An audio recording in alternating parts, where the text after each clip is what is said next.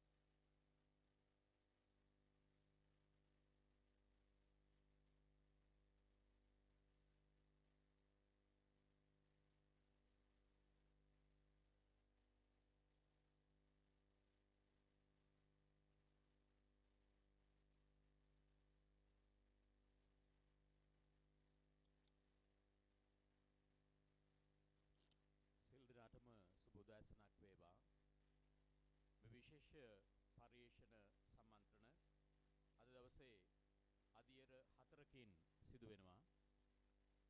ප්‍රථම අධියර ජාතික මට්ටමේ දේවල් පිළිබඳව අපි සාකච්ඡා කරනවා ඒ පැය. ඉන් පසුව ජාත්‍යන්තර මට්ටමින් සිදුවෙන දේවල් පිළිබඳවයි අපි කතා කරන්නේ.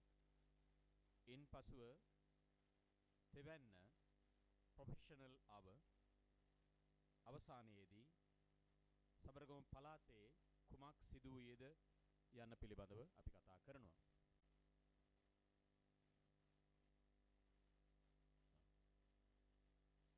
This is a symposium which is organized by Sabaragamuwa Provincial Department of Education together with UNICEF and National Institute of Education. The main aim of this symposium is to identify the learning losses due to COVID-19 pandemic and post-COVID educational effects to distinguish the best practices of remedial actions to compile a long-term plan with immediate actions and mid-term strategies. This very special program will be held today and tomorrow at this place. COVID-19 වසංගත සමයේදී අප රටේ අධ්‍යාපනයට අප රටේ දරුවන්ගේ අධ්‍යාපනයට සිදු වූ හානිය පාඩුව පිළිබඳව ඒවා වළක්වාලීම සඳහා ඒ ආයතනවල විවිධ පුද්ගලයන් විසින් යොදාගත්තා වූ පිළියම් පිළිබඳවත් ඉදිරි පියවර පිළිබඳවත් තමයි මේ දවස් දෙක තුල අපි සාකච්ඡා කරන්නේ. අද සහ හෙට මේ ස්ථානයේදී මේ විශේෂ ත්‍රණය පැවැත්වෙනවා. கோவிட் காலத்திலே கல்விக்கு ஏற்பட்ட பாதிப்புகள் அவைகளை நிவர்த்தி செய்வதற்காக கல்வித்துறையினால் எடுக்கப்பட்ட நடவடிக்கைகள் அதன் பிரதிபலன்கள் மற்றும் எதிர்கால திட்டங்களையும் இந்த விசேட ஆய்வு கருத்தரங்கு இடம்பெறும். இன்று நடைபெறுகின்ற இந்த கருத்தரங்கு 4 படிகளாக பிரிக்கப்பட்டிருக்கின்றன. முதலாவதாக தேசிய இரண்டாவது மணித்தியாலம் சர்வதேச மட்டத்திலான கலந்துரையாடல், மூன்றாவது தொழில் ரீதியான கலந்துரையாடல், அடுத்ததாக இறுதியாக எங்களுடைய மாகாண மட்டத்திலே நாம் செய்த காரியங்கள் குறித்தும் கலந்து ஆலோசிக்கப்படும்.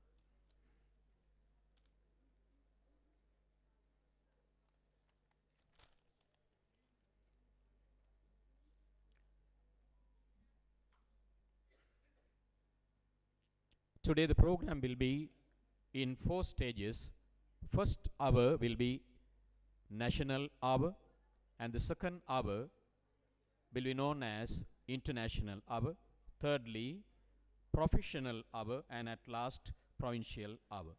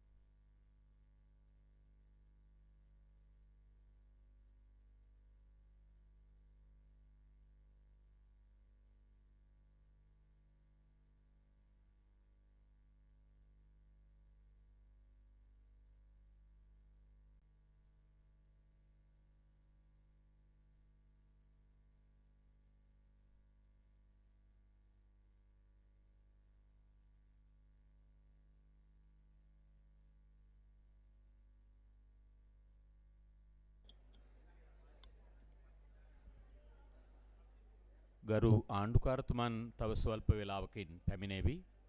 එතුමන්ගේ සම්ප්‍රාප්තිය සමග මේ සම්මන්ත්‍රණය අපි ආරම්භ කිරීමට සූදානම් වෙනවා. We would like to start this program after the arrival of Honorable Governor. எங்களுடைய மாகாண ஆளுநர் அவர்கள் இன்னும் சில வினாடிகளிலே இங்கே வருகை தருவார்கள். அவர்களின் வருகையின் பின்னர் இந்த கருத்தரங்கு ஆய்வு கருத்தரங்கு ஆரம்பமாகும் என்பதை உங்களுக்கு குறிப்பிட நாங்கள் விரும்புகின்றோம்.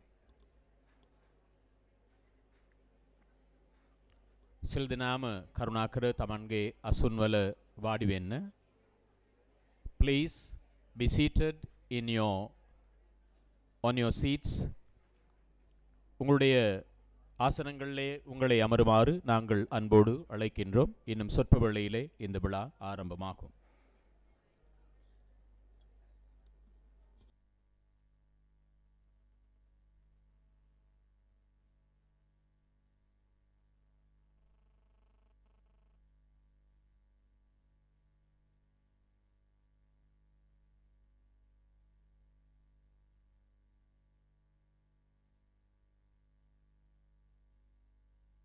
Good morning, all of you. Now we are going to present the study done by Ministry of Education, Foundational Skills in Literacy and Numeracy, grade 3 students. We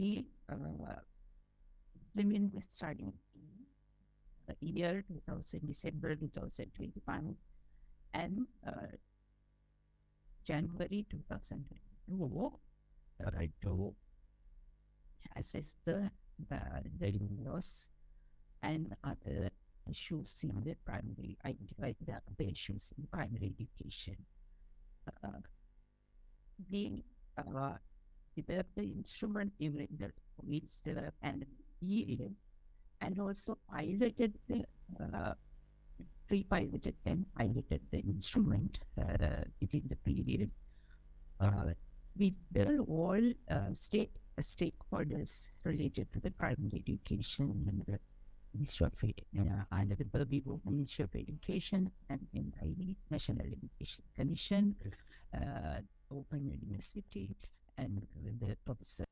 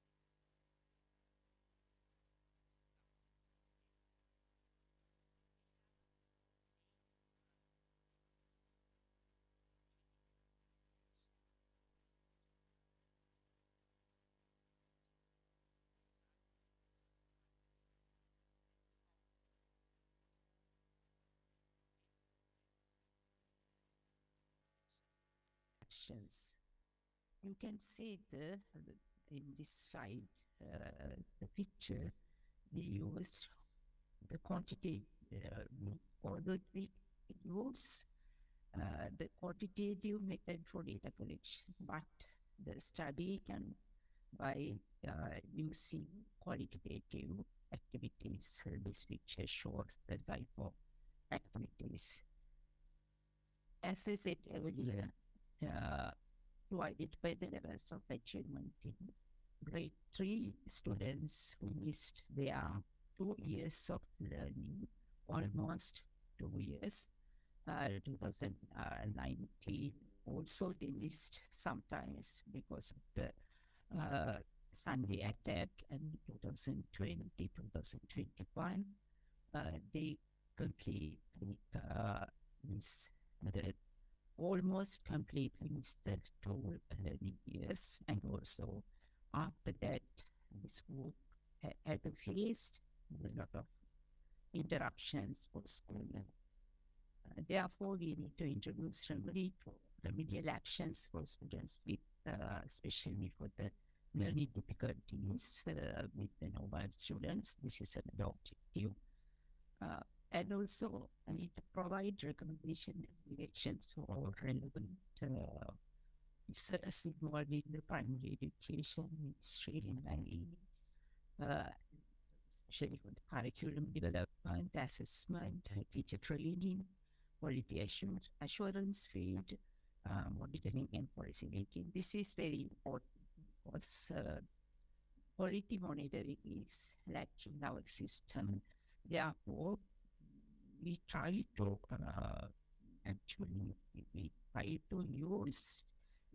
experiment how to use this type of quantitative instrument adapted to the schools in primary grades. The last one is calculating values of the SDG4. SDG4, I think you all know. We have 17 targets for sustainable development. Goal 4 is quality, equitable, inclusive education provide to all learners. There is indicator 1, we need to identify the proficiency levels of students in the grade 3 or end of the grade 2 or beginning of the grade 3, some teachers and see to assess the objective is to assess the achieving SDG targets and progress and identify the gaps and for accelerating programs we need to, especially in Sri Lanka, the current situation, we need to identify the real gaps and need to accelerate our programs immediately. Otherwise, students, although some students, they can not only the pandemic, now after the economic crisis, they face access, participation, and issues. This is access and participation issue for learnings, which is not real issue for Sri Lanka, but now is the economic issue. Therefore, we estimated that situation also observe the situation. The situation are doing preparing our assessment tools. Therefore, we try to capture those issues including this habit being objectives sample. We selected certain sample. This is quantitatively representative of gender, medium, and school type distribution, urban, rural, plantation, local, and distribution and types, especially although we used school type, but we selected different method, which means we selected schools according to the type, but then depending on the students' numbers in the primary grades, population in the primary cycle. You can see the medium of schools. I'm going to explain in detail. This is the responses received from the sample employee. Because we employed more than 10,000 samples in the survey, but we received nearly 9,600 responses. methodology of development of those. We studied all essential learning competencies relevant to the literacy and numeracy key stage 1. During this exercise, we had referred international student assessment for very great reading assessment and very great mathematics assessment and OECD countries PISA assessment, but those assessments are different to their context. Therefore, we studied the assessment done by literacy and basic skills for Asian countries, especially in ASEAN community. And also we thoroughly studied syllabuses, teacher guide, and textbooks in our curriculum, our primary curriculum, and analyze how spread the skills through the key stage 1 and 2. Language, another one is language standarding for countries in this age, because we can see the language sharing standards in the countries. We have to, if we are going to the SDG 4 targets, we need to go the similar standards. So that's why I think Asian countries are developing learning assessment for their countries, for the entire for their region. Listening and speech, that's also very important, especially still we are using the Bloom's taxonomy revised version, which is recommended by UNESCO in the Institute of Statistics for Education Planning and Management, which is conducting modules for education quality monitoring programs and measurement learning achievement levels, the instrument development of students' achievement levels, all are initiated by the IAP. Therefore, we use recommended publications and also intelligence skills like base learn, because we need to identify the students with learning disabilities to consider their abilities. Therefore, we have to provide remedial actions. Developing the skills, we identify the main skills related to the literacy and numeracy. Actually, the literacy and numeracy are considered as a basic learning. Without literacy and numeracy, no one can go further in the learning process. Several studies shows that the countries need to provide more attention for developing these skills, with, especially with this economic crisis. We need to go. We can orient students for further skills based on some skills and test items. Therefore, all test items are activity-based. Answer criteria is firstly we select the basic information related to identify the learning environment of the students online and the classrooms. Basic is very important to investigate facts. What are the facts influencing students' learning in the schools? Because their income, their nutrition, their learning environment, learning support at home, mother's education, whether it's those information collected. And the instrument answer criteria was developed to strictly, we consider strictly spot the achievement levels of students.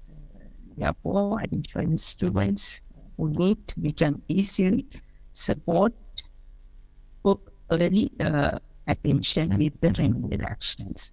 Methodologies, this is the content of the instrument tool. All essential learning competencies relevant to the literacy and numeracy skills in key stage 1. From literacy and 30 from numeracy. Actually, we assess low order skills in comparison to essential learning competencies. Reason is these students to know about whether these students receive the pre-primary education before that entering the at least entering the schools, because we know in our preschools they are teaching. Sometimes they are teaching the curriculum related to the grade 1 and grade 2. Sometimes overall, all the 3 regions, overall basic basic literacy skills. We categorize listening, tense, speech skills, reading 4 skills, writing 6 skills. Numeracy also seen 30 skills, 13 from the essential learning competencies, others from the other skills from the low order skills. Pre-mathematical concepts, 6 skills, number concepts, also measurement and time, 1 skill, currency 1 skill, shapes and spaces 3 skills. After employing the results, after employing the survey, we received these results. This is some kind of alarming. Because presently to achieve every foundational skills related to the listening, speaking, speaking intermediate 84. There is another side when we are going to the categories of skills. Listening. I explained an overall skill, but within that skills, we can see that students can achieve some kind of activities, but not overall activity. Overall, the listening skill since understanding ideas is the highest one. Lowest one is comparison recording, 66. Speech also, we can see that this difference. I'm not going to explain one by one, but we can see the lowest one and the highest one. Those are actually foundational skills, reading and writing. Reading completed 63%. Writing completed 66%. Achievement, but as I said earlier, at the achievement level is this data shows, for example, from the sample, 91%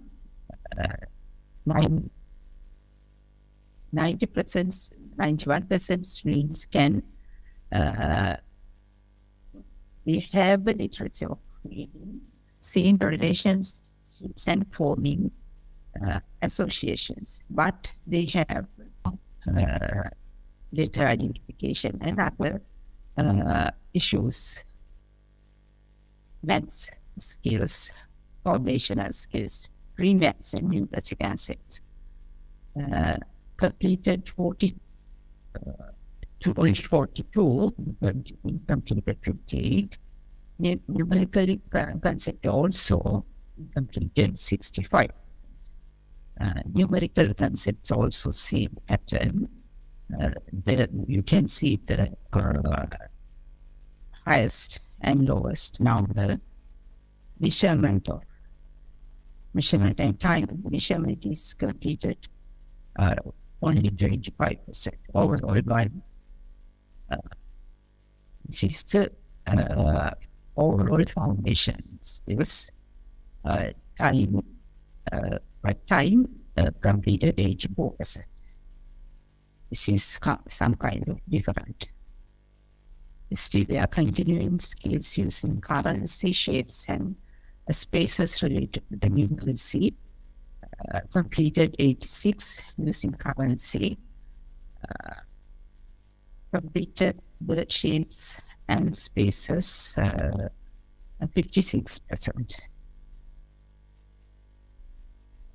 Time, money, and shapes and spaces also, you can see the same pattern. This data shows that the lowest and highest percentage.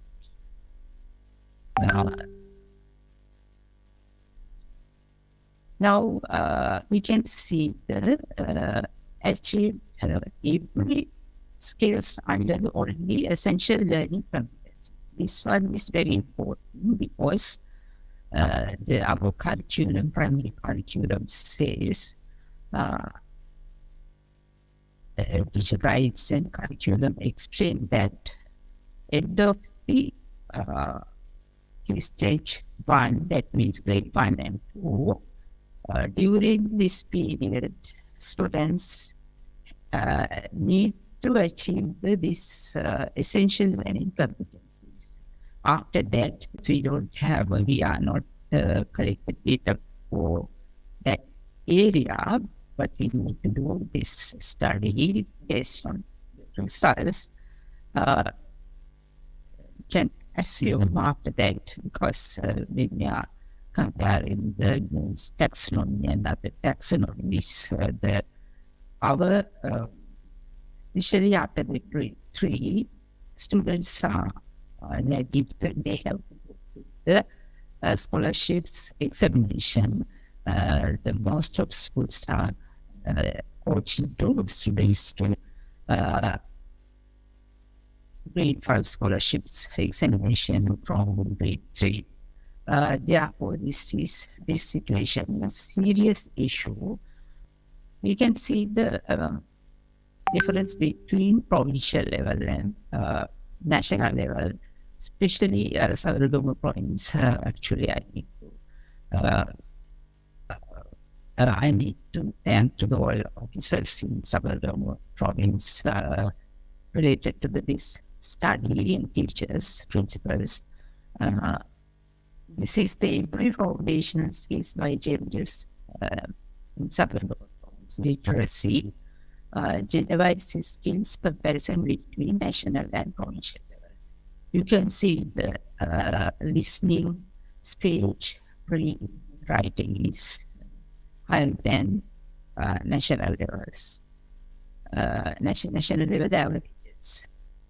This is very good situation, and also I can say when we are analyzing this, so another good feature also, there is a less consistency between type of schools. There are equal, we can assume there is equal and more equitable basis learning opportunities within the provinces, we guess. But actually we need to collect more data for that.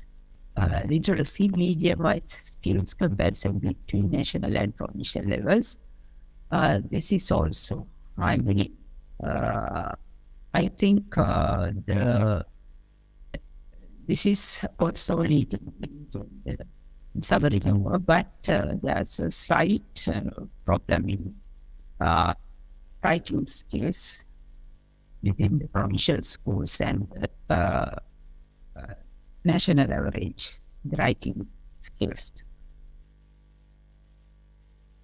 Numeracy, gender-wise skills comparison between national and provincial level again. Here we have almost equal situation. National average is female skills 74 national, 71 is Sabaragamuwa. Again, gender is female is Sabaragamuwa provincial.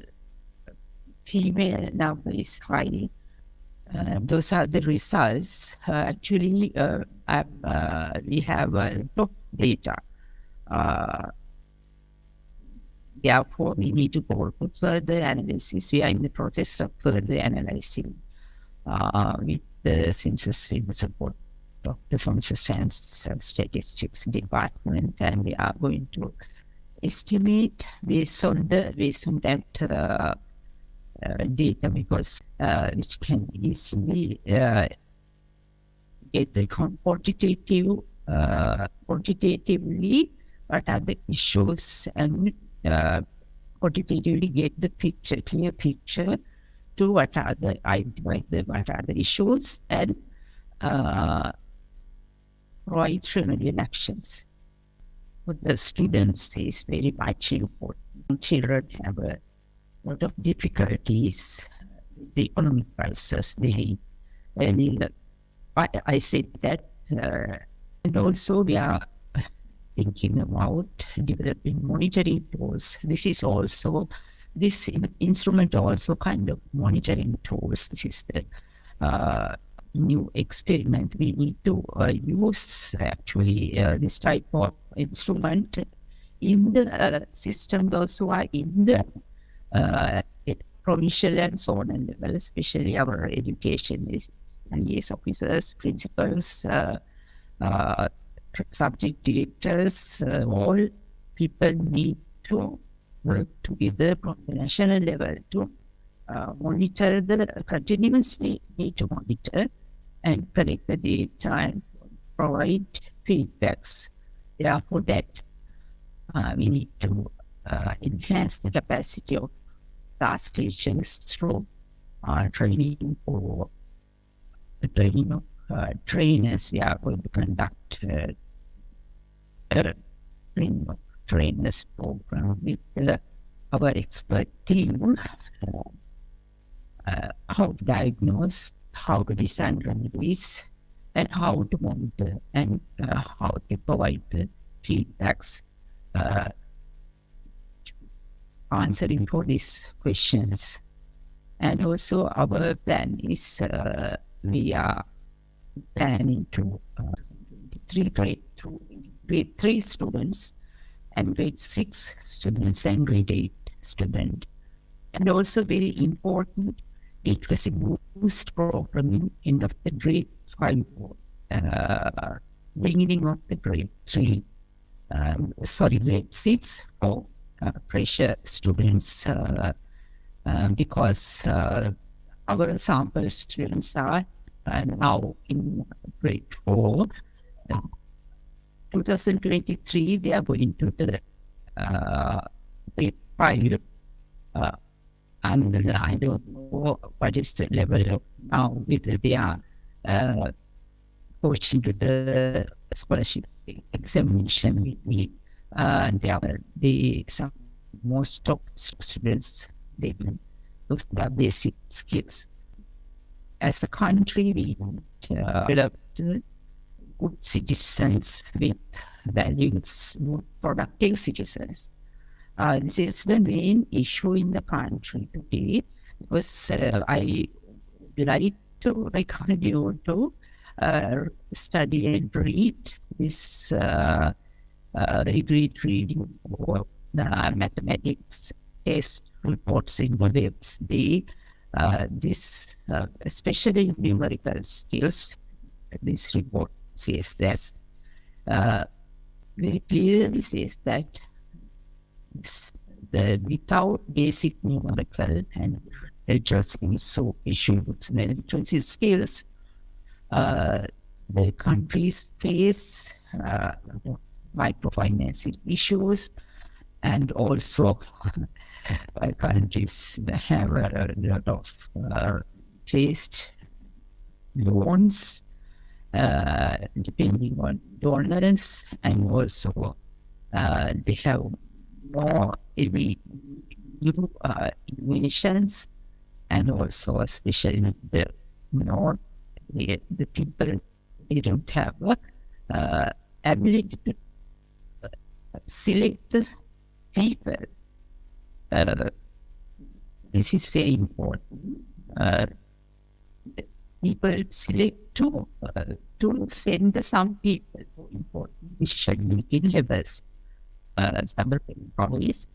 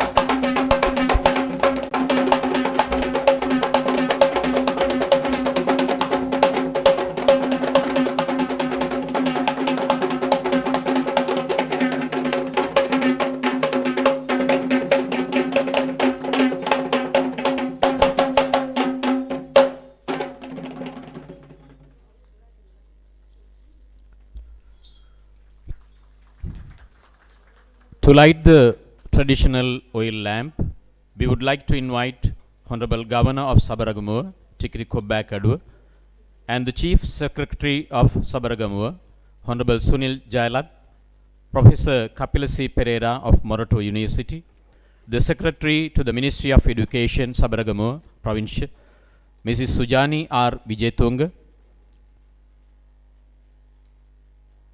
Mr. N.P. Aila Peruma, the Commissioner General Publication, Dr. Darshana Samaravira, Deputy Director General of Admini Ranavira, Vice Chairman of National Education Commission, Dr. Kenneth Russell on behalf of UNICEF, Dr. Kalana Piris, the World Food Organization, Mr. Faiz Penando, for World Bank, on behalf of ADB, Professor Lena Crofos, Dr. Kapila, the Health Sector, our Provincial Director of Education, Mr. Sepala Kurupu Arachi, Dr. Darshini Hetty Arachi, Consultant Psychiatrist, Tarindu Samaratunga, Education Officer for Save the Children.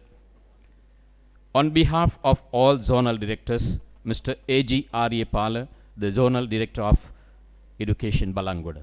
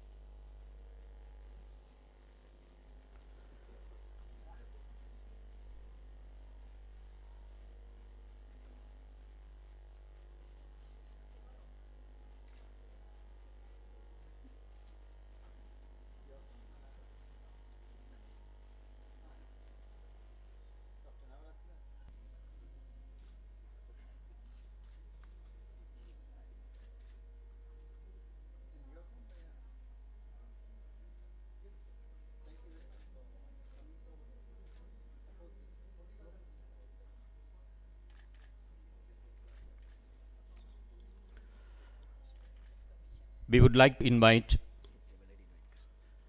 Agana to the head table, and also the Chief Secretary of Sabaragamuwa, Honorable Sunil Jailat sir, to the head table, and the Secretary of Education Sabaragamuwa, Madam Sujani R. Bijetung, and also our Provincial Director, Mr. Sepala Kurupu Arachi, to the head table.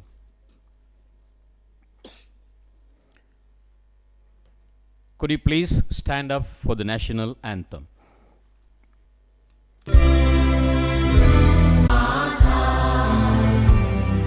Sri Lanka, Namo Namo Namo Namo Mata, Sundara Sivarini, Surani Ati Sobhamana Lanka, Ranya Ganaya Mekamal Valaturu Piri Jaya Bhumi Ranya.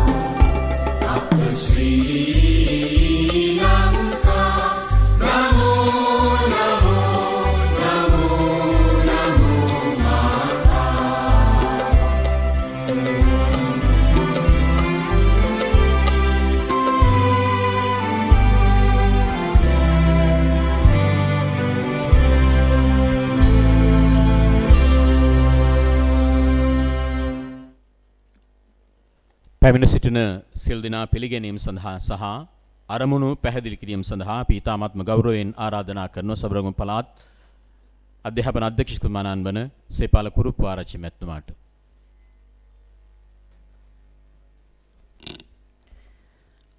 අයුබෝවන් වණක්කුම් අස්සලාමු අලයිකුම්.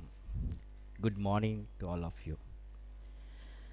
ගරුතර මහා සංඝරත්නයේ නමස්කාර පූර්වකව පිරිවෙන් නියෝජ්‍ය අධ්‍යාපන අධ්‍යක්ෂක අපේ රංගවල පඤ්ඤාව සහ හමුදුරුවෝ, සහකාර අධ්‍යාපන අධ්‍යක්ෂක නිකපිටියේ අපේ ආනන්ද හමුදුරුවෝ නමස්කාර පූර්වකව අවසර පතනවා.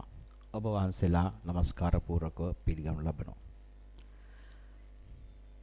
Then I warmly welcome our Governor of the Sabaragamuwa Province, Honorable Tikiri Kobbaya Kaduwa, on behalf of the Sabaragamuwa education team.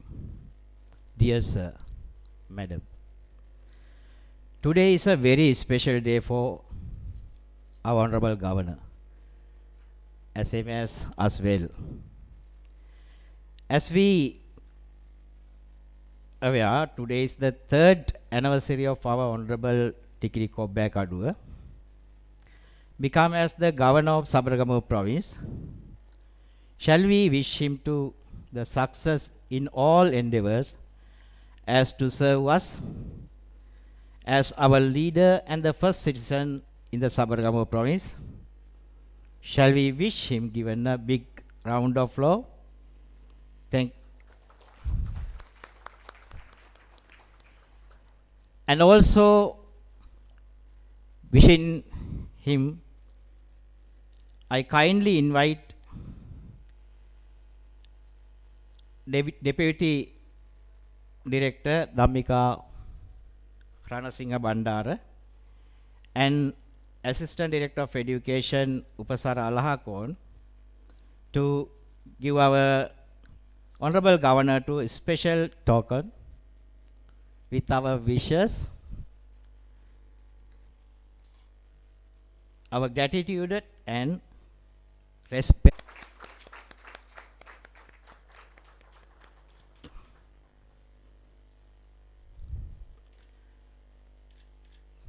Thank you very much for your. I warmly welcome our Chief Secretary, Mr. Sunil Jayalat, and also I welcome our Secretary for Education, ICT and Culture Affairs, Sujani R. Vijayatunga, and also the Private Secretary for Honorable Governor Manjula Indigahavela, Deputy Chief Secretary Finance, Deputy Chief Secretary Planning, and all the distinguished representatives, officials, and invitees from Sabaragamuwa Provincial Council. Dear distinguished sirs and madams, your presence is very valuable and important for us, since your experiences, your views, your ideas, your knowledge and good practices are very important for the education sector. Because we all as adults, we all as professionals, we all as responsible citizens of the world, we all as educationists are responsible to identify, propose, plan and implement suitable activities to recover learning losses of our students during the COVID-19 pandemic period, since as we are all well aware that losses are invaluable. We organized this symposium on learning losses in general education during the COVID-19 pandemic and remedial actions to overcome the challenges and support to identify challenges and identify strategies to overcome the challenges with the collaboration of all stakeholders in this education system, not only for the Sabaragamuwa province but also for the Sri Lanka and the global education system. Therefore, I warmly welcome you all on behalf of Honorable Governor and the team of Sabaragamuwa Provincial Council.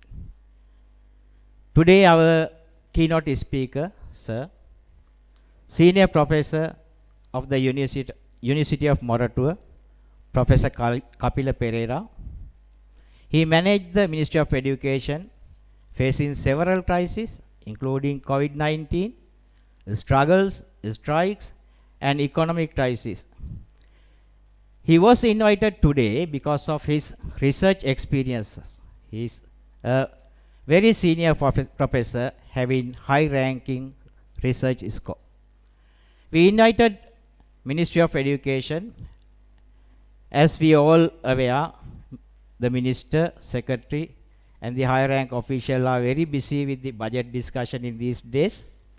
Today, the Ministry of Education represents Commission General of Publication, Mr. Aila Peruma, Director of Publication, Hiroshi Gunawardana, Director of Research, Udara Dikumbura, and also Director of Monitoring, and also Deputy Director of Monitoring, Sumit Parakramavansa, Deputy Director of Monitoring, Nadika,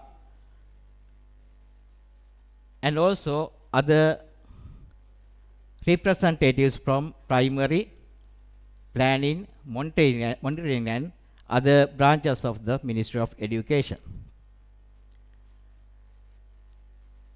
From the Ministry of Education, very big team with us today. We are very happy of getting your participation in this forum. The National Education Commission officials, Mrs. Padmini Ranavira, Vice Chairman here, and also 5 representatives are here. National Institute of Education, we invited Director General Dr. Sunil Jayantha Navaratna.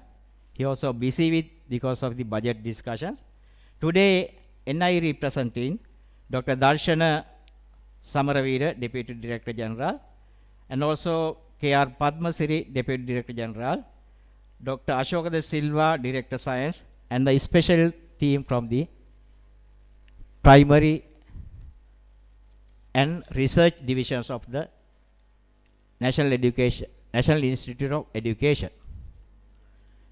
University of Sabaragamuwa was our encouragement to arrange this type of academic forum. Dr. Sampath Fernando and your team, we are warmly welcome users. We invited the University of Colombo, NEREC, NILIS, and other relevant institutions. All the representatives from all those institutions are here with us. The partner of our success is UNICEF. Thank you very much. Mr. Takaho Fukami, Chief of the Education. Mr. Sugat Talahakon, Sugat Adhikaram, Coordinating Officer. Mrs.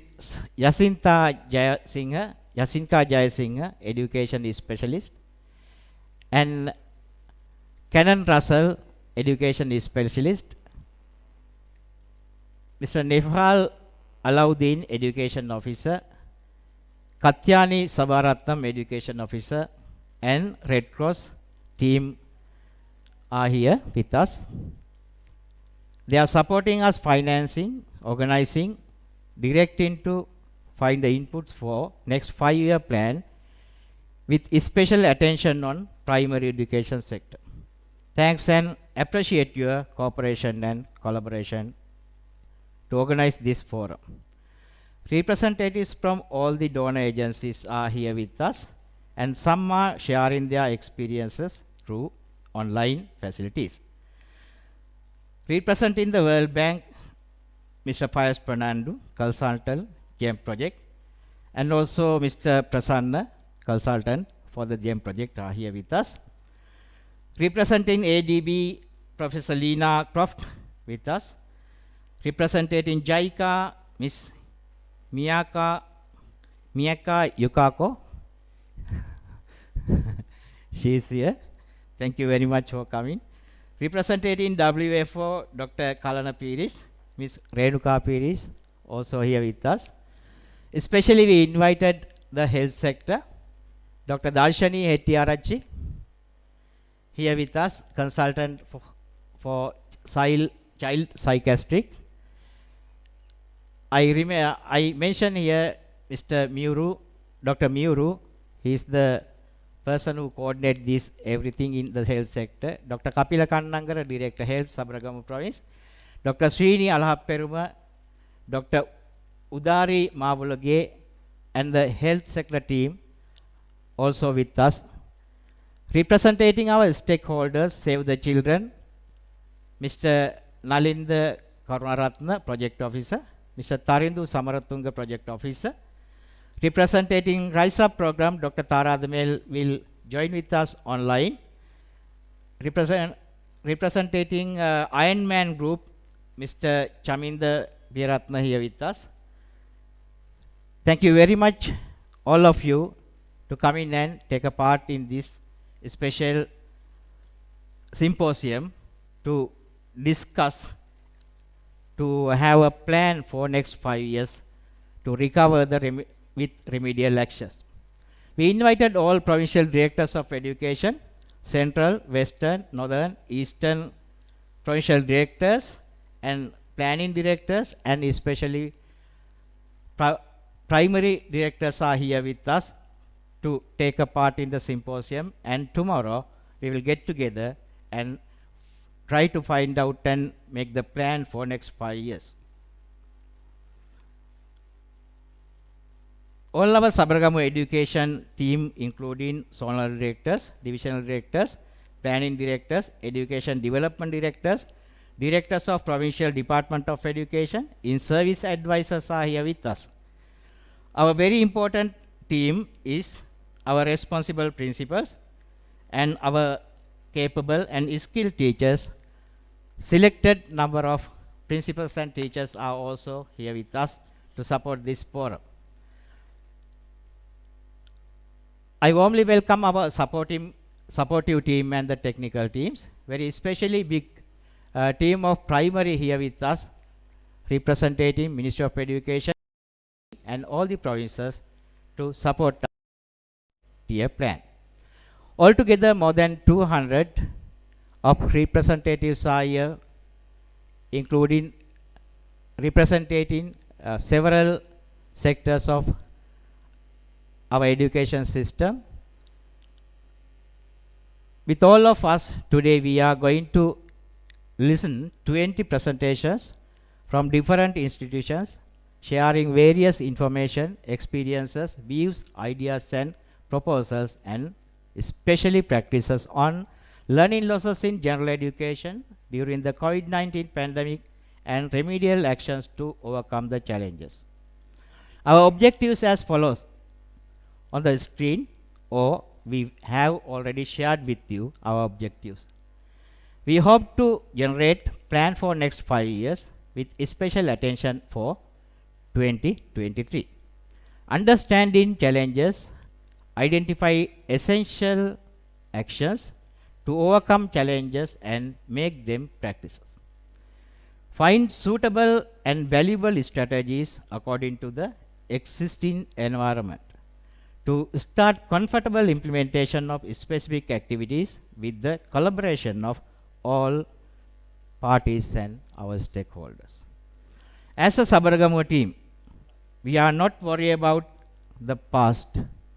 All challenges promote us to think on new strategies. All challenges generate new opportunities for us. We are not wasting time only to talk. In present, we all work hard. All my team members are working more than 12 hours per day to overcome the existing crisis in this education sector. We all have to minimize the wastage to overcome the challenges because of crisis. Our view, the investment. We are investing our time, our manpower, our money, using existing opportunities to make the better future to the success of the next generation. Dear sir and madams, today we are fighting with, you see, already have this, seen the our schedule, fighting with the time management. Therefore, no free time today, no tea today, no tea time today, we have tea. No lunch time today, but sir and madam, you all are feel free to have your morning tea from 10:30 to 11:30, lunch time 12:30 to 3:30, evening tea from 3:30 to 4:30. Feel free to enjoy yourself while working hard. Only condition is to please pay your attention to the program without disturbing others, especially keep silent your mobile assets. Work as a team, be comfortable as an individual. Our slogan is today, students are the mirror of year 2030 to 2080, development of our country. I warmly welcome all of you on behalf of the Department of Education Sabaragamuwa and also the Provincial Council of Sabaragamuwa. Wish you all to be success. Thank you very much for listening to me. Good luck.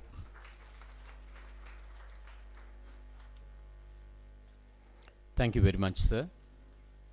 We cordially invite to give a special speech to the audience as best leader, our Governor of Sabaragamuwa, Honorable Tikiri Kobakadwa.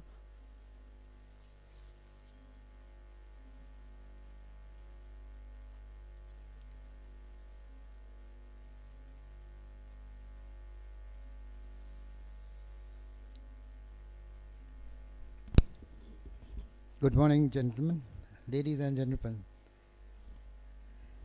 I take respect from the Venerable Teros who are present here.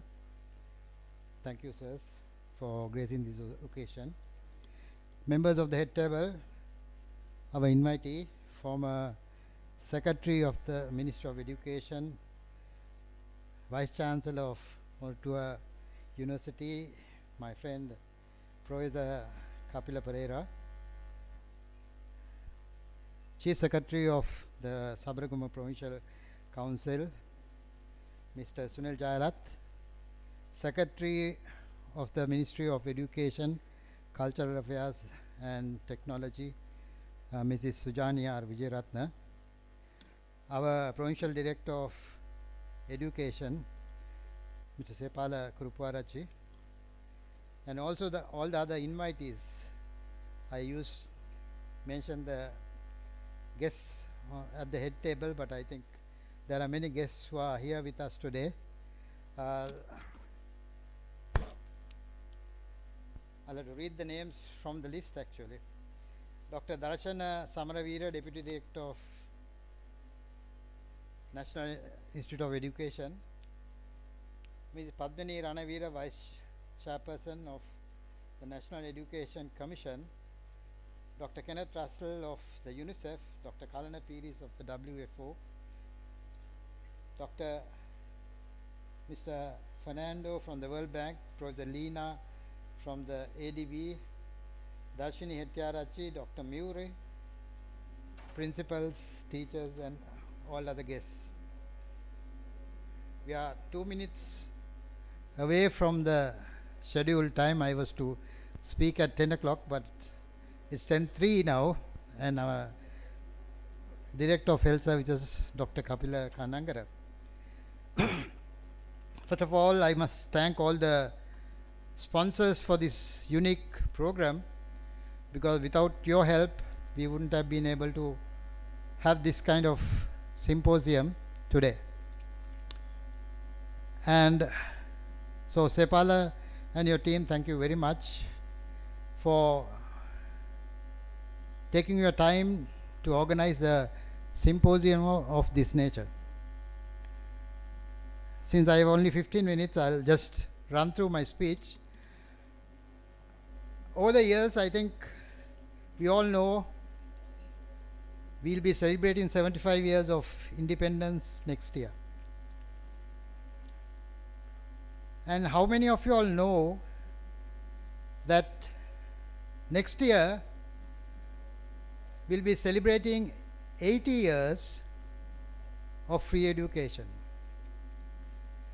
The father of free education, C.W.W. Kannangara, first initiated the free education thought in 1943.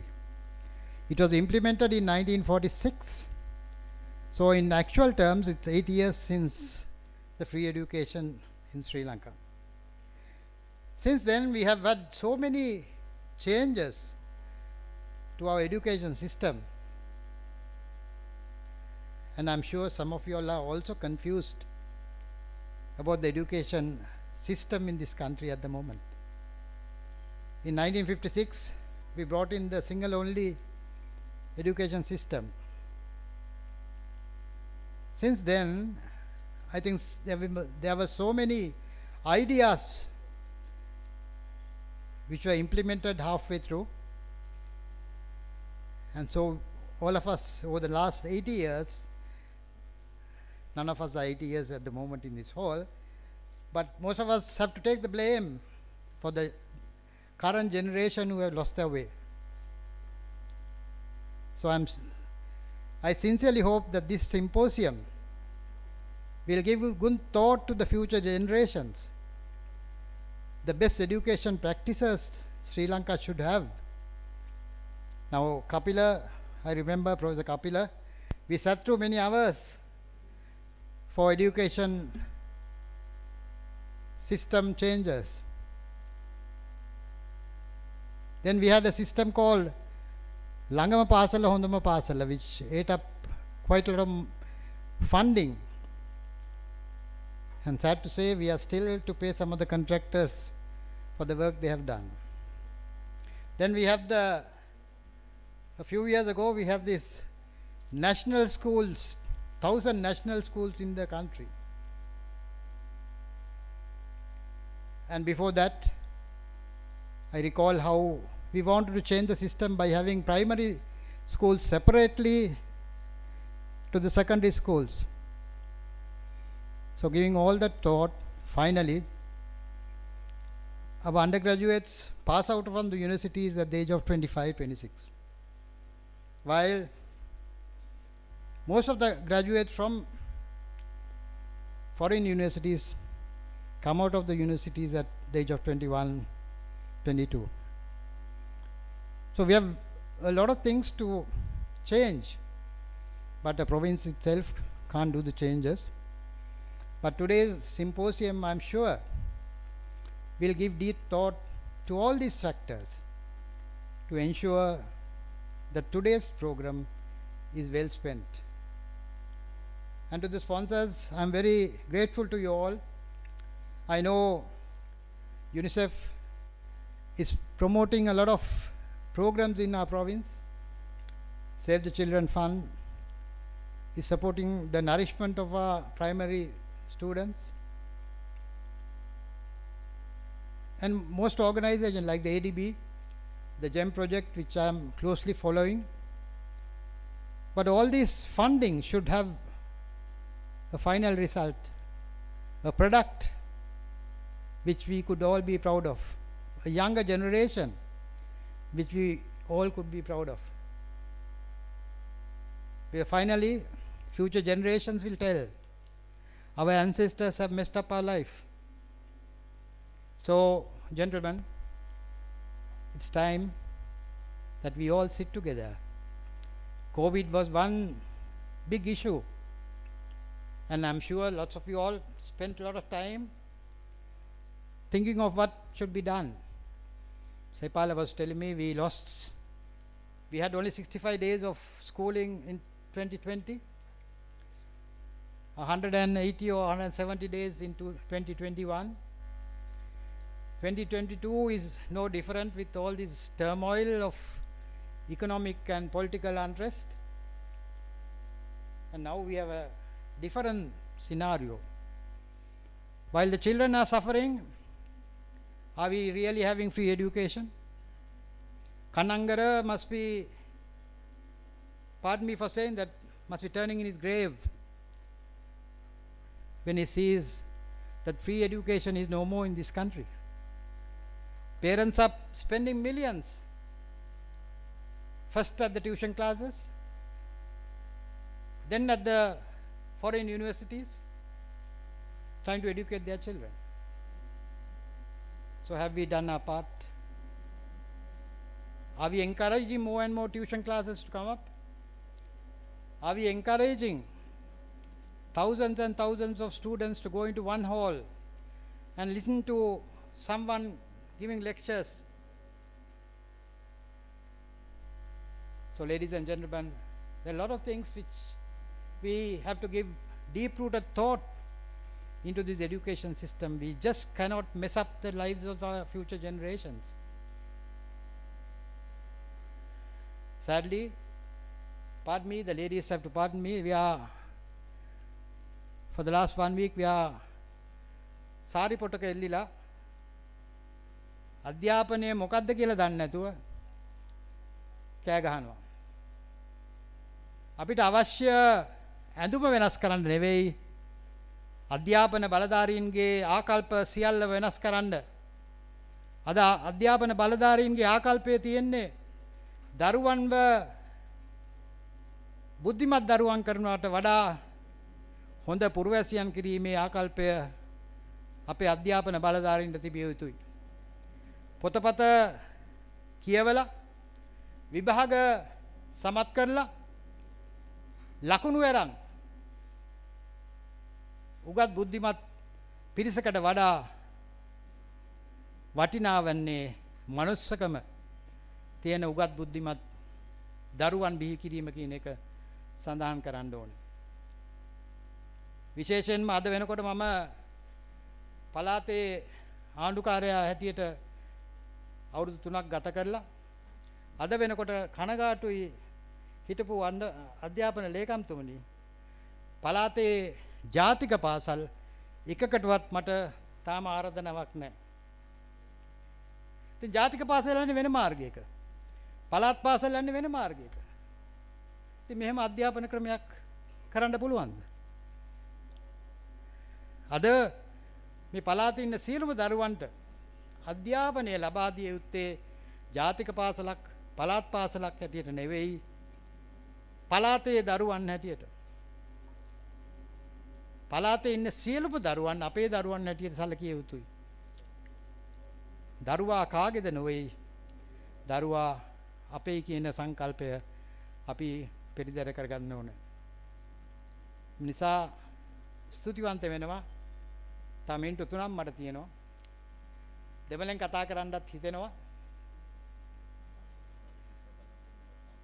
நான் மிச்சம் சந்தோஷம் இந்த புள்ளேகே படிச்சிரன் இந்த மாதிரி சிம்போசியனுக்கு வந்திருக்கா. நம்மட தமிழ் கொஞ்சம் கொஞ்சம் தான் பேசுகிறேன். இப்பொழுது எல்லாருக்கும் சபரகமுவ மானத்துக்கு வந்திருந்தா நான் மிச்சம் சந்தோஷம். So gentlemen, so ladies and gentlemen, sorry I'm using them, I'll get shot by my wife and some of the ladies for saying gentlemen first. But ladies and gentlemen, I think it's time we thought about our future generations and ensure that an education system which we could be proud of, to introduce an education system which we could be proud of. So thank you Sepala and your team who have been doing an excellent job on paper. We have won quite a few awards for introducing some other new systems into the system. As governor of Central Province for 10 years I have been struggling to see how many students are excess in certain schools, how many students to teacher ratio is available. I am able to see some of it. I am surprised that we continue to maintain schools with 10 children and 14 teachers. People are talking about taxpayers' money, but why aren't the people talking about maintaining 6 students and 12 teachers in schools? I've been suggesting we can hire a 3-wheeler or hire a van and take these children to the closest schools rather than maintaining children, 4 children and 12 teachers. So we have to think of new ways and means of ensuring that the money, the taxpayers' money is well spent. So thank you once again, Sepala, for giving me a token of appreciation for the 3 years of hard work which you all went through with a lot of pressure and pressure also. And I'm sure some of you all will have no ill feelings or hard feelings. It's all for the purpose of the future generations. I've been tough when it has to be tough. I've checked whether the people will get tougher when the going gets tough. But I'm sure all of us will enjoy one day that we have done our part for our Mother Lanka and the future generations. Thank you. Have a good day.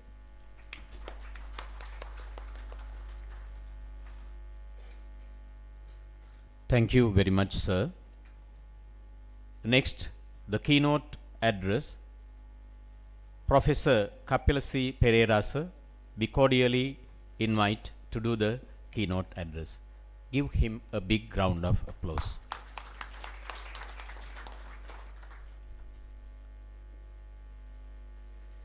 Thank you very much. Gauraniya Mahasangharatne Namasarai. The respected Governor of the Central Province, Honorable Tikiri Kobbakaduwa, Sabaragamuwa, and the Chief Secretary, Mr. Jayalat, and Mrs.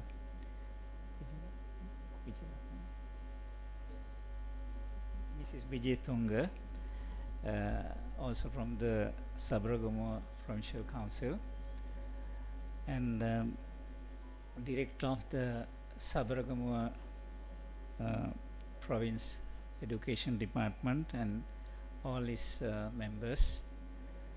This invitees from the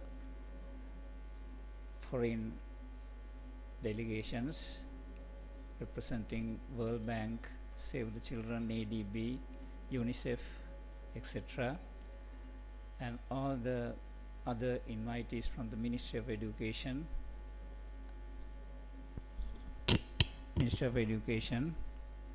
and the invitees from other institutions. I will not mention all of this until he gets ready. Actually, when I got this invitation, rather a call from the provincial director, I said I wouldn't want to come here because I was in the ministry and it's not appropriate for me to come. Instead, the present secretary could come. Then he said, no, it's not because you are a secretary and you are from the University of Moratuwa. We are inviting, and I never wanted to say no to him and the Sabaragamuwa province, because the governor, as he mentioned in his speech, he touched upon the importance and what we should do for the education, and what kind of glory days that we had and why we are here, and what is the danger or the jeopardy of the future generation who are destined to take this country forward. And when I hear and when I experience as a parent, I also get pimples because of not only my children, because many students who come to University of Moratuwa, who are supposed to be the brightest of the mathematics stream, now also the medical stream, and they usually call me whether to stay in this country or leave, sir. This is the question that I am being faced. Nevertheless, when I looked at the symposium, the identification of learning losses in general education, recognition of effects of learning losses during COVID-19 pandemic, identification of practices, strategies, methodologies, and alternative efforts to recover the learning losses in general education, good practices, remedial actions already employed which ended up with success stories, recognition of the post-COVID educational effects in general education with alternative solutions. I accepted the invitation by looking at this thing and reading, and the number 4 in the letter says, as the Provincial Education Authority, we hope to share our experiences in schools, local, regional and international levels, which could give insight to prepare a plan with short, mid and long-term strategies to overcome the focused issues. I thought I would not touch anything of what during the period I experienced as a secretary. Instead, I thought I must pick up some slides to show the gravity of the learning losses, how important it is. So learning, I have started with the first slides, learning. What is learning? And you can see I choose this one. Surrounded by the red letter word learning, development, innovation, education, skills, practice, answers, strategy, wisdom, solution, analytic system, experience, science, intelligence, success, search, questions, improvement, competitive, competence and future. So you covers everything, and we are here to learn. We have learned. It is a fact, and it is a eternity, that every child who is born in this planet Earth, now we reach 8 billion, the recent, immediate recent, is supposed to be learning. Learning for what? And I picked up, I think 6 slides from the Save the Children website, about 4 slides from the UNESCO, and 2 slides from a case study of Netherlands under the learning loss. And also I am going to take you to sustainable development goals for a purpose to show you the gravity. So there are many learning definitions for the learning. Learning is any relatively permanent change in behavior that occurs as a result of experience. In my brief also I have mentioned what is the difference between the permanent change that resulting as a result of learning and not because of the maturity in biological sense. So learning is purposeful because both the provincial director and the honorable governor mentioned the word student. Each student sees a learning situation from a different viewpoint. It is true. Each student is a unique individual whose past experiences affect readiness to learn and understanding of the requirements involved. I'm going to take you through to relate why learning and the couple that it has to do with the education. Learning is an active process because the students do not soak up knowledge like a sponge absorbs water. But water, we need to be like water. You can see water we use for everything, even to flush toilets, but water is water, H2O, it's get contaminated.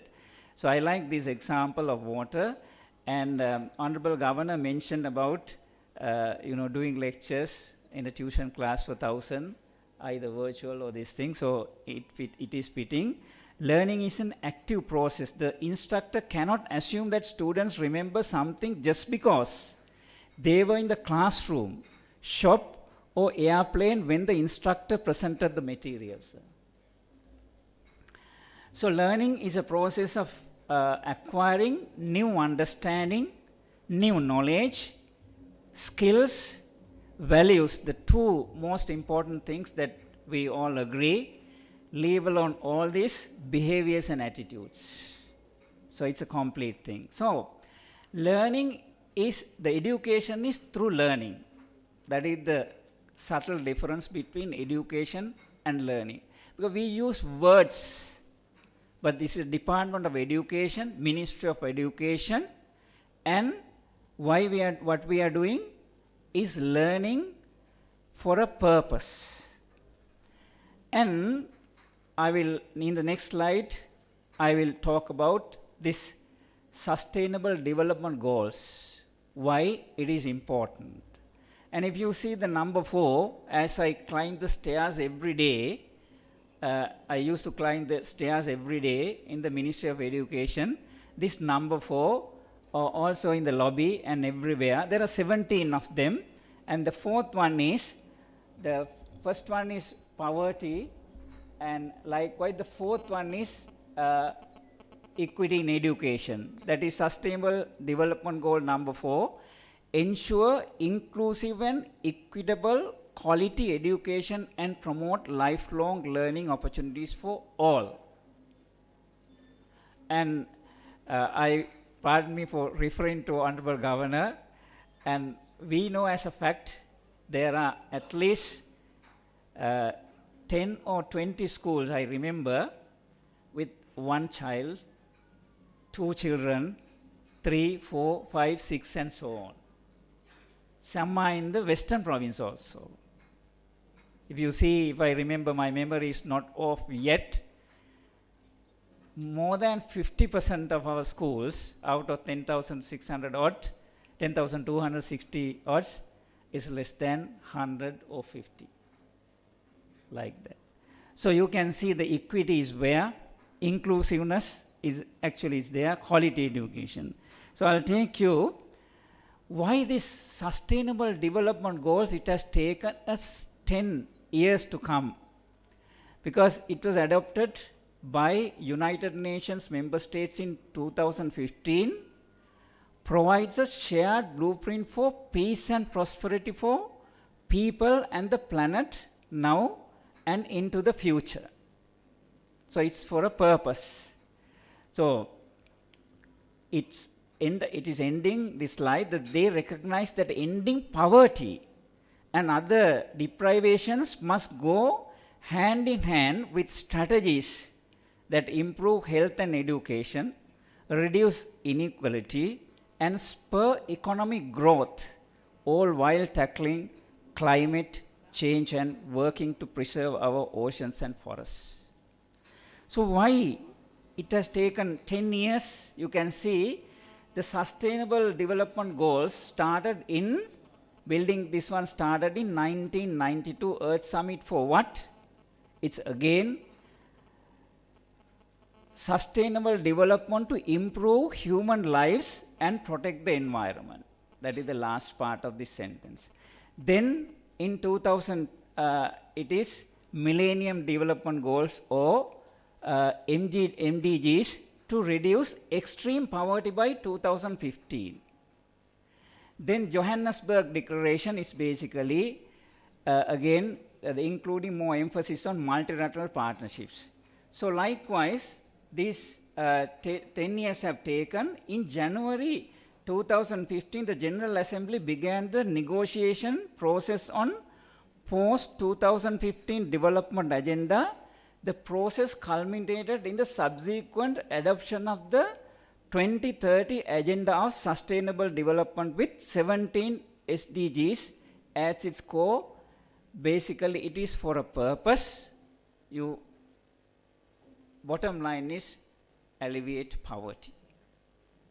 It is for a purpose. That is why all 17 covers many things, but number 4 is equitable or the quality education. Now it's the COVID. So the COVID-19, this is from the UNESCO website. The COVID-19 pandemic has severely impacted all areas of life. Didn't we have? We are still suffering. I remember during my postgraduate studies in Los Angeles, I met many Sri Lankan doctors who had vacated the shores of Sri Lanka in 1970s early. I am sure honorable governors may be schoolmate or a classmate or friends with the Munis, Kappagodas, all the brilliant minds who have vacated the shores of Sri Lanka. It is not instantaneous repercussions that we face because of the education losses or the people leaving this country. I am not telling because it's just a jargon or everybody says.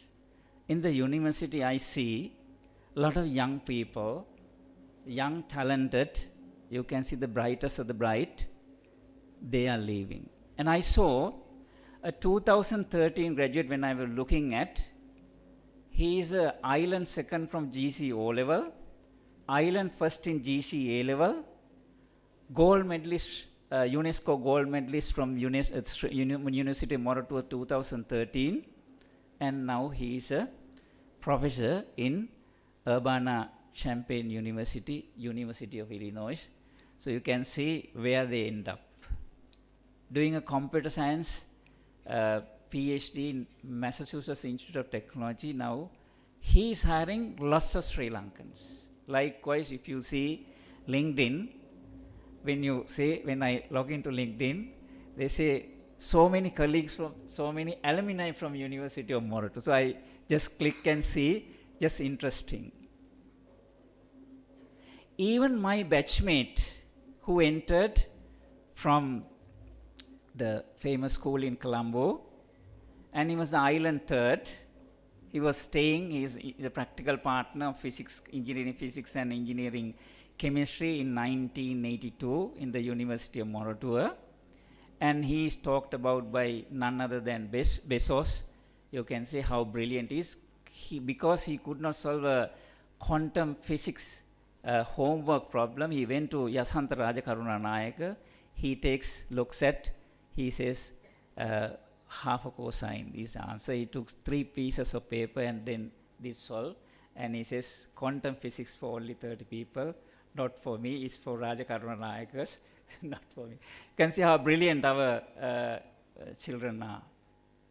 Every children is gifted, every child is gifted, but education system can transform. But COVID-19, the UNESCO says how grave this is.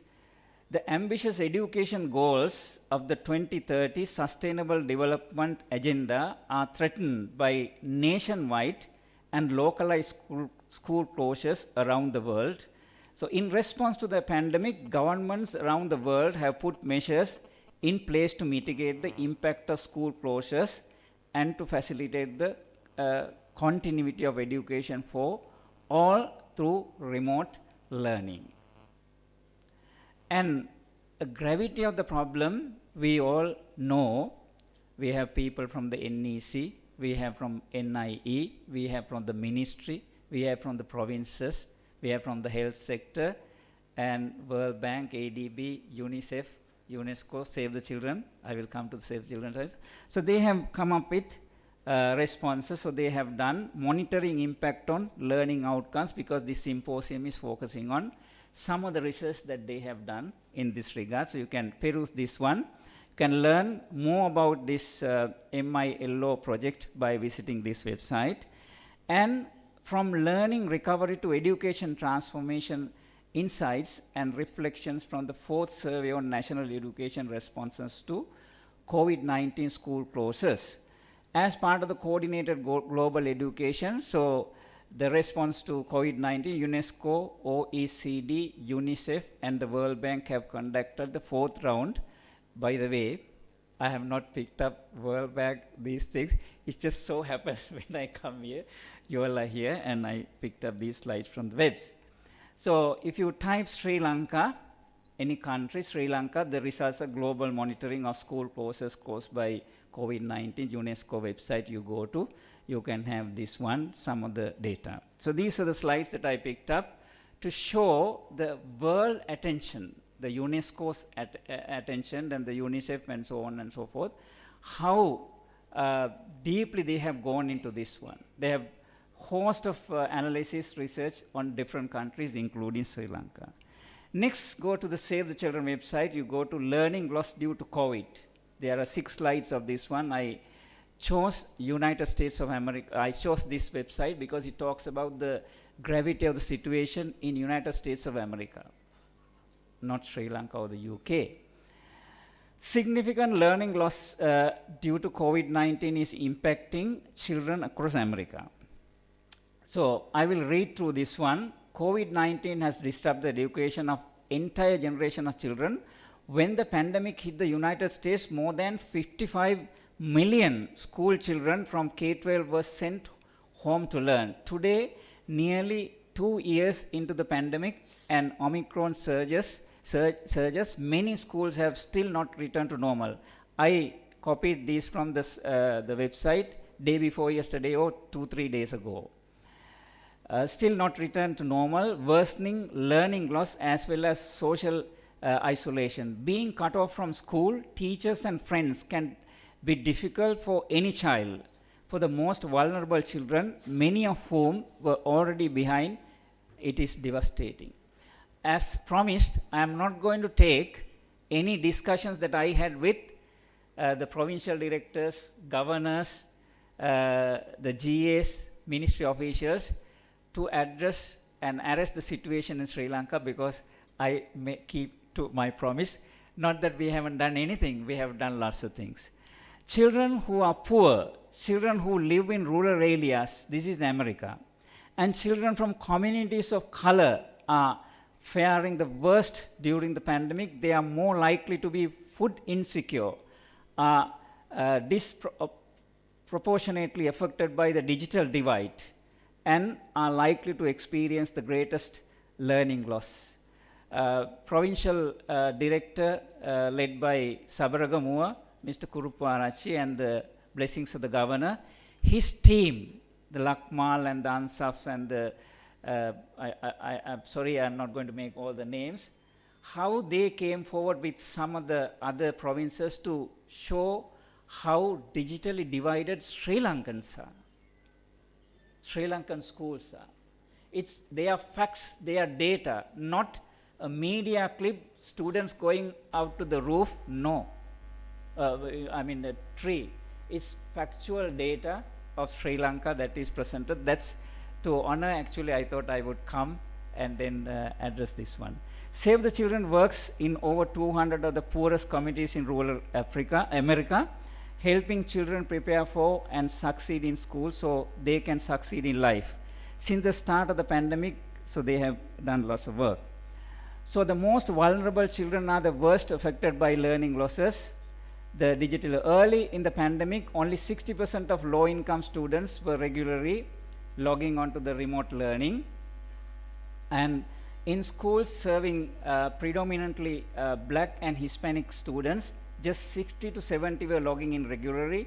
So these catastrophic learning losses mean high school dropout rates are likely to increase, resulting in up to 1 million more dropouts. Hunger makes it even more difficult for disadvantaged children to overcome the significant challenges of remote learning in America. So statistics across America, 16 million students lack adequate internet or devices to sustain effective distance learning at home. 38% of families making less than $25,000 a year don't always have a computer available for educational purposes in America. Nationwide, an estimated 3 million vulnerable students, those who are homeless in foster care, have disabilities, or are non-native English speakers, appear not to be in school at all. In September 2020, economists estimated COVID-related learning loss shrinks the income of affected children by 3% over their lifetimes. So most students are experiencing learning loss, but students of color are faring worse. So children in black and Hispanic families have been disproportionately affected by the pandemic. These families are twice as likely as white families to lack enough food, twice as likely to be struggling with housing costs, and are about 1.5 times as likely to have difficulty paying bills and to lack the tools needed for remote learning. Black and Hispanic students are more likely to be learning remotely. However, when it comes to engagement, school serving, predominantly black and Hispanic students had only 60 to 70% logging in regularly. Black and Hispanic students are also more likely than white students to have no live access to teachers. Most experts agree that without any live instruction, many students will struggle to progress. So the repercussions that we face at the universities, as for me now, most students, not because they don't like live instruction, because they cannot meet the answer. They cannot come and get into a hostel and pay their bills. So that is the issue that they have. So I have only 2 more slides. The next 2 slides I picked up this research study, learning loss due to school closures during the COVID-19 pandemic. Actually, this is from Netherlands. The reason is that the Netherlands is interesting as a best case scenario with a short lockdown, equitable school funding, and world leading rates of broadband access, not like us. Despite favorable conditions, they find that students made little or no progress while learning from home. So entire study is there. The learning loss was most pronounced among students from devastated homes. So this is my last slide. So you can see the gravity of this issue, not only in Sri Lanka, and we have lot to do. We will not see the immediate effects of this one. We see immediate effects because of the youth who we are meeting. So thank you very much for inviting me. I thought I would only address the gravity of the problem, not only in Sri Lanka, in the best part of the world. Thank you, sir, for inviting me. Thank you, team, and I hope and I wish all the success for this one. Actually, this thing is to show what timely this symposium is, how important it is to the Sri Lankan context and for the education. Thank you once again.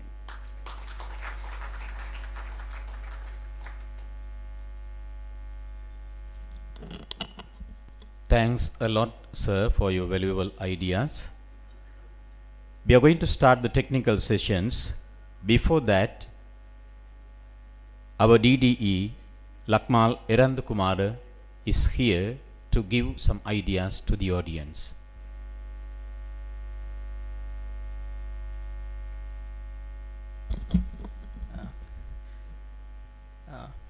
Dear all the professional gather, Honorable Governor, including Honorable Governor. So we are going to start the technical session. So before that, I have to mention that we have received a lot of papers, abstracts from the all the stakeholders in education sector. So first of all, we should thank them by sending the abstracts for us, and also we have received a lot of presentations as well. The instructions are like this. So you can change your PowerPoint presentation from this computer. We have already inserted your presentations already in the computer. So if you have updated your presentation, you can use your own one using this computer. And also we are giving some discussion time with the session moderator. So we are using this kind of thing. I think you have already seen in your the desk.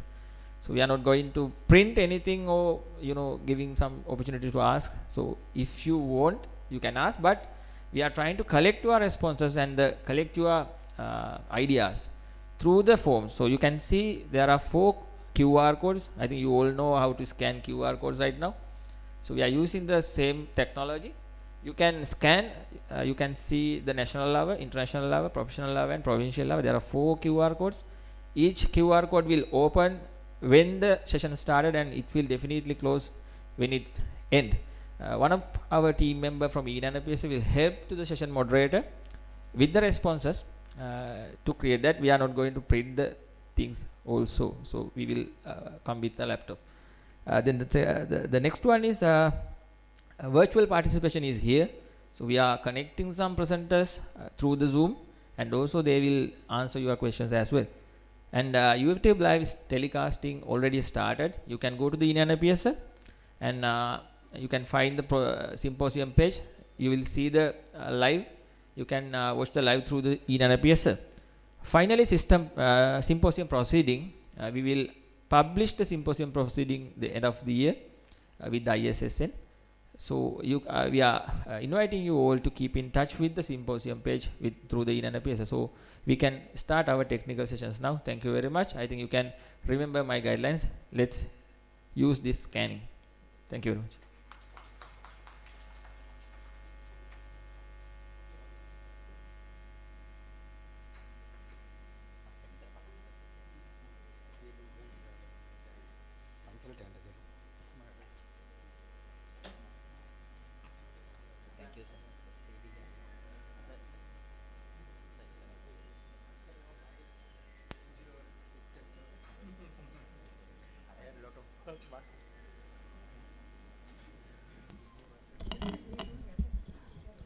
Okay, thank you very much, Honorable Governor and Secretaries and all the distinguished participants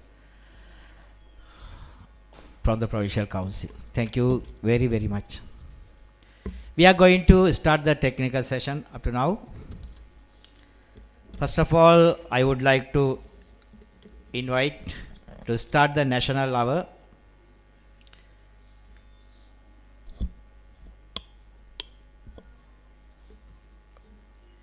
I invite Dr. Darshana Samaravira, Deputy Director General, NIE, to moderate the session. Sir, please be seated here. Three presenters are here in this session. Dr. Sampath Fernando, Senior Lecturer in Statistics at the Department of Economics and Statistics, Faculty of Social Sciences and Languages, Sabaragamuwa, University of Sabaragamuwa, Sri Lanka. Please be seated here. You invite. Dr. Darshani Etiarachi, Ministry of Health, Sri Lanka, Consultant Child and Adolescent Psychiatric and Teaching Hospital at Teaching Hospital, Karapitiya. You are also invited, Madam. Mrs. Sudarati Dikumbura, Director of Education, Research and Development Branch of the Ministry of Education, and also Mrs. Rasika Pereira, Deputy Director of Education, Ministry of Education. You all are invited to the head table. Please be seated here. Thank you very much for coming. Udara and the team. We are little running out of the time. We will manage it with the discussion time. There are 15 minutes together in discussion time. Thank you very much. Dr. Darshana, you can start the session with your very important presentations. Thank you.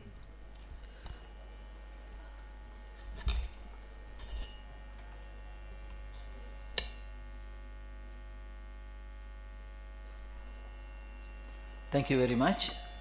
Good morning, everybody. We are going to start the session. So we are pressed for time because we started sharp on time, and now we are a little behind the schedule, I think. So without further ado, I'm going to invite the first presenter, Dr. Sampath Fernando, to speak on factors influencing online learning. Dr. Sampath, over to you.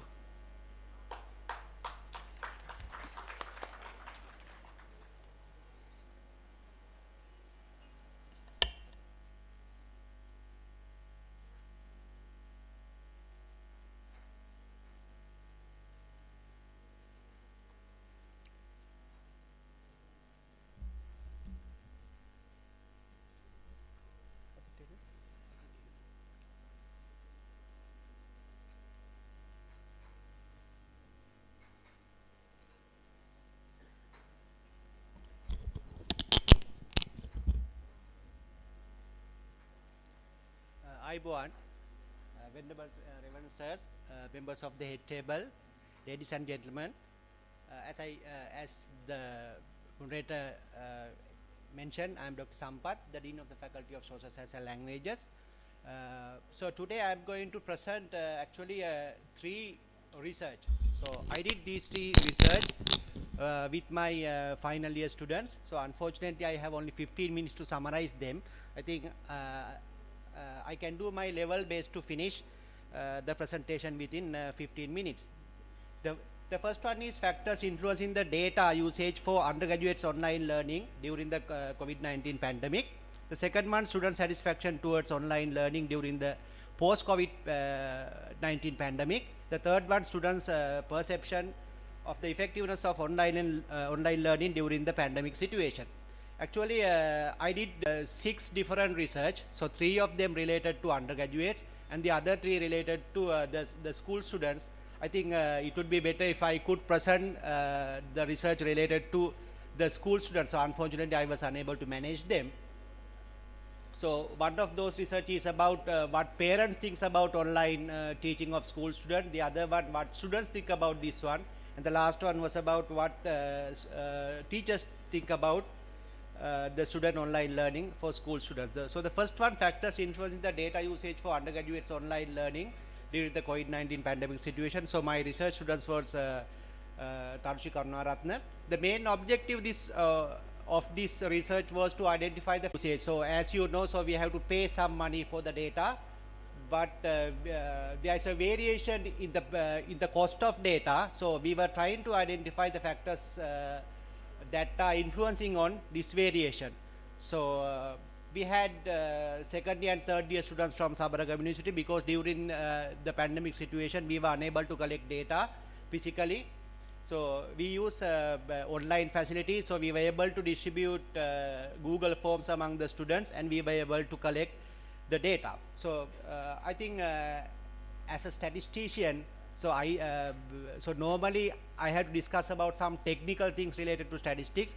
So somehow I do my level best to minimize the technical things related to statistics, because the audience is not much familiar with statistics. So I do my best to minimize technical things. So there was a population of 2,828, and using a sample size calculator, because when we are doing some kind of a research, so we have to have a representative sample. So there are some statistical theories behind this one. So using these methods, you have to decide the sample size if you are going to conduct any sort of research. So based on that theory, we were able to select 240 students from 5 faculties in the university. So our dependent variable was monthly cost of online data, how much that the students are spending on online learning. So there were 3 type of factors. The first one, demographic factors like gender, faculty, academic year, family income before the COVID-19 pandemic, the family income during the COVID-19 pandemic, thing like that.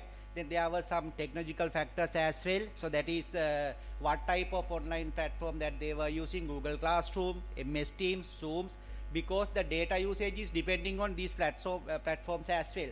Then we consider the service provider. So in this study we had to consider Airtel, Dialog, Hutch, Mobitel, SLT, because different service providers provide different packages, and based on those packages the cost is vary. So then the connection method, some of the students had Wi-Fi facilities, the others were using mobile data, so some of them using mobile hotspot, thing like that, and the level of connectivity. So these are the technological factors that we considered in this study.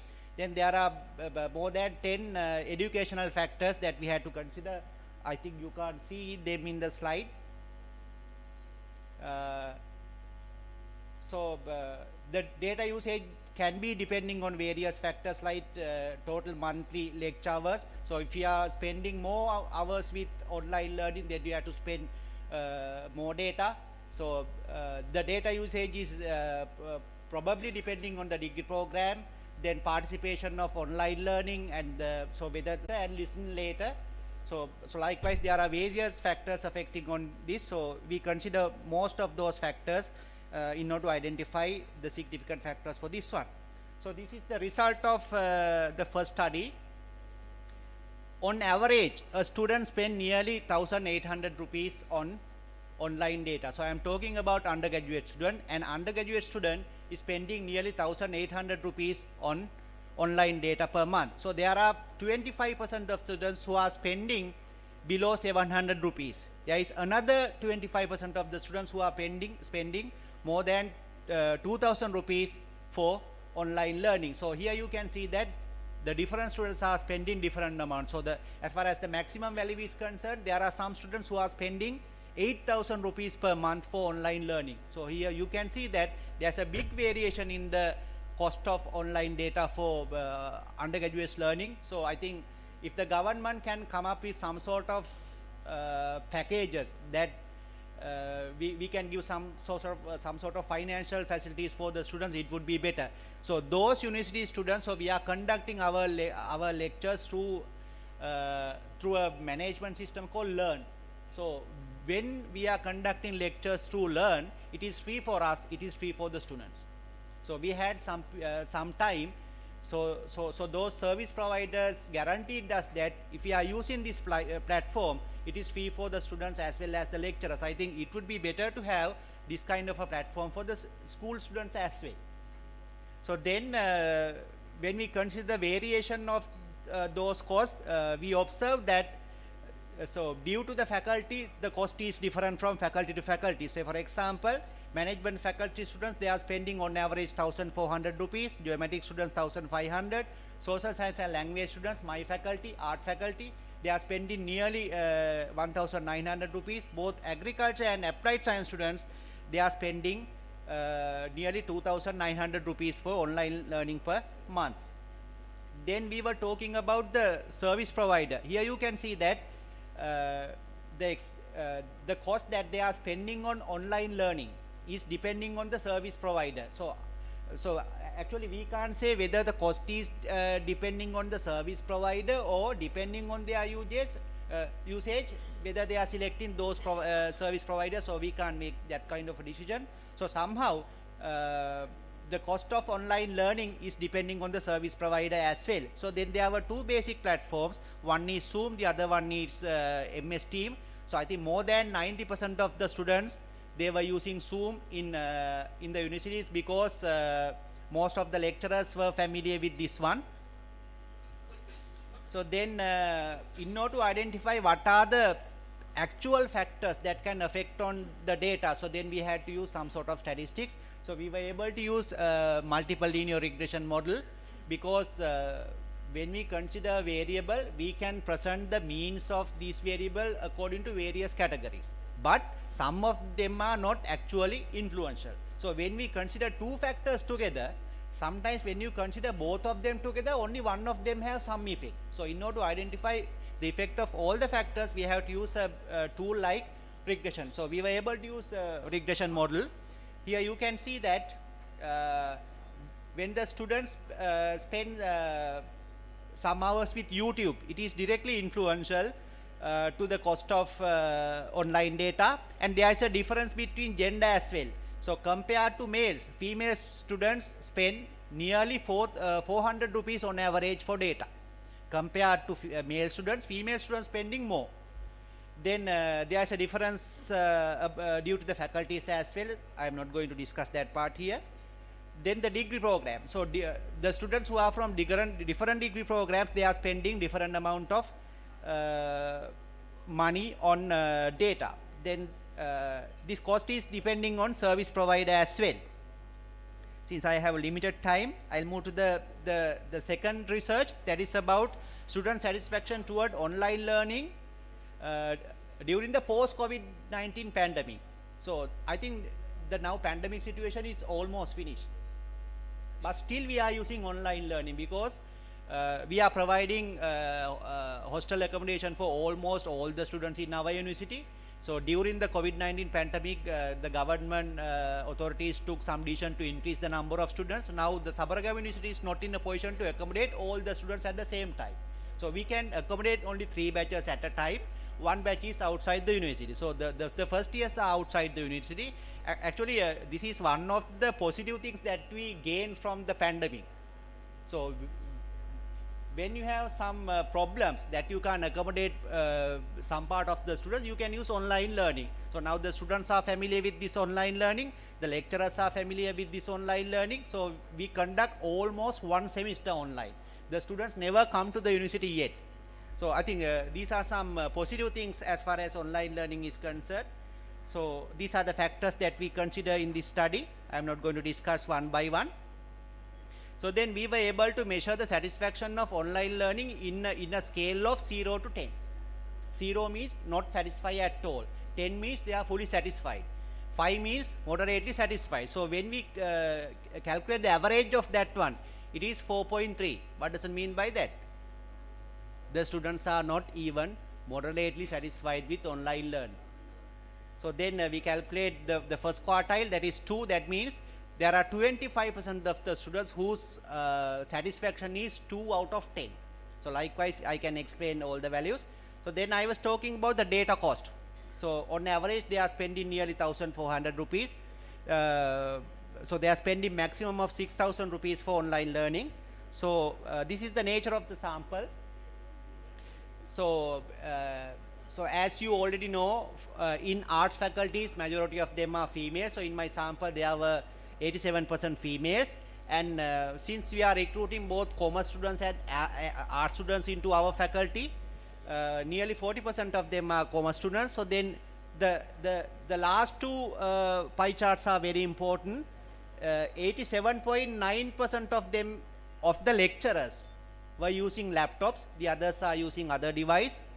As far as the data device is concerned, nearly 40% of them use mobile hotspot. Nearly 47% of them have Wi-Fi's. If we are going to address this issue for school students, so these are the things that we need to discuss. So as far as student devices are concerned, only 41% of them have laptops with them. So I'm talking about university undergraduates. So even for university undergraduates, nearly 40% of them have laptops. More than 57% of them are using smartphones. I think with this kind of small screen, I do not know how they manage the lessons. So these are the things that we have to address. So then nearly 77% of them are not satisfied with online learning compared to physical learning. They are continuously requesting from us to invite them to the university. So but still we can't accommodate that problem. So as far as laptop ownership is concerned, you can see that nearly 26% of them had laptops before enroll into the university.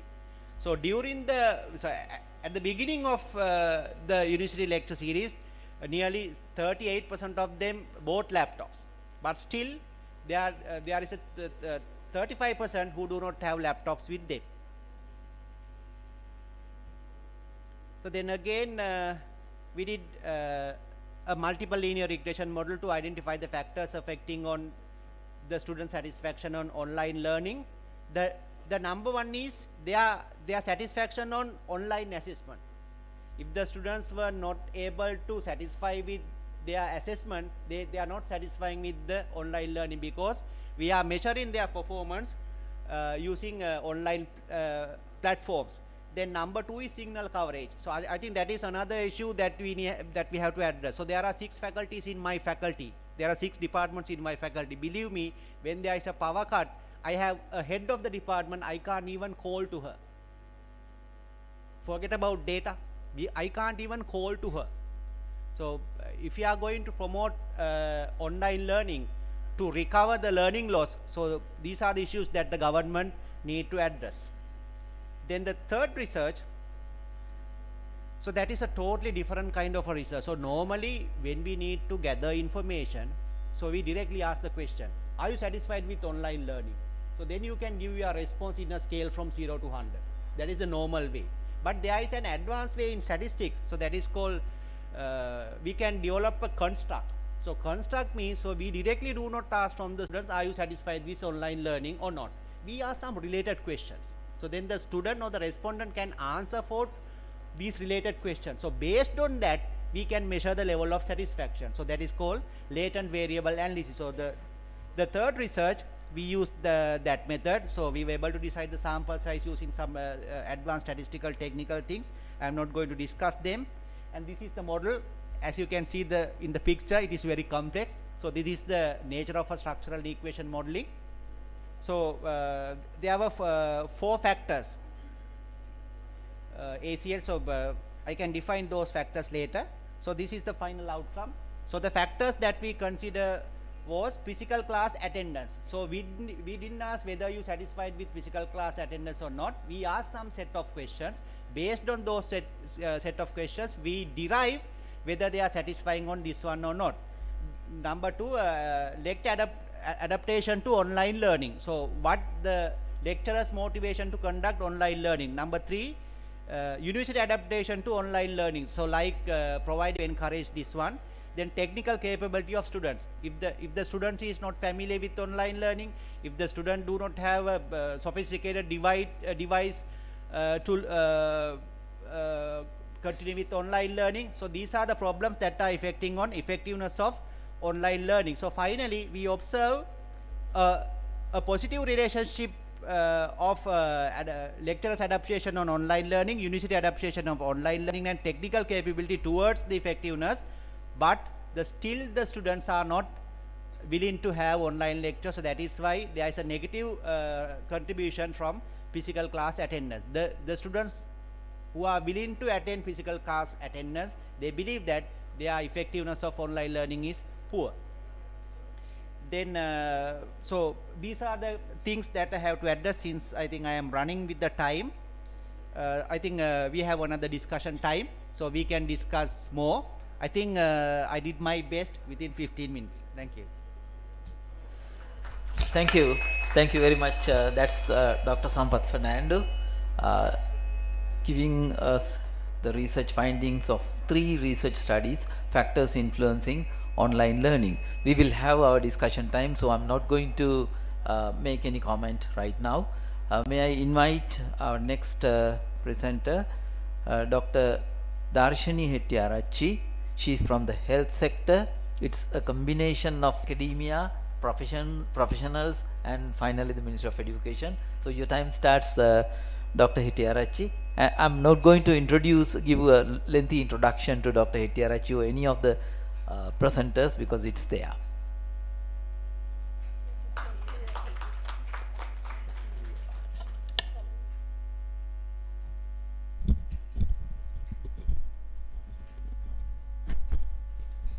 Good morning, everyone. I'm Dr. Darshini Hettiarachchi, consultant child and adolescent psychiatrist, currently working at Teaching Hospital Karapitiya, and I'm the Vice President of Sri Lanka College of Child and Adolescent Psychiatrists. Before starting my presentation, I would like to make a small request from the audience. If you all can keep silent during this 15 minutes and try to avoid internal conversations, that would be good, and it's a special request from myself. My presentation is not based on any research work. The whole presentation is based on my clinical experience as a child and adolescent psychiatrist for last 3 years. I mean, the children who presented to my clinic during last 3 years, who has faced all these problems, all these economic crisis and COVID related issues. So during the next 15 minutes, I will be focusing on how to improve school mental health amidst socio-economic crisis. I will be discussing in 2 parts. One is to identify the impact of socio-economic crisis on children in Sri Lanka and strategies which can be used to improve school mental health during this crisis and how we can move forward. I think Professor Kapila Pereira mentioned the global impact in the countries like USA, Netherlands, UK, the impact of children on these countries, but here I will be focusing on the impact on our children based on my clinical experience. I think we all are well aware as stakeholders who work with children. I think we all are aware about these things, like impact on education, the school closure. Schools were not continued for last 3 years continuously. So time to time schools has to close due to multiple, like the COVID pandemic, as well as the last year due to economic crisis, fuel crisis, so many things happen. And then due to all these factors, the children had very limited opportunity to engage in extracurricular activities. And also most of the children as well as most of the parents have financial problems to afford the materials which are needed for learning. And most of the children whom I see at my clinic, they have this sense of uncertainty about the exams, about their education, as well as about their future. So many children, when they come closer to O-level exams, A-level exams, they come with different mental health issues, saying that I have to be very particular about the time. That is why I check the time. So like they are very worried that they are not sure when are they going to have the exam. So they can't fix the timetable, they can't study, they can't get prepared for the exam. So it's a real problem what the local children are facing these days. And in addition to that, I have seen so many children who have left the schools. School dropout has rise during this period, because mainly the children who are like who have who are very intelligent, who are well confident that they will get through the exams will continue, but the children who are at the bridges, like who are not very sure whether they will be able to pass the exams, they might drop the most of. And also the children who are from very poor socioeconomic backgrounds, they find it difficult to be a burden to the family, so they tend to drop out from the schools. And increased child labor, I think this is a real problem. I am covering up the southern province, but I see so many children who have left the school and started alternative employments during this period. And teenage pregnancies, this is another problem which we see very commonly. And substance related issues, I think even though I'm not working in Sabaragamuwa province, I saw so many social media reports about substance related issues in children in Ratnapura district, which is also very commonly seen in southern province as well. So those are the problems which we are seeing these days. And online education related factors, I think this is another huge problem. Screen addiction.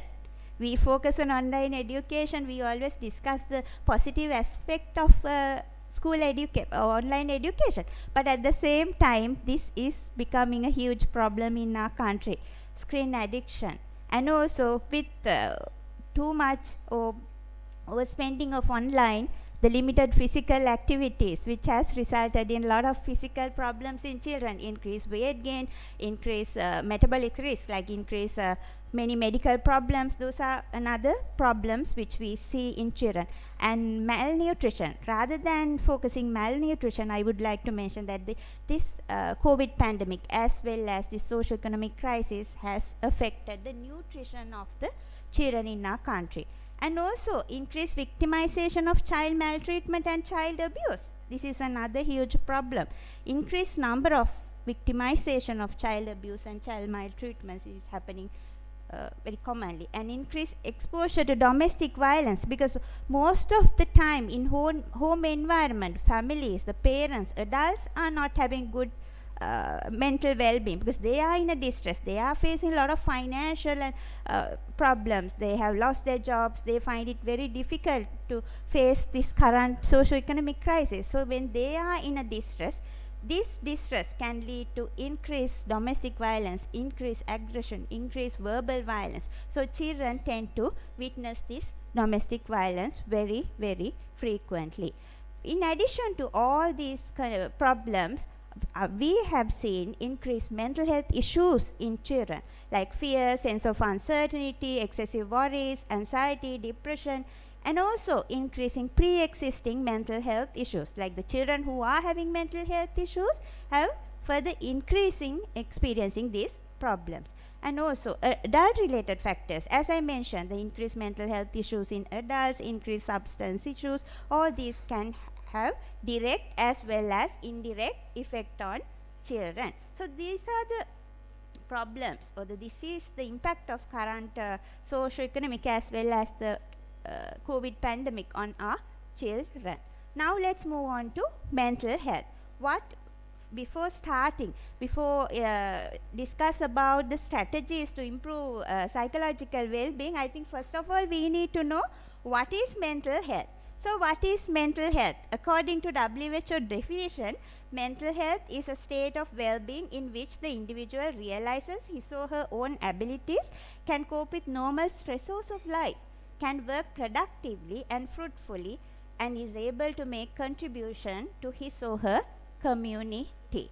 So this is WHO definition of mental health. So let's see what are the common mental health issues which we see in children and adolescents these days. Excessive fear, sense of uncertainty. As I mentioned, they are very worried about their future, about their exams, about their education. So they always have this sense of uncertainty, excessive worries about their future, and poor anger control, frustration, disruptive behaviors like and anxiety, depression, suicidal ideas, screen addiction, and substance related issues, and increasing pre-existing mental health issues. A study which was done recently, that is in 2022, has shown that anxiety, prevalence of anxiety among Sri Lankan adolescents is around 20%, which was 7% prior to the COVID pandemic. So you can realize how the impact on their mental health. So these mental health issues can lead to how this can affect the school performance of the children. It can lead to missing schools, school dropouts, and behavioral problems at schools, and difficulties in learning. At the end of the day, it can affect their school performance. So what are the strategies we can use to improve school mental health? There are main objectives. One is to improve the mental health promotion and prevention of mental health issues. That is, first we need to focus on how to promote the positive mental well-being in school children and to prevent the mental health issues. So first thing is that we need to focus on how to prevent mental health issues rather than wait for children to develop mental health issues. That is the first thing. Second thing is early identification of mental health issues. If a child is already having some problem, then we need to identify it as early as possible. Then the third one is to start interventions early rather than wait for the child to develop severe mental health issues and maybe go up to a suicidal level. So these should be the main objectives when we are planning any program to improve school mental health. And what are the things which we can be done, or what are the main targets should be? Train teachers to understand and recognize mental health issues in children, because teachers are the people who always have close contacts with children. Sometimes what I have seen at my clinics is sometimes children are more close to teachers than with parents. So if the parents have a better understanding about the mental health problems the children can have and the features of these problems, and if they can build up a trusting relationship with the students, then it will be very useful, because then students will open up with their problems to the teachers. Most of the time, especially adolescents, they will not like to disclose their problems to the parents, but most of the time they are more comfortable to disclose and discuss their problems with teachers. So it's very important to improve the mental health awareness among school teachers. I think it's a very important area. And also the teachers should be aware when to refer the child to a counselor or a child psychiatrist. So first thing, I think it's very important to train the teachers about the mental health in children. Second thing is, this is the most important thing, I think, improve mental health of teachers. Can we pour from an empty cup? No. We have to be happy. Our cup has to be filled to a certain extent. Then only we will be able to pour from our cup. So I think the health education sector should focus on it's very important to focus on the psychological well-being of the teachers, because I have seen so many teachers, most of the time they are more stressed out than the students. They have so many reasons for that. So I think it's very important to focus on the psychological well-being of the teachers. More effective teachers, more effective teaching, and more effective learning. So that is the second suggestion. And third one is train more school counselors for this purpose, because what I have seen is, irrespective of the number of students in the school, most of the schools have only one student counselor.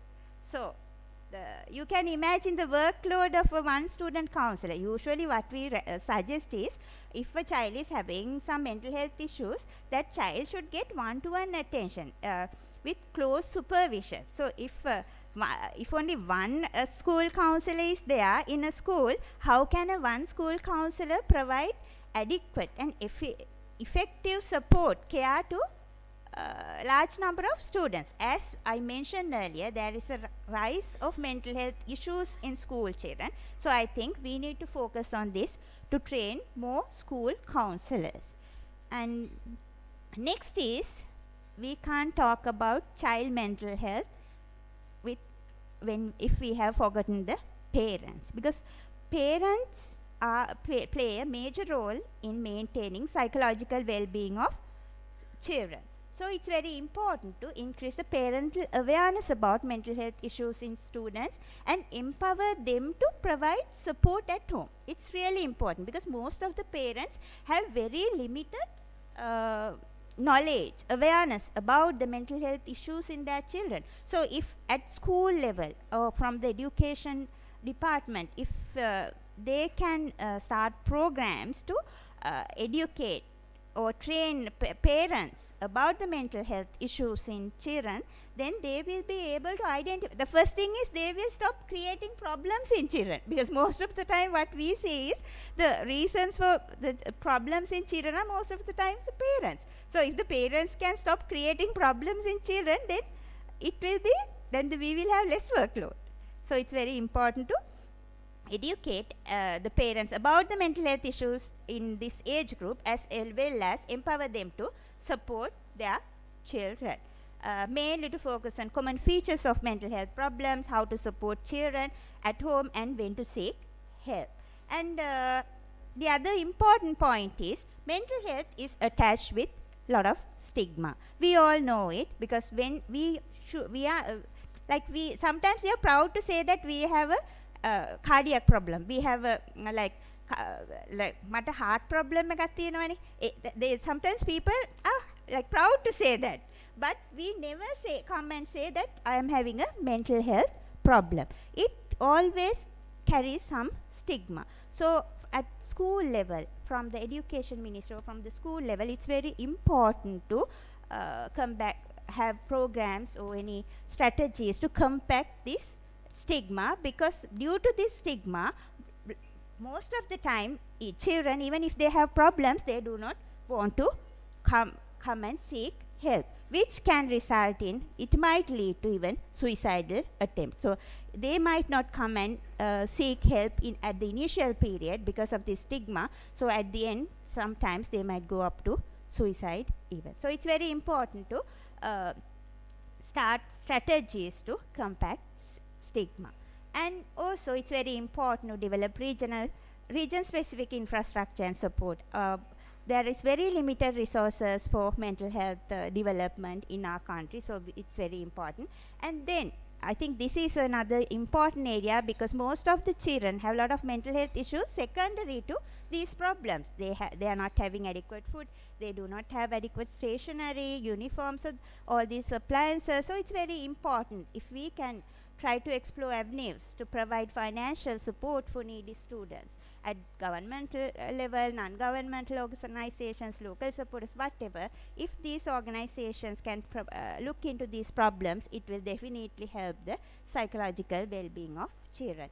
And finally, at the national level, just few suggestions as from the child psychiatric point of view, like to be flexible in exams and assessments, and minimizing postponements of the exams, because it's a real problem what we are experiencing as child psychiatrists, because like children, like they always want to sit for their this is their life. Like for us it may be just one exam, but for them it's their life. So if we keep postponing the exam, they just get prepared for the exam, and then suddenly they get to know that the exam is not going to happen in a few couple of months time. So repeated disappointments can lead to increased mental health issues. That is one thing. You all hear me? Yeah. And it's very important at least to provide tentative time periods for exams, and avoid considering school closure as the first option during crisis situations, because last 3 years we saw it very frequently. Whatever the situation, the first thing came to most of the people's the first thing as it was the first option to close the schools. Even fuel crisis, even any other crisis, whatever, school closure came as the first option. When we were going to schools, like we didn't even had even a single day of school closure. We were looking forward to stay at home, but we didn't have.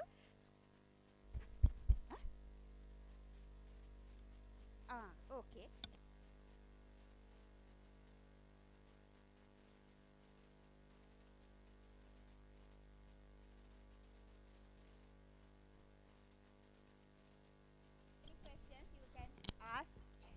at the end of the discussion. Thank you, everyone. Thank you very much, Dr. Darshani Hettiarachchi. Before I move on to the next presentation, may I make a request to the audience? Please don't wait till the end of the presentations. If you have any questions, if you have your comments, please use the QR code for the national hour. This is the national hour, and post your questions so that we can take them up at the end of the presentation. And thank you very much again, Dr. Hettiarachchi, for the eye-opening presentation, and she made us think twice of the decision-making process without wider consultation. So may I invite our next presenters from the Ministry of Education, Mrs. Udara Dikumbura and Mrs. A.R.S. Pereira.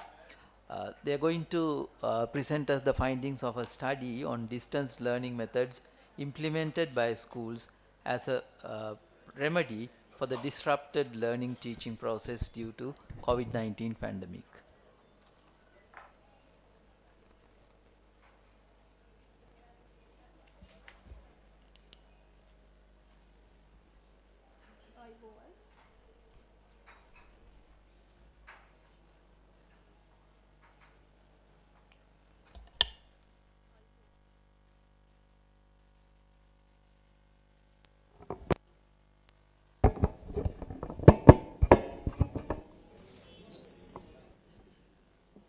Ayubowan, good morning to all of you. Most Venerable Theros, Provincial Director of Education, Sabaragamuwa, Professor Kapila Pereira, and all distinguished guests, including international representatives. First, I would like to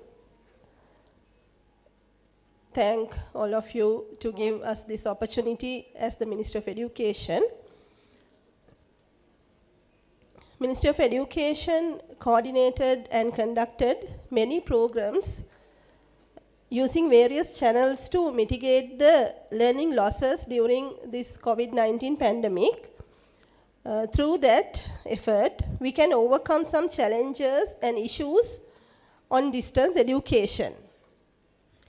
As a research and development branch of the Ministry of Education, we did this survey to study the nature of distance education programs implemented in Sri Lankan government schools during the COVID-19. This is the lined up of our presentation. Shall I move to part 1? COVID-19 was affected in Sri Lanka in early 2020. Due to the challenging situation of that, school children were faced difficulties. In the mid of March in 2020, schools were closed suddenly. Therefore, due to the uncertainty of opening schools, education was transformed to distance mode as a temporary solution. Some distance education programs were conducted in online mode. Most government schools conducted different types of programs under the guidance and the monitoring of national and local education authorities. Due to the lack of resources and the technological barriers, schools were faced difficult issues. Therefore, this study is mainly focused on the distance education programs conducted in Sri Lankan government schools, the lessons learned, and final innovations to improve the quality of education through this experience. Therefore, our aim is this study to study the nature of distance education programs implemented during COVID situation in government schools. For that, our objectives were to investigate the distance education programs, to find out the facilities available for teachers and students, to analyze the strengths and weaknesses of these distance education programs, to investigate the views and suggestions of all stakeholders such as teachers, principals, students and parents, and to make suggestions for policy. If I focused on this academic context of this study,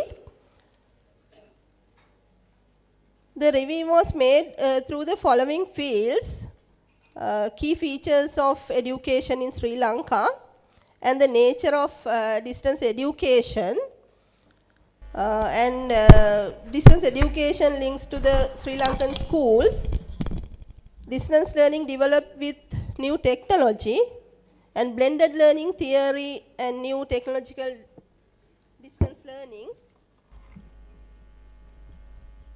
New technological distance learning aligned to face the educational challenges in during COVID-19 pandemic period. Through this academic context, we conducted this survey. Therefore, I like to invite my Deputy Director, Ms. Rasika Pereira, to continue from part 2. Thank you very much.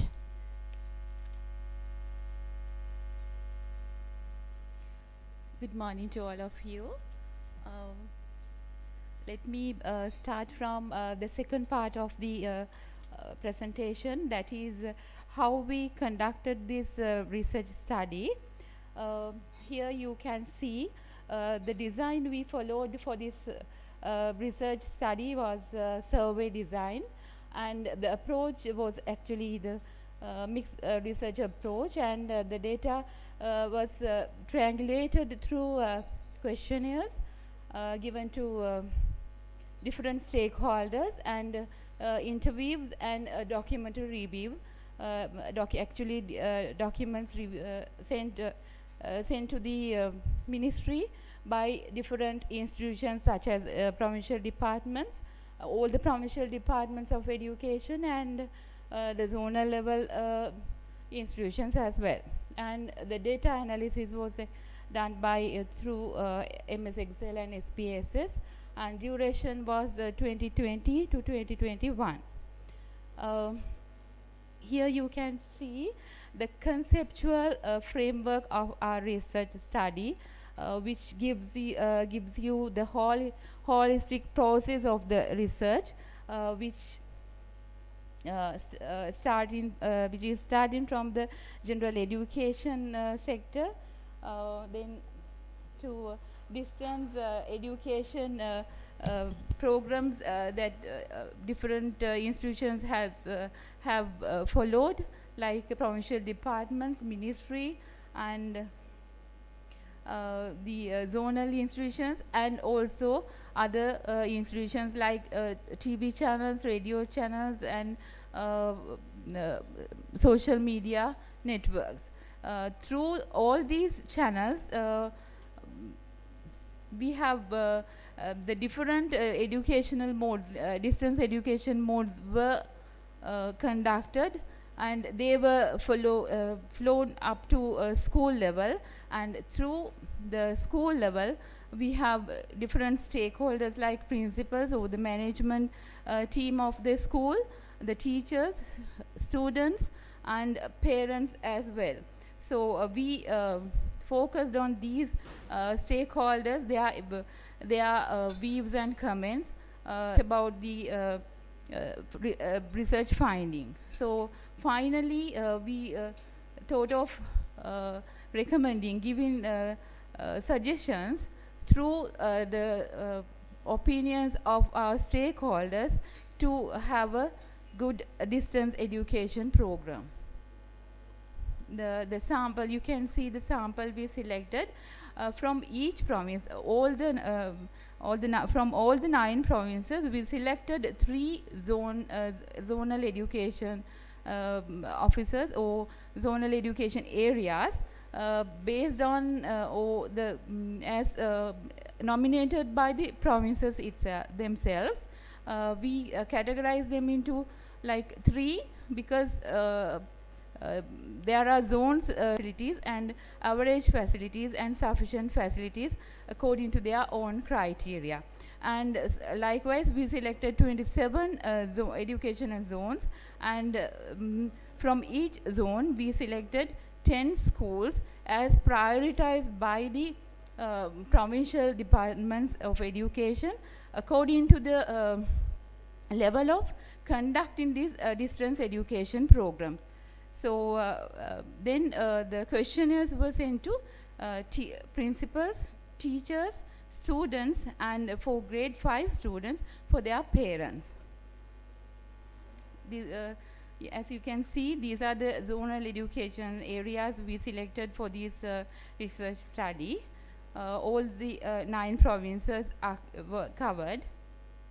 And here, actually, still we are on the halfway of analyzing the data, but we could finalize the data analyzing of principals questionnaire, and based on this, their ideas, we will come up with the suggestions and recommendations. So as you can see, responses from the school, out of 959 schools, 49 schools have said that they have not conducted any kind of distance education program in their schools. We analyzed the principals of such schools according to their service, and where there are SLES officers or as principals, they have in all those schools they have conducted any type of distance education program, and SLPS, as you can see, 30 schools they have not conducted SLTS because there are acting principals in teacher service, so there are 17. When it comes to the period of service of the principals, as you can see, most of 10 to 15 years of experience, if the principals have, they have conducted less, more of them have conducted any kind of distance education program, and also 5 to 10 years of experience, they have the highest range of conducting education program. Here we analyzed the different distance education modes that they have followed, as we focused on grade 5, grade 8, grade 11 and grade 12, 13. When it comes to grade 5 students, the most students they have used, or the schools they have used instant messaging platforms as the distance education program that they have conducted. As you can see, the less percentage is seen in grade 12 and 13 when it comes to any kind of online learning platform that they have used for their learning. Here, the problems encountered by the principals when they are implementing distance education, that due to lack of technical equipment for students, they couldn't conduct any kind of distance education program, and also due to lack of internet facilities, and also though they have internet facilities, maybe due to lack of signal levels, they have to they show less number of participating in distance education program. Then proposals which derived through principals questionnaire, actually they have asked to provide a strong uninterrupted powerful internet facilities, then to technical equipment and resources for the schools, then imparting of practical experience for or training for using technical equipment, then establishment of smart classroom in schools, provision of trained IT teachers and technicians as well. Though they have schools are having teachers, there's no way of repairing or making any correction to the technical equipment if they need. And then establishment of special TV channel for education. I think because we conducted this research in 2020, we started. We have separate TV channel for that, even through private sector organizations. Then conducting of special programs for rural and schools. They need a separate program for them, underprivileged schools. And blocking the access of unnecessary web pages or applications. If we can introduce kind of a smartphone or a tablet for the students, blocking unnecessary web pages of applications, so it would be we have some other reasons also. Then we'll come to the part 3 of the presentation, this study. As you can see, students have said that they are in these online programs are 0.2% of students said like that. Then teachers, only 61% have said that the online programs were successful. Then principals, only 35%. As I mentioned, these kind of distance education programs were not being able to conduct due to unavailability of equipment at home. This percentage is out of the schools that they have not conducted any kind of distance education program. They have said due to lack of equipment at home, they were not able to conduct any program or participate in any program. Then unavailability of necessary technical knowledge for students or parents, as they were at home, they couldn't because they didn't know how to handle the equipment, they couldn't participate. Then level of student participation was hindered due to these reasons: loss of signal, unavailability of smartphones or any other equipment, lack of internet facilities or data access, then lack of technical knowledge to use equipment, and lack of support from other family members. Although they have any kind of equipment, due to the behavior of the family members, the students were unable to participate in. And the non-participation in other distance education programs, because sometimes the schools conducted online programs, at the same time TV or radio programs were conducted, but if the students, they don't have access or for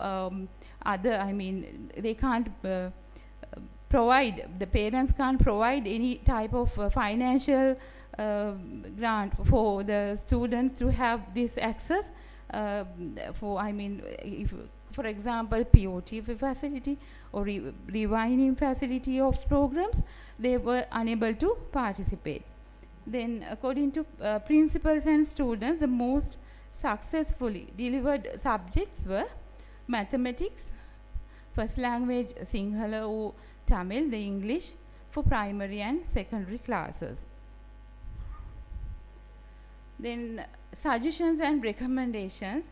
Here the most of the principals, they have mentioned that due to the physical resources, lack of physical resources, they couldn't participate in distance education program. So we have to have a provision, a kind of program to provide physical resources for the schools, and providing opportunity to have an authentic learning experience for the students.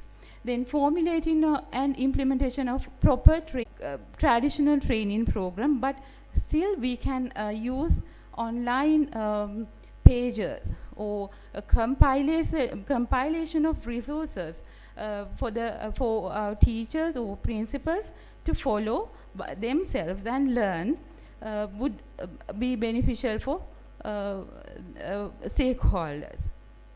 Okay, then introduction of both physical and mental fitness programs to avoid discomfort, laziness or eye pain, etc. caused to children due to staying in the same place for a long time or accessing to or exposing to a screen. So we will recommend, they have asked, the principals have asked for these kind of programs, so we suggest to have kind of physical and mental fitness programs as well when we are doing distance education programs. So students, as Dr. Darshini pointed out, we need to have special programs for our teachers as well. Then establishment of a proper monitoring mechanism to assess and evaluate a kind of education, distance education programs. Then just a monitoring system is not enough for this, but a systematic progress review and effective monitoring system should be there at national level and regional level to monitor the distance education programs. Then coordination among related actions and processes which lead to take immediate actions to minimize failures, because there should be a coordination among whatever the program, whatever the activities that different educational institutions conducted for distance education programs. Then establishment of productive national and regional coordination bodies to ensure getting optimum benefits of programs and streamline them when different agents catering to the same persons by different methods, because sometimes the same materials or same knowledge will be imparted which will go in vain. So we have to have a kind of regional coordination bodies to monitor or to coordinate this kind of programs. Then clear or well-written specific duties and responsibilities with checklist and persons responsible for each and every personnel involved in distance education program, including students and parents. Even for parents, we have to give them the responsibility when they are or when the students are learning through any kind of distance education programs, especially for online programs. We have to have a kind of to give kind of responsibility for the parents as well. Then identification of positive and negative features of distance learning programs at every level through more researchers are also suggested. Okay. In succinct, I should say, we suggest, we have former Director of Education, Research and Development, Mrs. Sandhya Leelaratne. So thank you very much for everybody and listening to us. Thank you. Thank you very much. I must thank and congratulate all the presenters for presenting wonderful research findings. And so we had Professor Dr. Sampath Fernando talking about the higher education sector, and then I think this particular segment, the National Hour, has been well selected from the general education, higher education and from the health sector, so that we get a better idea of what is happening in the country and what has happened in the country, particularly for our development partners to get an understanding of the entire process, what we have been doing within Sri Lanka, and to plan your interventions and your support to the country in the coming years accordingly. And the other important thing is, during our lifetime, for the first time, we faced a global holocaust like COVID-19, where the entire world came to a standstill. So these findings, what happens in the country and what happens internationally as well, will help us face the next Holocaust, because we don't know when it is coming. It's really uncertain, right? Within this uncertainty, we have to be ready for whatever comes next. And these findings, I think, will help us improve our thinking, our planning process, particularly, as I mentioned earlier, to go for evidence-based decision making and consultation, wider consultation of stakeholders before we make decisions and before we go for long-term plans. So I'm going to open the floor for the discussion. I'm sure you have your questions posted, and our friends from the IT section, they will help us go ahead with the discussion. Or else, if you want to ask a question right now, you can ask for a microphone and ask your question, or you can come up with your feedback for our reason. Lakmal, how are we going to get the questions posted?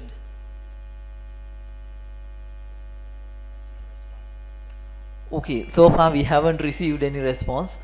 I don't know why. If you want to ask questions to the presenters now, yes, we have Mrs. Padmini Ranavira from the NEC, a vice chairperson. Okay, she's getting a microphone. Yes, you can ask your questions in any language. We have the translation facility. There are interpreters to you. Thank you, Dr. Arshana. My question is over to Dr. Hettiarachchi. Darshini, issues among school children. You specifically mentioned the postponement of examinations that has been. So I would see if that depends on how they learn. I mean, the learning. If the learning has been done in a manner that they learn something and they will be assessed on what they have learned, that wouldn't have been a problem. But the issue is they cram for the examination, they do last minute examinations. So I think there is that need by the medical experts to guide our students how to get prepared for the examinations, not at the last minute, and they will be ready for any time examination. So that mentality has to be developed. And also another thing is now the psychosocial issues among school children. So they are not addressed properly. Now the trend is there will be more mental health issues among school children. That has been the trend now. So we need a very strong collaborative program with the health ministry and the education ministry. I mean, the education, everybody suggests that there should be a mental health supporting or psychosocial support counseling teacher in the school. So we can identify from the country, you can identify a teacher, but we never know that teacher has all qualifications to become a psychosocial supporter. So that is an area, so the whole country need to make lot of effort on that. So mainly, even at the provincial level, so if you all can get together and have a kind of sample program for collaborative approach, for one is for training teachers to get the psychosocial support, and also patients in your clinics in future. So that has to be prevented. Now we believe in preventive measures in the health sector. So I think this is a high time for that. So I would thank you for selecting that topic at this forum. So that this is my suggestion, not a question. So we need a strong collaboration.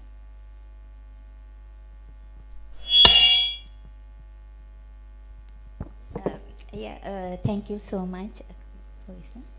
Mrs. Padmini Rantuga. Actually, yeah, I'm working at Southern Teaching Hospital Karapiti and covering up Southern Province. Actually, with the collaboration of Zonal Education Southern Province, we have already started teacher training programs and we have conducted a pilot project also. But at the moment, I do not have data to produce in this forum. But there we have already started. As you suggested, I think it should come to the national level. Because we see so many children, it will definitely reduce our workload. So there we see, if we can focus on primary prevention and health promotion, definitely our workload will come down. And just one thing about first point which you highlighted, if we can focus on how to educate, how to teach children with the continuous education and how to face exams rather than cramping at the end of the day. But my worry as a child psychiatrist, I see so many children from different psychosocial backgrounds. So there are so many children who are coming from very deprived psychosocial backgrounds where they want to somehow finish the exam and think about their future. So postponement of exam for 1 month, even a problem for them too, because the family can't afford them for further. So they don't want to be a burden to their family further. Because that may be a huge problem in children from poor socio-economic background. So if a student to go and sit for the same exam, if they can focus on other vocational training and those kind of that path, then it will be helpful for these children with poor socio-economic backgrounds, I think. Yeah, we have Ms. Takaho from UNICEF. Can somebody give her a microphone? Thank you very much, Dr. Darshana, and also good morning. I'm Chief of Education UNICEF Takaho, based in Colombo. Just to what Ms. Padomini said, following the presenter from the social elements, that I think I really appreciate the presentation you highlighted. Of course, we have to address and then has to have a knowledge and practical skills and knowledge how to cope with this very challenging situation over the last 3 years plus already. But you also highlighted the needs for the teachers to be ready to cope with this challenging situation themselves in the first place, to cater the needs of the children in a very challenging situation. So, and then Ms. Padomini also echoed the needs for the kind of a systematic program through the education sector. So just to announce that, UNICEF has been working already with the Ministry of Education for a nationwide program to support the psychosocial support, mental health and psychosocial support for all the secondary teachers as a target. And 2 areas. One is for the teachers to be cope with themselves, to be equipped with the skills and knowledge to cope with the stress and the anxiety themselves in the first place. And then also, of course, the main purpose is for them to be able to better address the needs of children, particularly for the secondary level. Why secondary level? Because we did a kind of consultation with the teachers in the selected provinces and districts to see the priority needs. And at that time, already 1 year ago by that time, that the survey or consultation result was showing that at that time, that was a COVID time, actually before economic and political crisis that time, but the teachers first. So that's why, based on that results, that survey results and consultation results, we are first focusing on the secondary teachers. And then, as I said, this is a national program covering, the target is all the teachers. Eventually, it's still happening in a phased manner. I'm sure that some of the provincial colleagues already have had this service of the training for the teachers, but some provinces still yet to come. So I just wanted to announce that information. Thank you. Thank you. Thank you, Takaho, for your valuable idea. And this is one of the very important areas. And I want to invite our colleagues from the provincial department working with teachers to be sensitive to this issue of teacher burnout, particularly, which is an untouched area in Sri Lanka.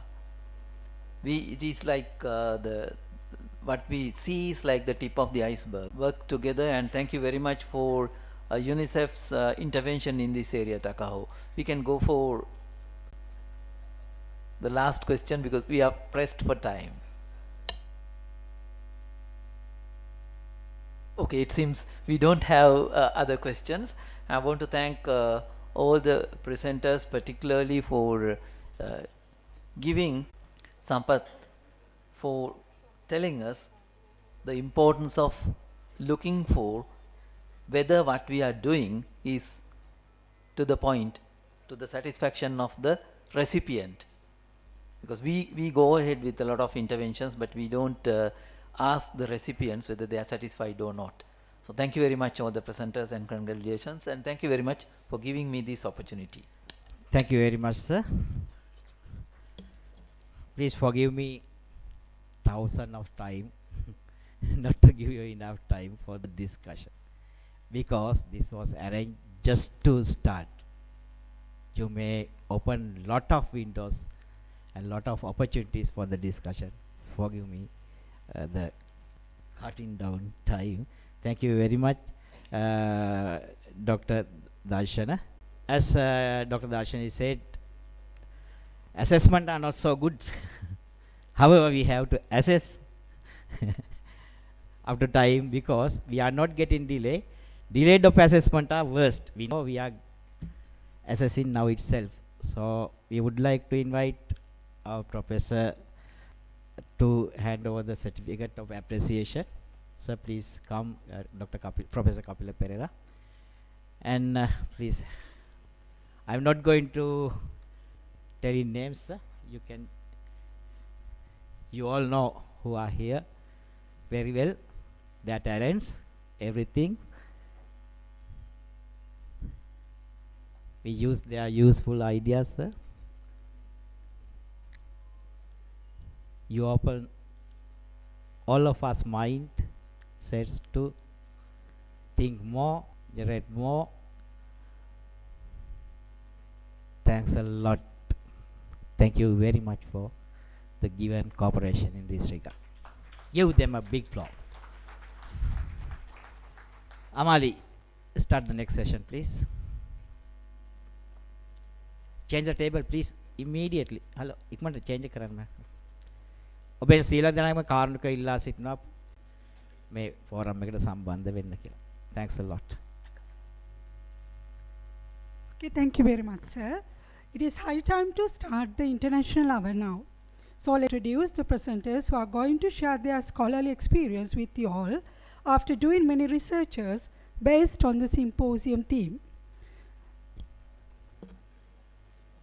So the first presenter will be Professor Lina Kropos, the Professor of Education, University of Helsinki, Finland, academic team leader of the TAT Possessive Program in Sri Lanka by ATP.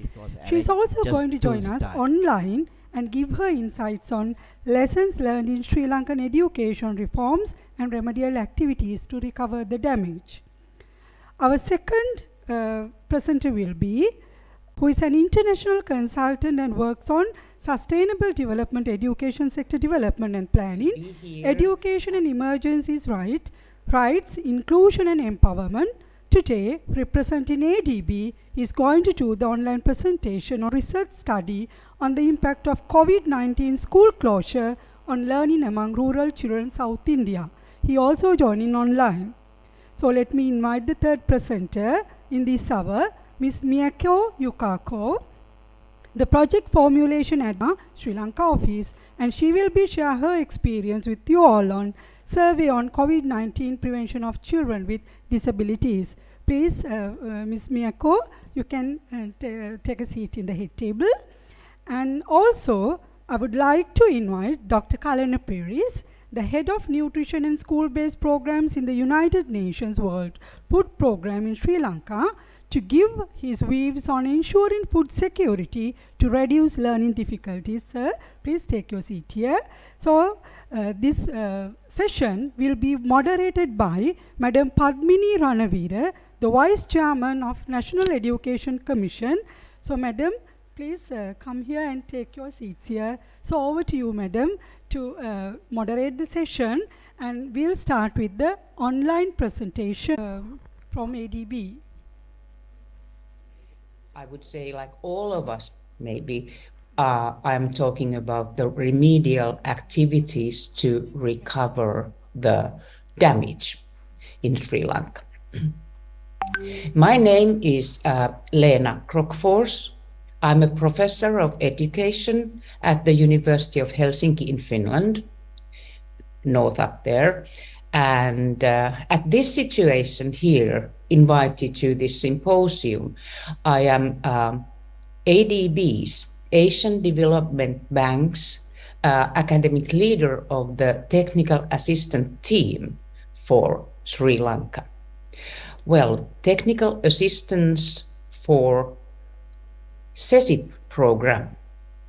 And what is CESIP? CESIP, everybody, I guess, secondary education section improvement program. So it is developing secondary education with actually ADB, Asian Development Bank. And why I am having this special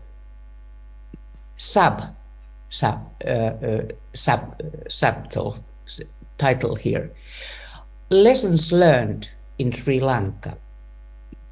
That is only because we have visited Sri Lanka quite many times, and we have had a possibility to do field trips. So at these field trips, we have learned a lot. And that's what I'm focusing here now in this short presentation. So this ADB loan for Sri Lanka is result-based. And it is also reviewed maybe twice a year or like that. But the review on DLIs, disbursement linked indicators.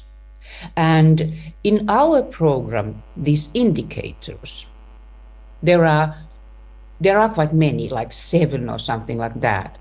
Technical assistance are assessment, curriculum, pedagogy, teacher deployment, and leadership. So when I'm talking about lessons learned in Sri Lankan field trips and visiting Sri Lanka, I talk about all these aspects. And for me, I think it's very important to evaluate. So just few words about all of them and our notifications, or what we have learned when we have traveled around your country. So first of all, assessment and curriculum. I would like to say that testing and examination orientation needs to be reduced, and it has been, and it is still on the process, and it's very important, and we all know that. Content-heavy curriculum needs to be reduced, and at that, we hope, as research-oriented team, we hope that you learn or you use this kind of cumulativeness and spiral orientation of curriculums in your minds. And there is a link to learn more about this kind of orientation. Well, third indicator is pedagogy. Pedagogy delivery methods. They need to be developed, and we have developed them heavily together. And for me, this development work is very creative, I think, as a teacher education professor. So for me, this is something that never ends. pedagogical delivery methods need to be developed all the time. But maybe the most important thing here in lessons learned from Sri Lanka is that we need capacity building, and also we need a plan to deliver these methods to teachers in Sri Lanka. And I think both of these aspects, capacity building and delivery plan, they are very, very important. And also I would like to say that at this setting, we need to have a clear understanding of the in-service teacher education plan. And I would hope maybe in the future there would also be a very, very good plan for pre-service teacher education. Pre-service and in-service teacher education at the best should go hand by hand together. And that's what we have done in Finland, but it has taken maybe 70 years, or I would say even 70, much more than 50 years. So anyway, teacher deployment, I would like to discuss a bit about that.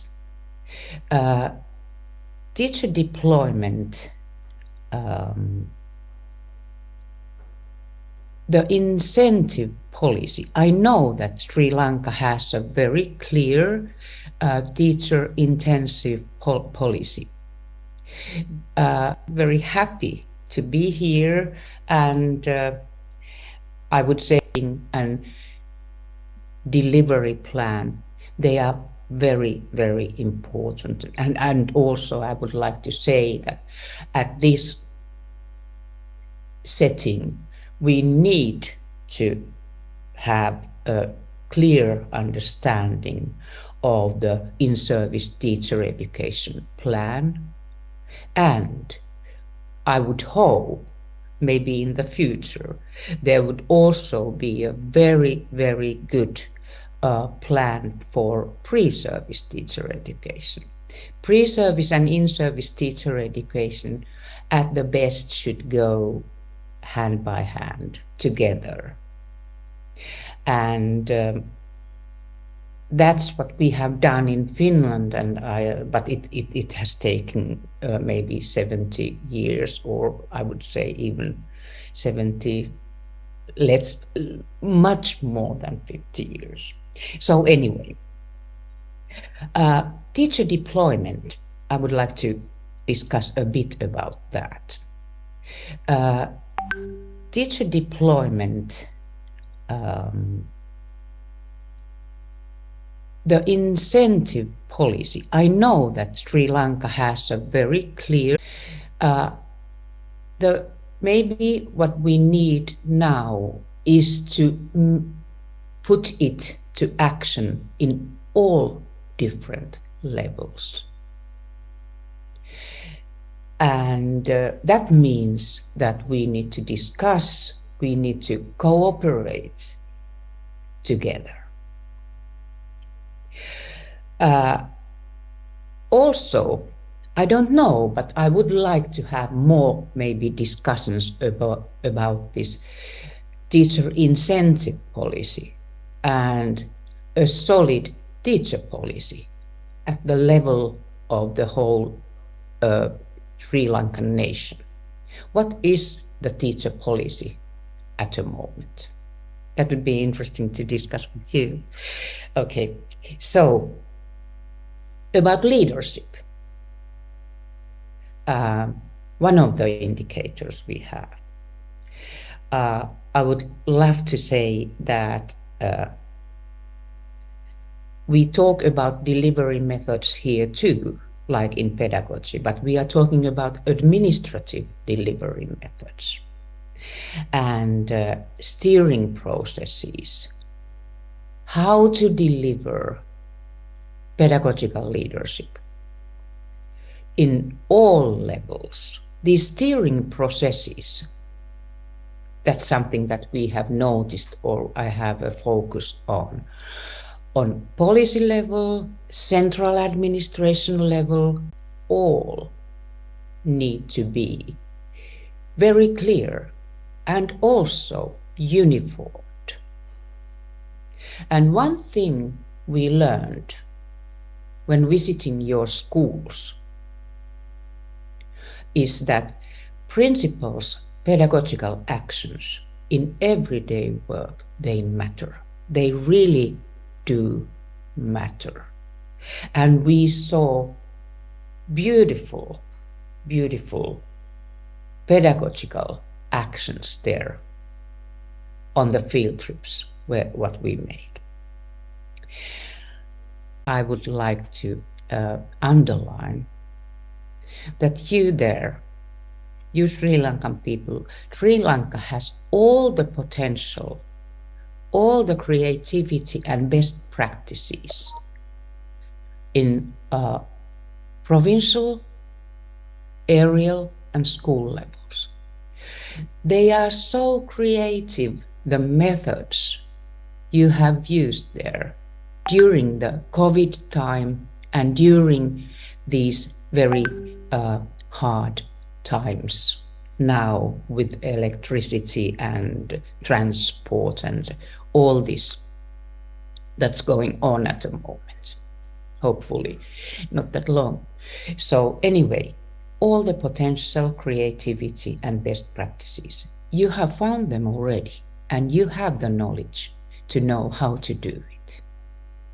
So people can solve the problems if they agree the direction. The direction is important. It must be unified. It must be clear. And at the same time, it's very difficult, but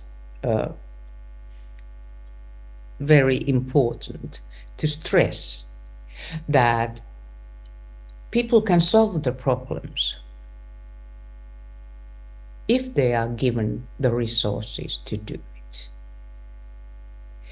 And that is something that we need to struggle on and enhance these kinds of problems together.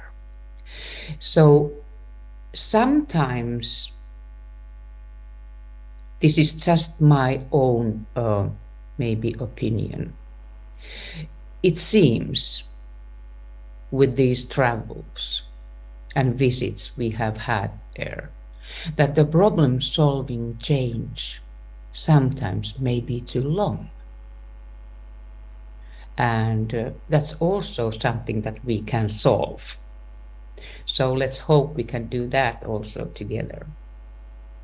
You know, in Finland, it's very easy for me to talk about these Finnish solutions, because we have had so long time, maybe 70 years, we have done the reform in our school system. And you are just started it maybe 10 years ago. So in Finland at the moment, we have a very good balance in centralized and decentralized administration. But as I said, we have worked over 30 years to achieve this balance and good connections and good communication throughout the different actors and levels of actors.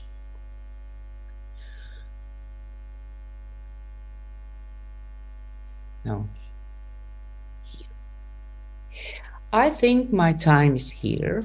My time is to say thank you, and in Finnish that is kiitos. Thank you.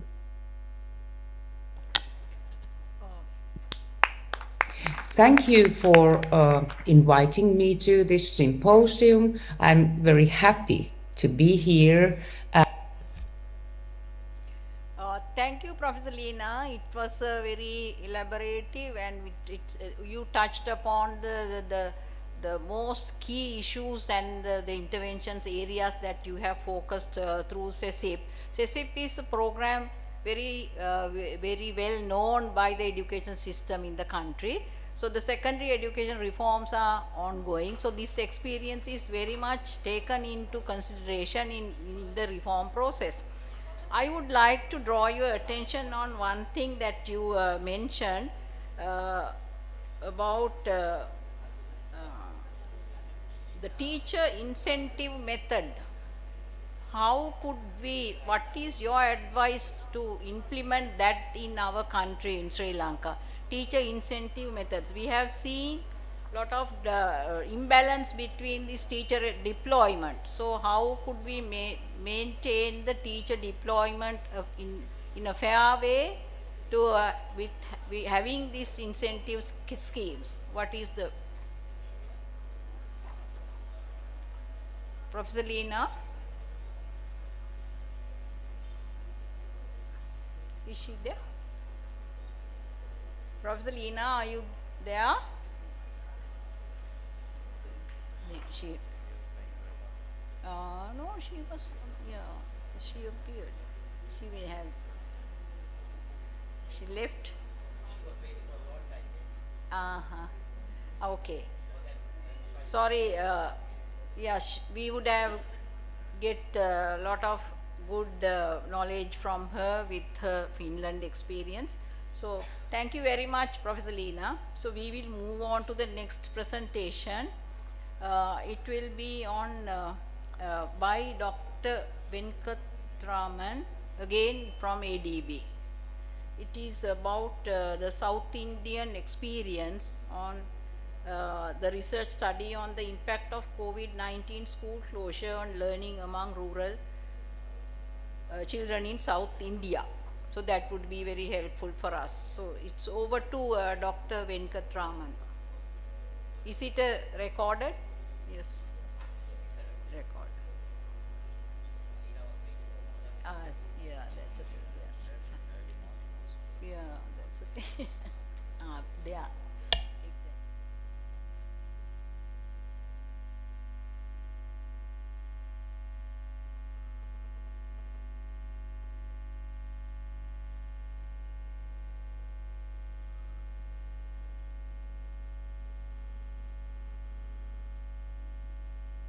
Be part of this very important symposium organized by the Sabaragamuwa province and government of Sri Lanka.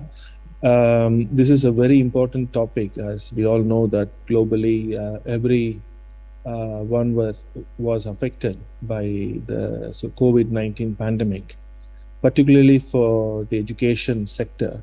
That had a very deep and lasting impact.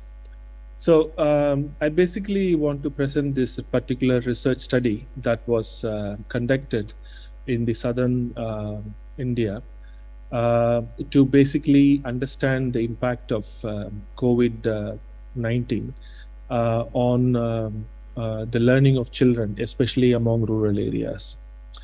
The study was actually conducted by a Canadian international NGO called Children Believe, who the country office based in India organized this particular study.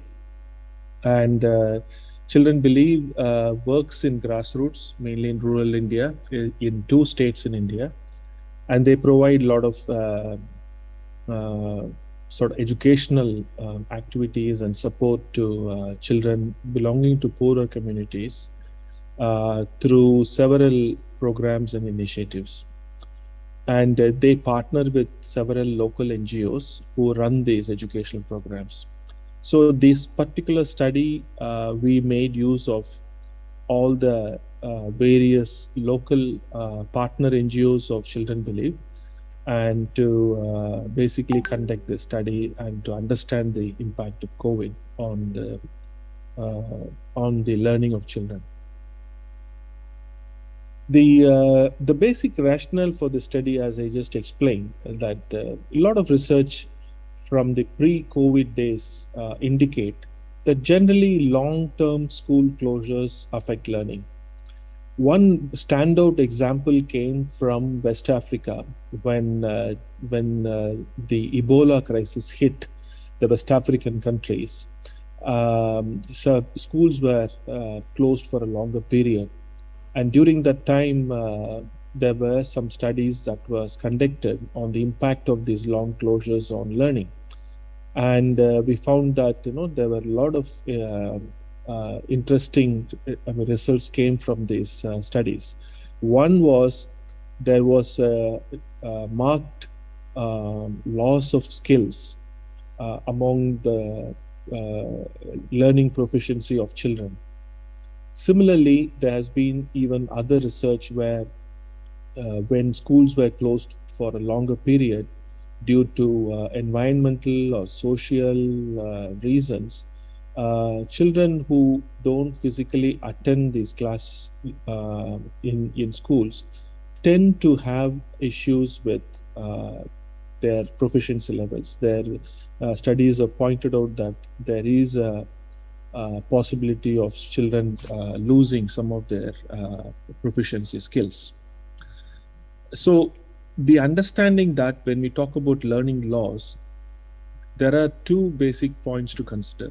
One is, of course, that physically not being able to attend the school, but also and also lack of face-to-face teaching learning. But it is also to do with the issue of loss of proficiency levels in children. So one is the physical part of not attending. The second is proficiency levels. And it has also, a lot of research has shown that poverty also exacerbates the situation. That is, when during long closures, those where education was conducted through distance mode, and when households, mainly who are actually poor, lack access to technology such as computers and internet, so that also affects the learning of children. And the other sort of consequence of this poverty is often school-going children, when they are not attending school, they are actually forced to work. They have been asked to go and work, and also early marriage, and also there are other issues such as physical abuse and also other kind of issues that children face during such lockdowns and long closures of schools. So using this premise, this study had the following objectives. Basically, to understand the learning environment of children during school closure. Learning environment here, what we refer to as widely understood as the access to reading material. First is the availability of reading materials and the access to reading materials. These reading materials can range from books to newspapers to periodicals, both within the household space as well as outside the household, mainly in the sort of living sort of space, that is the community itself, maybe in the form of village libraries and etc. Then the second objective is to assess the impact of distant, remote, online, or alternate ways of receiving an education, and to study the views and attitudes of children towards learning during school closure. Then assess the health, psychosocial well-being challenges faced by children during lockdowns, and also understand other key issues that arose during pandemic, and also identify gaps to improve program design and make policy recommendations. The study, basically the design of the study was, it used both quantitative and data in the form of surveys, household surveys, and also qualitative data in the form of key informant interviews. The study was conducted in the two states of southern India, and it had the sample was a representative sample drawn from the 5 districts, or which are called they are the sort of administrative sort of zones within the particular state. And the survey had a very good response rate. We had something like 96% response rate. The study was actually conducted just between the two waves of COVID. So there was a semi-lockdown that happened in between 2020 and 2021. The semi-structured interviews were conducted with children and youth, distributed by 4 age groupings, that is 6 to 10 years, 11 to 13 years, 14 to 15 years, and 16 to 18 years. And the sampling was done based on the partners network in the 5 districts in the state of Tamil Nadu. This partner network, which I'm referring here, are the various partners of Children Believe. They're also NGOs who are working in these particular districts. And the sample was included all the age groups and also the grades that they study. We had something like 49% of them were male and 51% were female respondents.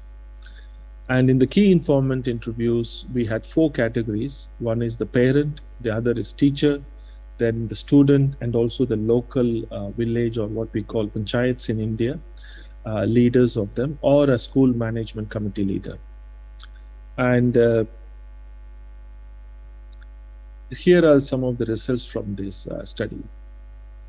Basically, 45% belonging to among the sample, 45% belong to the marginalized communities, and 29% coming from the most backward caste of India, and also 26% coming from backward communities. So this included like socially marginalized groups. Most of them are involved in agricultural labors and agricultural activities. Many of them were living in very poor sort of conditions, and nearly 78% parents of the respondents had a very low literacy levels, and nearly 70% of them were agricultural laborers. One of the very interesting things that the study assessed was access to learning resources and learning during the pandemic. The study basically showed that 74% of the children rarely or never read at home. This is a very critical point that came from the study. So this is one way of looking at it is the opportunity to continue one's literacy skills was very minimal, because there was maybe due to the fact that there were access to reading materials were not there, as well as the low levels of parental literacy also contributed to that children were not motivated to continue their reading at home. So 74% children rarely read, and 63% spent less than an hour for studying. And 59% accessed learning to creative learning centers. These creative learning centers are initiated by the Children Believe. They have created these learning centers in the villages, and during the pandemic, they were trying to keep it open and sort of ensure that children have opportunity to come and learn. But again, because of movement and restrictions, not that many percentage of children were able to go to these centers.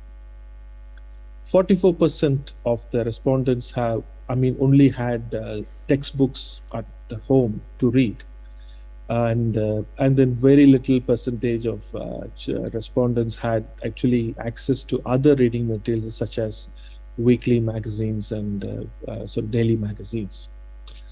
What is very important is that although the government continued with distance learning programs using the television and also through mobile technology, but only 17% accessed online learning. This is primarily because of the economic conditions, and they were not able to afford to have a computer or have internets. 13% reported self-learning and 8% reported no learning. So this is a very important aspect that came from the study. When it came to access to technology and learning environment, as I said, most of the children from marginalized communities were affected. Nearly 85% lacked access to electronic gadgets. Mainly we're talking about mobile phones and laptops or access to computers. And what is more interesting is nearly 77% of children were asked to participate in household chores, so especially the girls. So as a result, they didn't have much time to actually sort of learn or continue their learning. And nearly 82% of children, the home environment was not conducive to remote learning. When we say conducive, means they had like maybe one room, living room. The size of the family was big, so there was a lot of noise, and people were, so it was not ideal for people to watch or learn through online and distance learning. And another interesting point is that incidents of child abuse and domestic violence, as well as child labor and child marriage, was also on increase. Nearly 50% were affected by that. So we also asked children about what they feel about reopening of schools post-pandemic. 88% wanted the schools to be reopened earlier, and 41% were very keen to meet their teachers and continue their learning. 21.41% of schools also took efforts to ensure that the children are following COVID appropriate behaviors. And many children felt that, only a small percent of children felt that going to school means they can continue quality learning. And very small percent of children, teachers were also willing to take additional efforts to address these learning gaps. And also very little percent of schools, when they were opening, were running shifts to ensure social distancing because of overcrowded classes. Some schools went into the shift mode, but not that much were doing at the time of school reopening. This is not the present scenario, but this was during the 2021-2022. Finally, the recommendations is the study really felt that there is a need to conduct learning assessment to ensure that we measure the proficiency levels to determine the extent of learning loss due to school closure. While the study raised issues of how much the distance learning was effective in terms of access, and it also showed poverty can be an issue. There are other reasons children don't access these things. As a result, there is a likelihood of loss of proficiency levels. So it's very important to measure the proficiency levels and also to focus on evidence-based learning strategies. And another thing is to look at ways of enhancing parental literacy, because low levels of literacy of parents had an effect on children continuing their learning habits. So parents were not able to help them with their homework or encourage them to reading, and they also don't buy any reading materials. So parental literacy is very important. School management committees, local panchayat panchayats and private partners need to support to create such literate environment both at the household and community level. And improve the access to literate environment at household level is very important. And also community level is very critical, like strengthening the public libraries. So on one side, the literate environment is very critical and strengthening it. And on the other side, we need to understand to what extent children were affected due to such long closures through conducting learning assessments. Following this study, we also came up with 2 policy briefs. One as a recommendation of conducting learning assessments, and the other is to how to improve the learning environments of at the household and the community space, which was well received by the government. And now currently there is a learning assessment is being conducted in the same sampled areas to understand to what extent there has been learning loss during the long school closures due to COVID pandemic. So I think my time is up. I thank you very much. I thank the organizers and wish you all a good luck and a successful symposium. Thank you very much. Yeah. Is Dr. Venkatraman is there to answer questions? First, we would thank Dr. Venkatraman. Is he available? No, he is not. So I think that's a very good presentation. So it elaborated the research design. It's a very well designed research covering all the aspects, the learning assessment, not only the learning assessment, then how to deal with the socio-economic backgrounds of children. They are very common scenario of the Sri Lankan system. I think it's South India, more or less very common issues we face. And also the community support, how in the recommendations it was very well recommended that the community support and the involvement, how that community involvement can facilitate the learning. So that is a very good recommendation. I think we need to focus on these things in the Sri Lankan context. I think this is something that we can learn from. So this is a very good example of a good research on how the schools closures have affected the learning of children. And one thing if he was there, we could have asked. One thing common in our context is different from that South Indian. Maybe he didn't have that information, but how not only the work by children leaving school get into the workforces is something that common in South India and here, and also the drug affected, how these children get affected for drugs and other social negative social interactions. So those are the areas that we need to identify with the school closure, not only the learning assessment but also the effects on the other social, creating lot of social issues in the country. So it is highly coming up now. So these children, school leavers or the dropouts are being used by the other social sectors. So this is something that we need to focus on. This is my point of view on this area.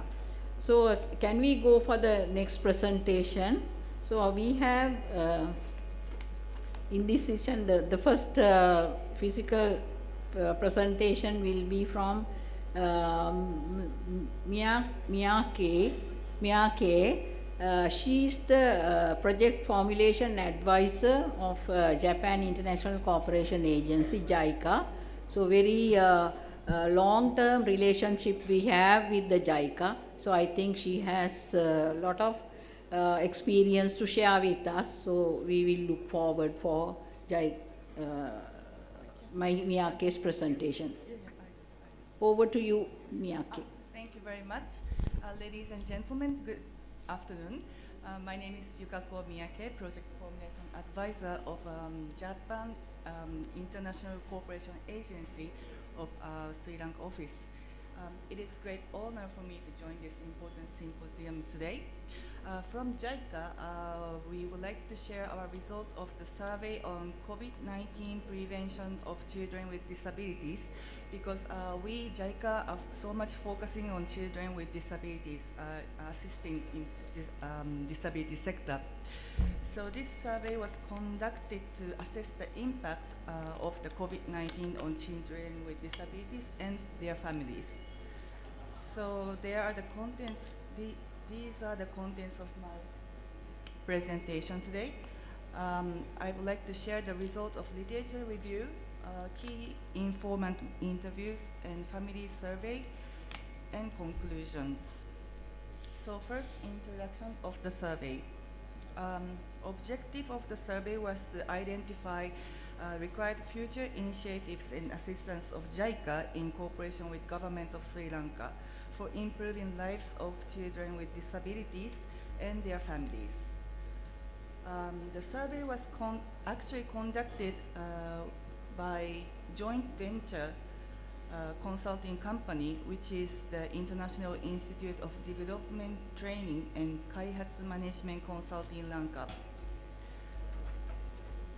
The survey was implemented for 6 months, and methodology of the survey was, as I said, literature review, key informant interviews, and survey of 106 families of children with disabilities in 5 districts, which are Colombo, Kurunegala, Manua, Muneragala, and Nuwara area districts.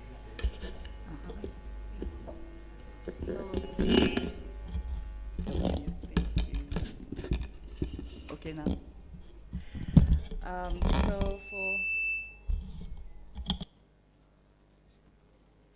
So the literature review was conducted to understand the guidelines and initiatives taken by public sectors for preventing children with disabilities from COVID infection, studies and research conducted about impact, problems, and difficulties children with disabilities are facing in the pandemic, and recommendation in response to reduce the impact and solve the problems.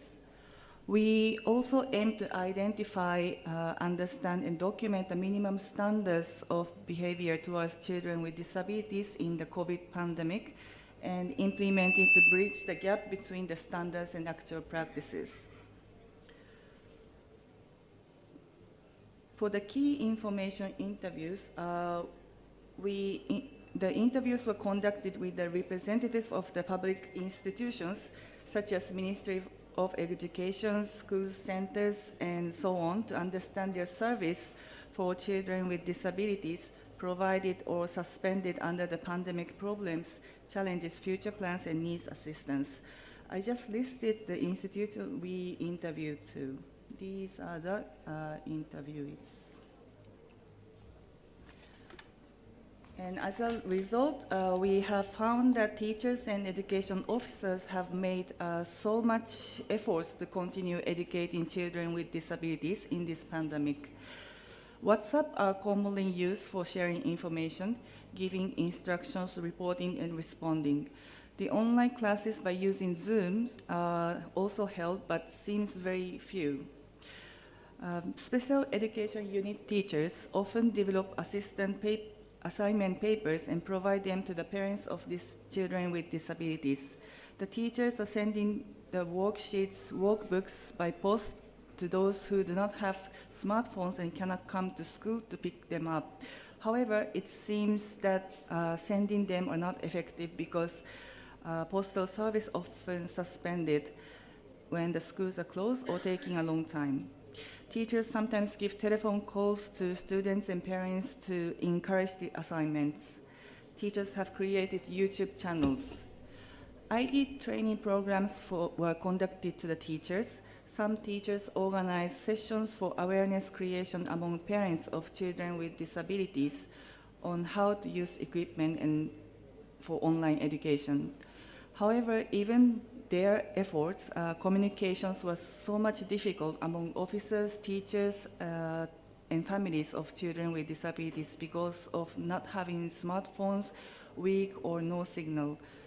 Some children with disabilities are unreachable and left behind, limited ability and knowledge of the parents to assist learning children with disabilities at home. There were shortages of teachers and education officers and low attendance when schools are reopened. Some suggestions were made by education officers, teachers of special education unit, and principals of the government assisted special schools during the interviews. I will share some of the suggestions as mentioned in this presentation. Development of knowledge and techniques are necessary, such as introduction of new tools and equipment to assist learning children with disabilities, knowledge sharing among teachers when schools are closed, guidebooks for parents. And the second thing is development of equipment facilities is necessary, such as smartphones and tabs for children with disabilities from low-income families, development of resource centers for special education at each zone. They also mentioned that the importance of introducing an easy method to monitor and track progress of activities and learning of the students with special needs. The last method was family survey. We had interviews with 106 people who are family members of children with disabilities. We also talked to children with disabilities whenever possible, asking their opinions and confirming information from their families.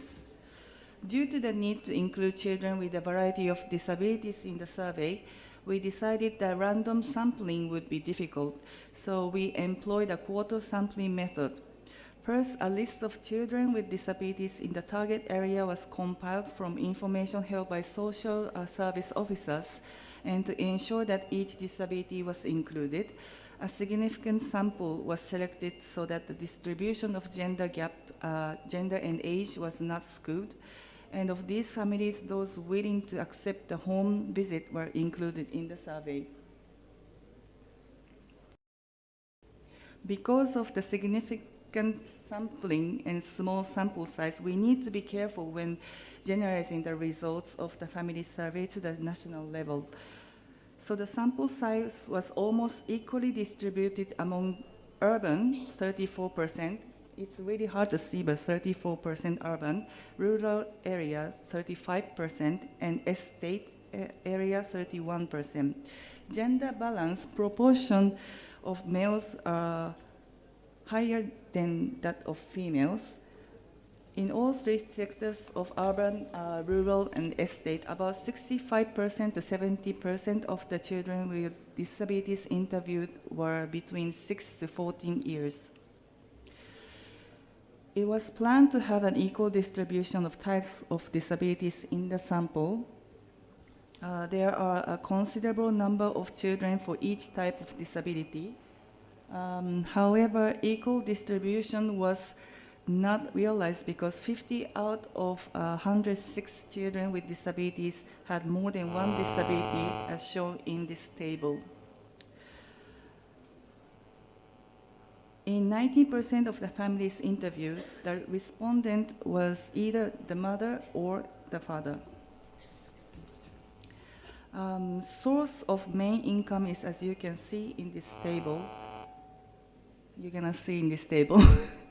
But it's like agriculture, self-employment, public, private, temporary, remittances, and no income.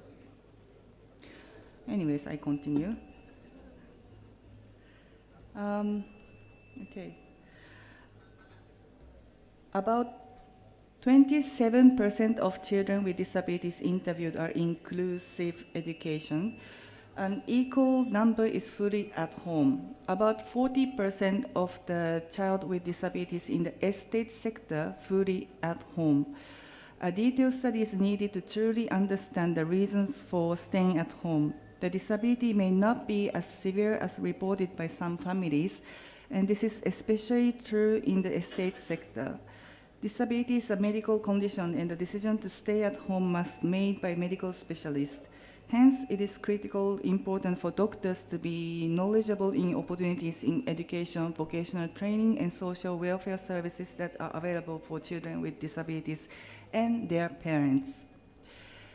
As you can see here, percentage of children with disabilities who are not attending schools increased from 26% to 52%. The drop in attendance is largely attributed to the fear of contacting the virus. Children with disabilities are quite vulnerable persons, and this fear could be justified. In times of severe crisis, people's priority changes from education to safety or survival. So, this is the sector-wise classification of the percent went to school every day. And this shows the sector-wise classification of the frequency of attendance during COVID-19. Only 45% went to school whenever open, attended on all days. The attendance was relatively higher for the children with visual and hearing impairments even during the COVID-19. The children with autism, epilepsy, ADHD, and intellectual disability attended school relatively less. A significant proportion of children with disabilities in urban and rural areas, about 90%, are willing to send their children when the school center reopens in the future. However, for the estate sector, this proportion is about 7 important factors that are likely to increase the chance of the parents sending their children with disabilities to schools after COVID.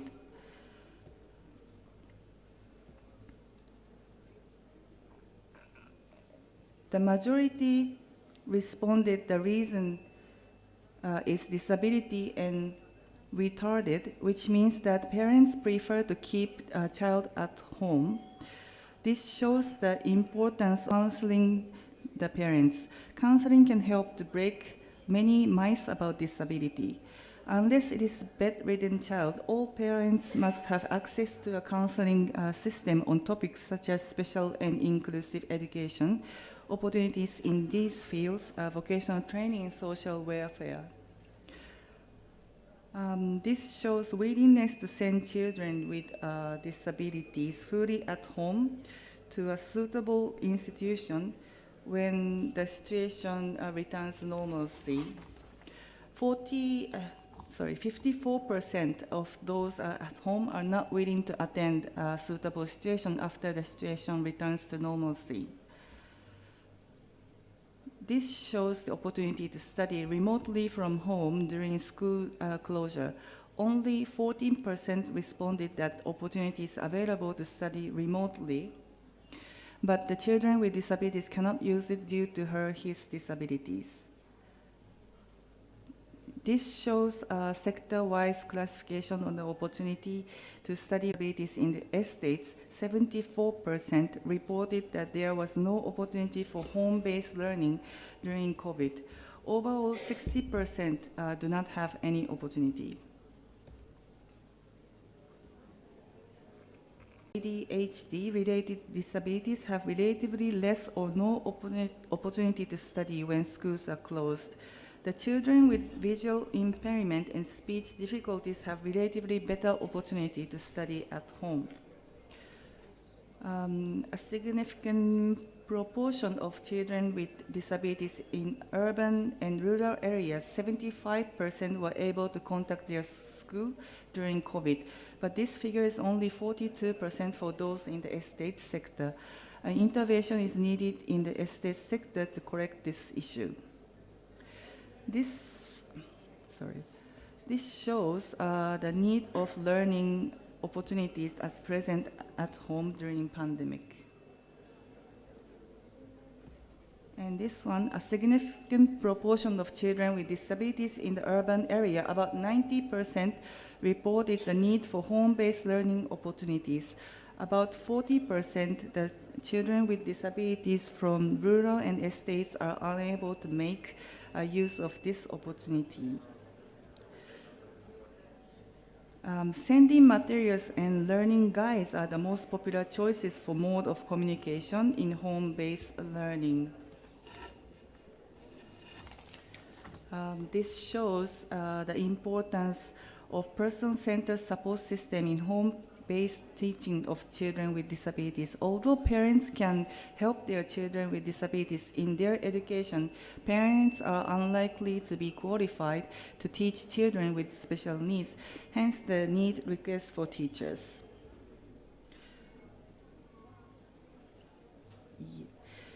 57% of respondents are either unsure or have decided that they will not send their children with disabilities for vocational training. For the estate, the figure is 64%.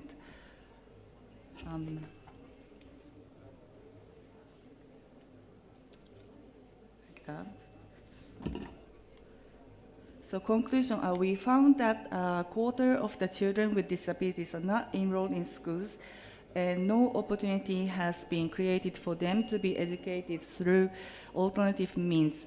In this situation, the concept of education for all has not become a reality, and the rights to education of these children has been violated. School attendance during COVID and willingness of the parents to send their children with disabilities to school when the school restart is minimum.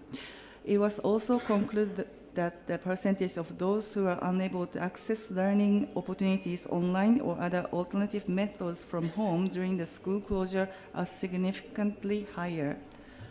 Most of the parents preferred programs broadcast on TV, radio, and physical copies of learning materials being sent home due to the lack of internet access, lack of sufficient number of devices that lead to the sharing of devices within the family, financial constraint to spend on data, and inability to help with children's learning. It was also found that there are parents who think positively about the education of their children with disabilities, and there is a group which does not have much hope in their children with disabilities. Teachers and education officers have made great efforts to continue educating children with disabilities in this pandemic, as mentioned earlier. However, their experience in working with children with disabilities in catastrophic situations such as this COVID is minimum. To face emergency and disasters in the future, teachers need to be empowered to use new technology, develop attractive learning materials, launch personalized learning programs, evaluate students, and support parents to be better prepared to face such situations in the future. So these are the survey made roadmaps of the proposed suggestions and recommendations. I'm not going through now, but if you're interested, please read our survey report, which I put in my last presentation. I think the presentation you couldn't see, so if you have any questions, please let me know. Thank you very much.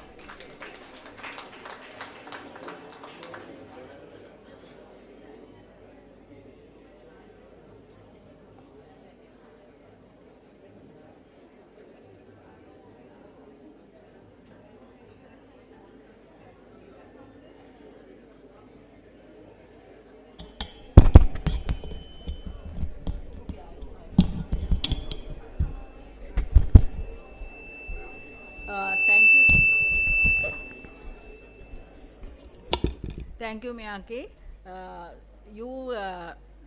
You have drawn our attention to a very special area. The number is small. Although the number is small, those are the children very likely to get excluded. So this is an area where we need our attention. So in this forum, that would be a very valuable input from you, Miyake. I would actually would like to invite you. I represent the National Education Commission. So this time, for the first time, I would say in the education system, we have developed the policy proposal, including the special education as a special sector. So we have taken it that very important, because it's the right to education of these excluded children, special needy children. So that is there. So in the website you can get those policy proposals. So you can definitely support, JICA can support for the so are there any questions to ask from Miyake? Yes.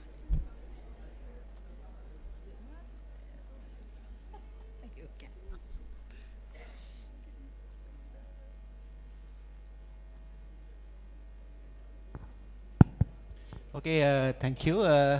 Actually, this is not a question. Actually, it is rather a request from JICA as well as UNESCO. Actually, so when we had this COVID-19 pandemic situation, thereafter we had the economic crisis. So when both of them came together, especially the Sri Lankan students face big problems. So there may be some short-term policies as well as long-term policies. I think one of them is how to use those online facilities. So in order to use those online facilities, the students must be familiar with English speaking environment. So when you go to one of those local libraries, even in Ratnapura, you can see that there are no English books. So I was there in New Zealand for 5 years. So my kids, at a time, they can borrow 40 books from the library. So when we came to Sri Lanka, I went to British Council. They offer only 4 books. So when they come from British Council to home, they complete 2 of them. If the JICA or the UNESCO, if you can donate at least some, say, Ladybird series, so there are some small book series. If you can donate this kind of English learning materials to our libraries, it would be a real help as a long-term policy. Then the other, I know there are some online e-books, audio books as well. If you can donate 1 or 2 desktop computers for those libraries with hearing facilities, so then our student can book the library for say half an hour, 1 hour, and they can use this one. If our students are familiar with or if they can use this kind of opportunities in long run, they can familiar with English learning environment. Actually, I have 2 kids, so they never go for tuition classes. So they learn themselves only. So my son, he very recently completed Cambridge O-level. He's the best student in Sri Lanka for additional maths. 100% self-learning. So I think we have to change our education policies in Sri Lanka, because it is always spoon-fed. I think if we can change this policy within 5 or 10 year plan, I think we can encourage our students for even using these online materials. So my request is to JICA as well as UNICEF is at least if you could donate at least English books for up to grade 5, it would be a real help for our students, because our parents always willing to pay any cost, any amount for English learning. So that is the best thing that we can do, but we have to use it in a good way. So I think even a person who is having a very small income per month, they are spending huge for tuition classes because they have an objective to teach their students. So in order to facilitate those things, if these organizations can provide these sort of facilities, it would be a real help for the future generation in Sri Lanka. Thank you. Yeah, Dr. Darshana. I knew that definitely directly goes to you, so that is that question. Yeah, thank you very much for giving this opportunity. Ms. Miyake, I have one suggestion, because one of the findings of your study focuses on the negative attitudes and positive attitudes of parents. Right? This is a very important aspect, because if the parents are positive, they take the disabilities of their children positively and support them, they would definitely go up. But the case is with the parents who are negative. So I think we all have to get together, the development partners, the Ministry of Education, NIE, then the provincial departments of education. We all have to work together to have a kind of a pragmatic program to address this issue, especially the negative attitudes of the parents towards their children's disabilities.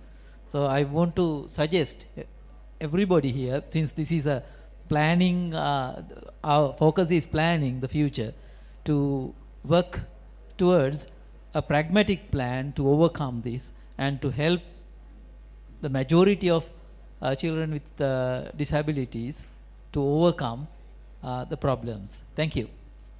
Yeah, it's it is definitely it's a very true point. Social stigma prevents children with disabilities learning and attending schools or getting into the society. So that is something that we need to break that barrier. Actually, now we don't have disabled students in Sri Lanka because we do not use that word. So we call them as differently able students. I think it is.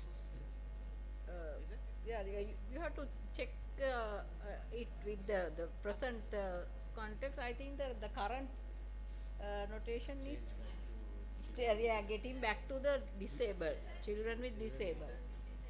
So we call them as differently able students. No, I think children with disabled. We will Differently check able. that definition. Differently able. Okay, so when we are recruiting the students to universities, we call them as differently able students rather than saying disabled. So then there's a negative impact on that. No. So we would say differently able students. Yeah, Miyako, it's if you have a answer that you can respond. Okay, so thank you for your request and your suggestion. For your request, we think that textbook is really important, and then we will consider somehow we can help. And for the suggestion, actually we are now implementing ongoing project for inclusive education, and we are doing the awareness raising first, not only teachers and students but also parents. But I think awareness raising is not enough, so as he said, we should consider how we can cooperate. Thank you.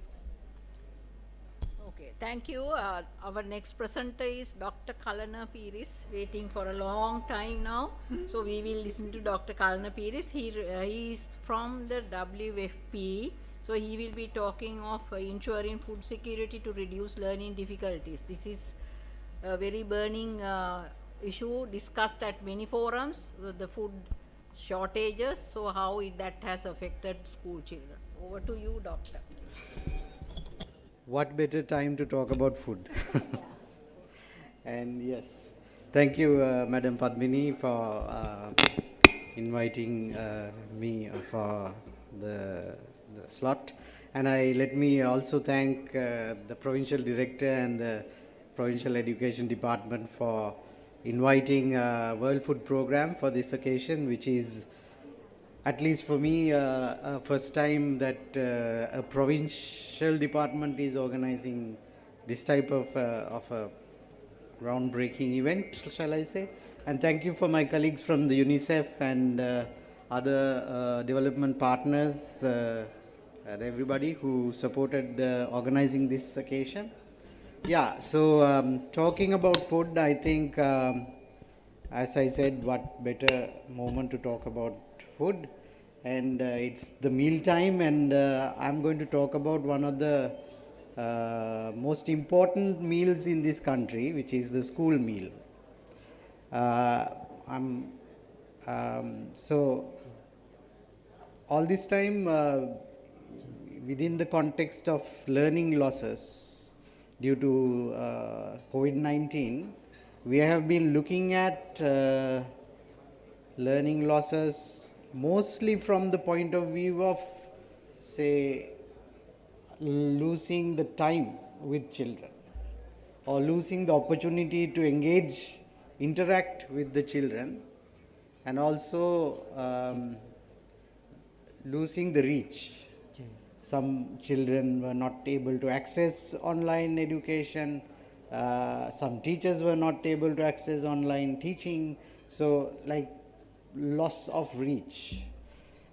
But also, what my presentation is going to talk about mostly is the loss of receptiveness or loss of readiness. Mainly in terms of readiness, in terms of physical readiness as well as mental readiness. I think Dr. Darshini in the morning talked about mental readiness. So the world is now talking about the relationship between the gross domestic product and the per capita income and human capital index, the relationship the two has.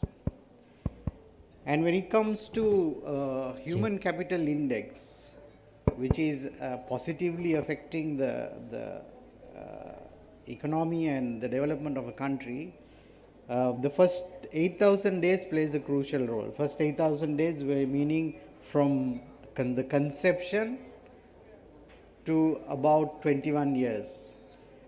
We were talking about first 1,000 days, which is also very, very important, and and the next 7,000 days is also important to maintain the gains. If we gain something during the first 1,000 days, to continue those gains and to make the human being more productive, more learned, with better attitudes, better health.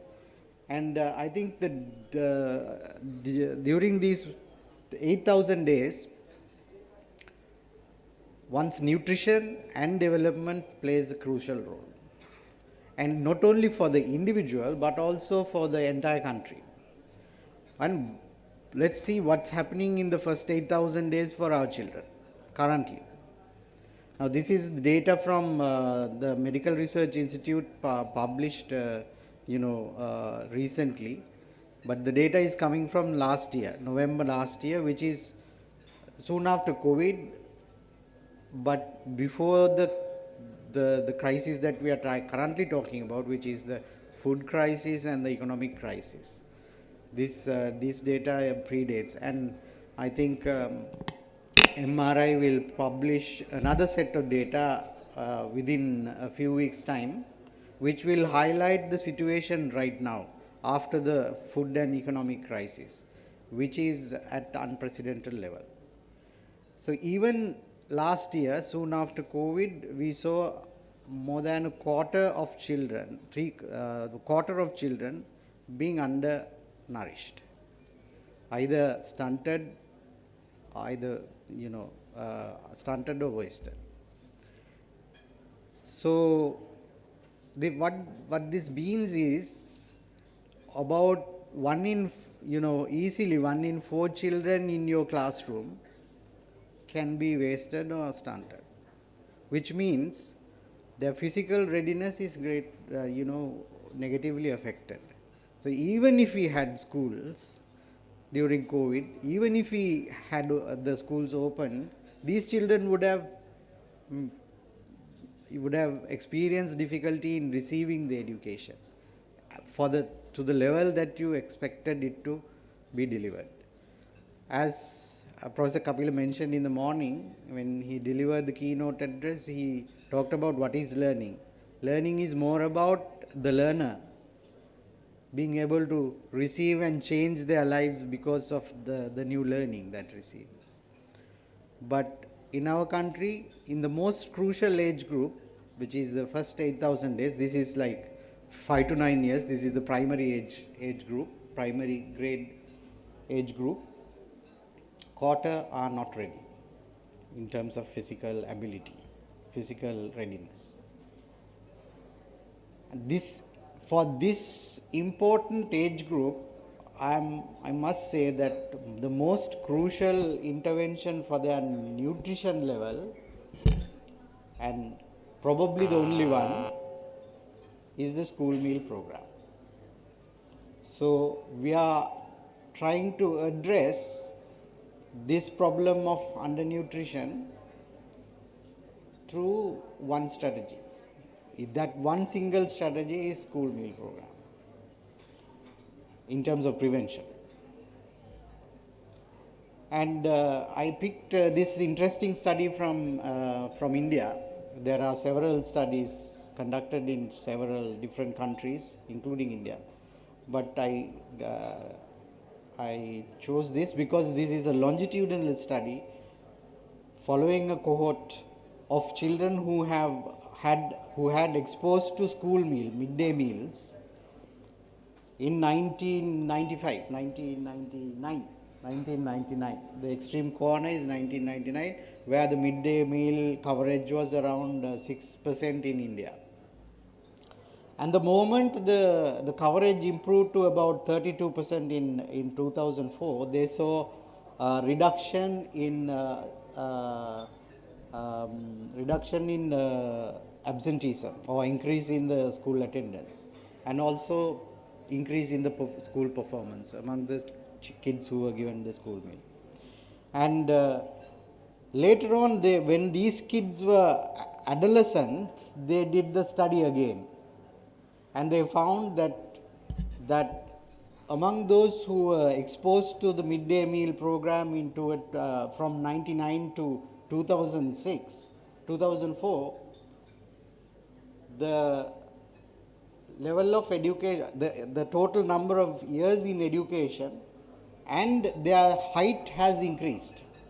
So the stunting was observed to be going down among the adolescents who received school meals some time ago. And in 2016, they repeated the study in their children.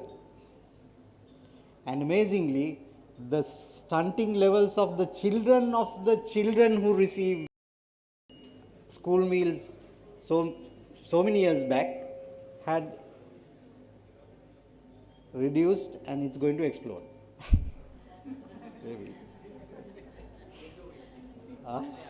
Okay. Right. Anyway, so I think what this study showed, that's why I picked this study in particular, that it shows the intergenerational effect of school meals, intergenerational effect. And this study actually take into account the correlations, and it nicely attributes all these changes to the midday meal program quite scientifically. So I think if we looked at our data, what would it show for the last 10 years, if, for example? Now, I showed you that the current level of undernutrition among the primary age group is, this was in 2021, is about 27%. But in 2017, this was about 35%. In 2017, it was about 35%. So it's coming down. I'm not going to say that, I'm not going to attribute it solely to the school meal program. We need to study it more, but it would play a key role because it became more organized, more systematic. The school meal program I'm talking about, National School Nutrition Program, it became more organized. So the school meal programs, or as we call it, school nutrition programs, can yield multi-pronged benefits to the education system, to the health system, to the entire country by improving the human capital of that country, and to the individuals, not to forget the individual right to education, individual right to health, right to having proper nutrition. And also it's a very crucial social protection or social safety intervention, because as many of the presenters who came before me presented, livelihoods, income sources have gone down, and food prices have soared up the roof. And according to World Food Program assessments, about 40% of the population cannot afford a nutritious diet. So that is going to affect children's thing. In 2017, for example, a study found that about 35% of the students came without breakfast to school. And that is why the midday meal program became breakfast program. This is because about 35% back then, when there was no food crisis, children came hungry to school. And most of the children didn't bring any snacks to school. Therefore, this was converted to a breakfast program. So I think I don't have to tell you the statistics in of the 10,000 odd schools that are functioning in Sri Lanka, about 8,000 are implementing the National Nutrition School Nutrition Program. It covers above 1 million students. And the importance, most significant factor here is that it is a national program. It is not a piecemeal charity affair. What is shown across the world is when it is nationally owned, the impact is more.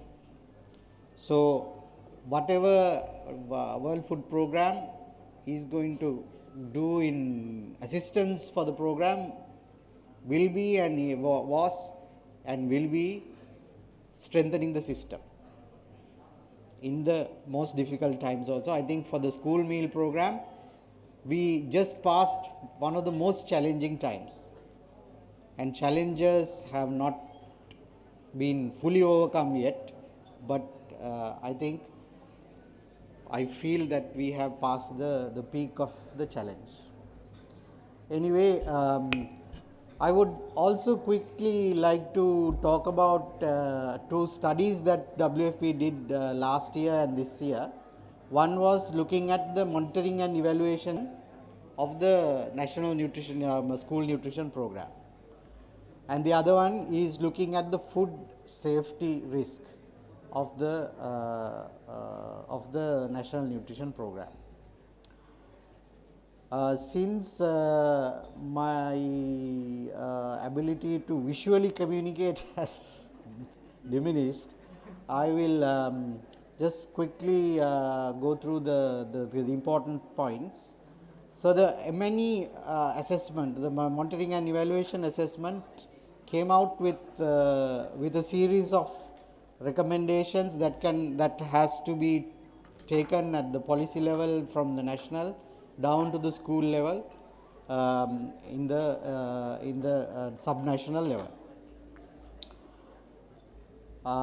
Similarly, we also conducted the food safety risk assessment in a representative sample of schools in the country, and this was done, mind you, not in a very conducive time period, but in the most challenging time period, which is April and May, which was both challenging to our researchers, but also challenging to the lack of money and everything.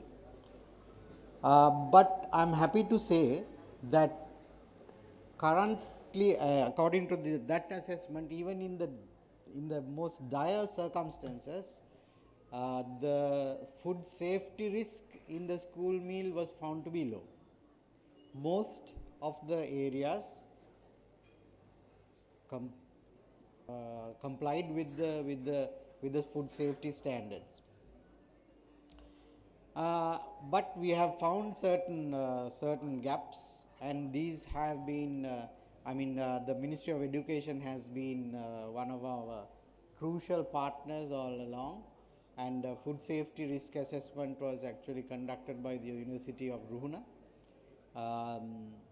and most of the schools and most of the meals were found to be satisfactory, although we were able to find some gaps that needs to be addressed. And one of the most important things is that the research team have come up with a food safety or food hygiene index. After looking at all these data and going through all the statistical calculations, they have come up with a color coding system for each school to assess the food safety risk of their own, on their own, and categorize themselves into whether it is poor, whether it is acceptable or good. So what is the way forward? Obviously, now following these studies, we have conducted provincial level, when we say we, it is the actually Ministry of Education, with the help of World Food Program. We went to all 9 provinces and conducted workshops for action planning to address the gaps that were identified. And these action plans actually included actions that can be taken at the national level down to the school level. And one of the most, or several of the most commonly discussed issues were the payment. At that time it was 30 rupees a meal, was not enough because of the inflation and all that, and also the delay in the payments. Sometimes the caterers are actually 99% of the time parents of the school. So when we say caterers, you we imagine big businessmen and women, but they are actually parents of the schools who are also poor and who are also going through hardships. So when the payments get delayed for 2 or 3 months, they become very anxious, and it is difficult for them to sustain. So these are some of the common challenges mentioned. So now, happy to say that some of the national level actions have already been followed up, and the amount that is paid has principal agreement is there to increase up to 100 rupees per meal, and also Professor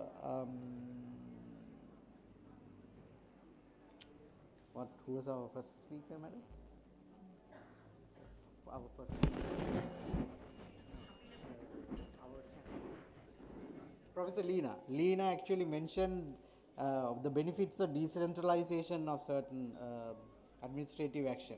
So I think one of the positive things from this year's national budget that has happened from the province's point of view is that 16.5 billion rupees have been allocated for school meals, that is to be managed by the provinces. So I think with great power comes great responsibility, says Spider-Man, like that. Now there is great responsibility that lies with the provincial administration to make use of these 16.5 billion and strengthen the school meal program and make sure that it continues and grows. Perhaps, as doctor mentioned, tomorrow there will be planning. I hope that how the province is going to use the resources will also be taken into consideration when you are planning. At WFP, we will be supporting the food safety and quality and M&E system strengthening work going forward from here on. And and that's it. You can enjoy your own meal after our session. Thank you very much.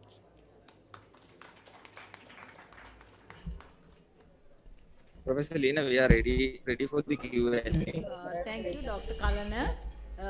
It was a brilliant presentation.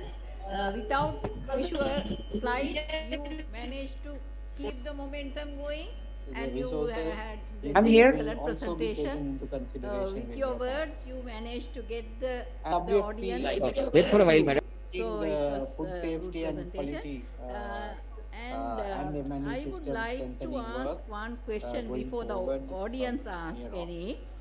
What is the mechanism to develop the school gardening or the with the school meal program? Is there any plan for that? Professor Leena, we are ready.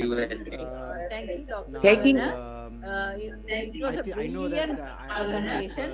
Without visual slides, you managed but I know that keep there the are momentum going, initiatives taken and by you food and I'm here. presentation. and With has your set up words, some you pilot managed to get projects the audience.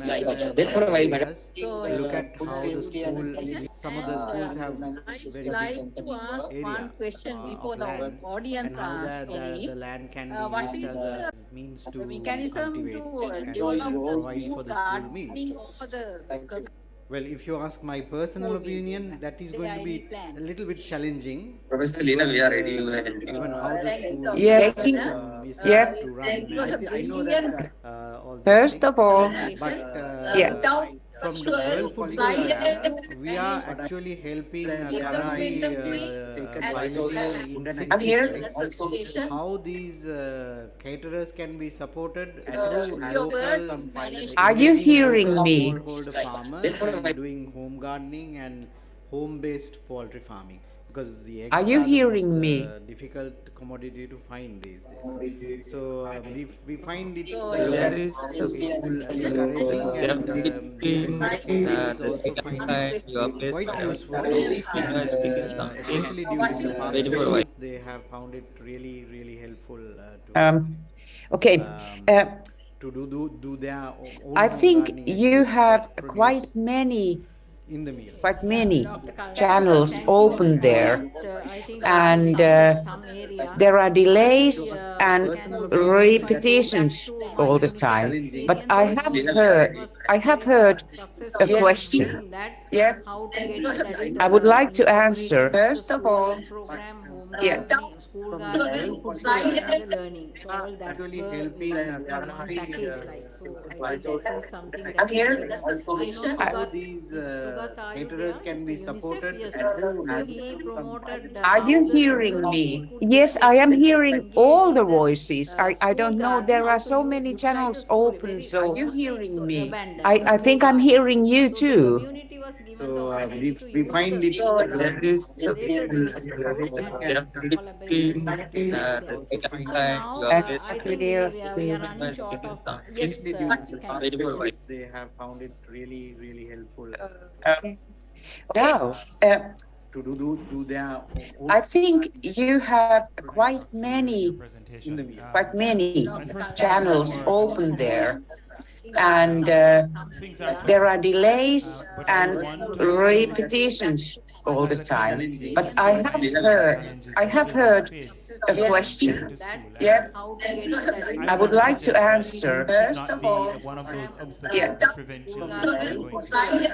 And that means communities have to pull together a lot more than they normally do. These Support children caterers to can eat be first, supported. and secondly to ensure that they have the Are you means hearing to me? go to school. Yes, I am hearing And I all think the voices. I don't know. the There are so education many system has channels a strong open. role So to are you play, hearing which me? is I think I'm hearing you and I too. know WFP So also we promoted find it. marketing approach, which strengthens that connection between the school and community. Definitely something that we need to be looking at. My second point, and probably more the question, relates to ensuring that we're Now, talking holistically about using I think schools as you have platforms for quite providing many services. many Depending on channels perspectives, school open feeding, there, but also we need and to ensure that, especially there are given the pandemic delays situation, which and was just emergency, repetitions and all we're the also looking time. more But broadly at school health and I have nutrition. heard So a health, question. sanitation, and Yeah, nutrition. I would I just like to wanted to see if you answer. have comments on that, and secondly, in the discussion that we're planning tomorrow on nutrition, we're looking at as well about that holistic, a lot more than so food plus nutrition Caterers can be supported. and secondly to ensure that they have Are you hearing me? Yes, I am hearing all the voices. I don't know. There are so many channels open. So you hearing me? I think I'm. I think, yeah, very rightly said. WFP is actually moving away from the terminology school meal program and transitioning towards calling it school based programs, because you can't talk about only school meal without talking about education, the whole holistic picture that happens in the school. So in the provincial workshops, as PD sir might remember, that we conducted last several months ago, we invited health stakeholders, agriculture, and livestock even, and in some provinces even trade sector, and they all got together and discussed these matters. One of the things that we found, or like we know, is that there is a very good school health program also going on, like the school medical inspections, the canteen policies, the nutrition policies, and those things. And also, I think one of the things that is pending to come out is the National School Health Policy, which we will all be put under a single umbrella, where we will be able to talk about health, nutrition, education, and development as a continuum rather than as isolated entities. Thank you so much. I think we are running short of time. Yes, Darshan. One more question. I'm yes. extremely sorry to have kept you starving there, but we are discussing something very, very valuable.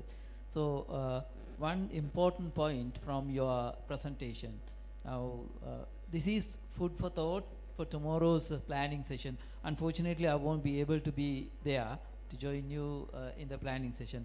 However, I want to highlight this. That is the sustainability of these kind of programs. Especially now, if a province gets 16 billion rupees, our responsibility is not to exhaust the fund, but to grow it. You came up with that idea. What we have to do is to grow it and to keep it, because the country is in the middle of a economic crisis. So we can't keep on depending on development partners forever. So within this planning process, I think our colleagues from the province will have to think of how to grow this fund. There will be different suggestions, but definitely we have to have a solid plan to protect the fund and to grow it and to use it for many years to come. And thank you very much for coming up with this idea of school gardening, because I can remember when I was a child, we had this practice in our schools. My first bank account came as a result of school gardening. Yes, we had a school garden. Colleagues of my class, we had a radish cultivation, and the harvest. Yes, harvest was sold, and every child from my class was supported with a bank account, National Savings Bank, 2 rupees. I still have the passbook with me, right, as a souvenir, and that's how we were grown up. I think we have to think of those best practices again, and a school garden will not only help students this school meal program, but that will give them a lot of experience, and that will make them good citizens. Yes, hands-on experience, that is the most important thing, and it will contribute to the school meal program as well. Thank you.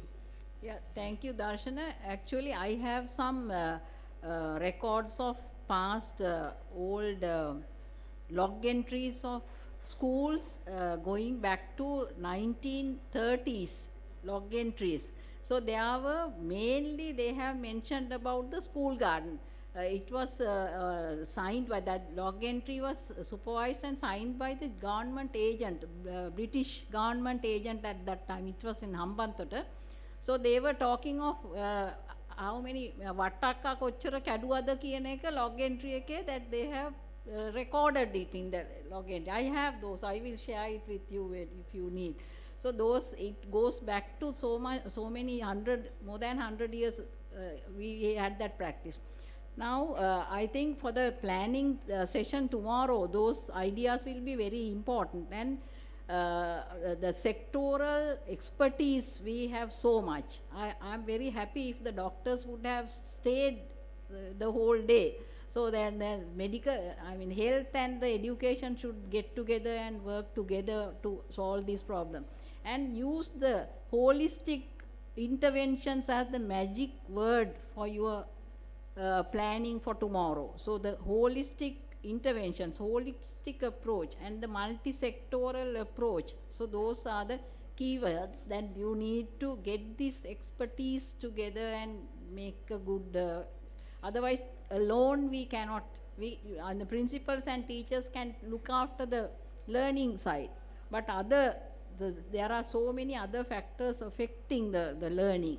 So those were discussed from morning. So you consider those and get the multi-sector approach and multi-sector support to solve those. I think that is an area that we need to emphasize for the next coming years. Yes. Small point. I think I'm so sorry.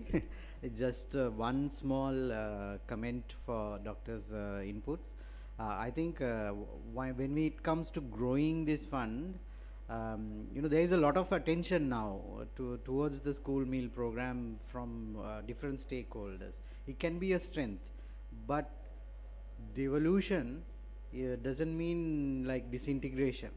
So we should not let the national ownership or the provincial now ownership disintegrate, but the provincial department needs to still play a crucial role and maybe look at who can support the program to be sustained while keeping the coordination and leadership role with the provincial department.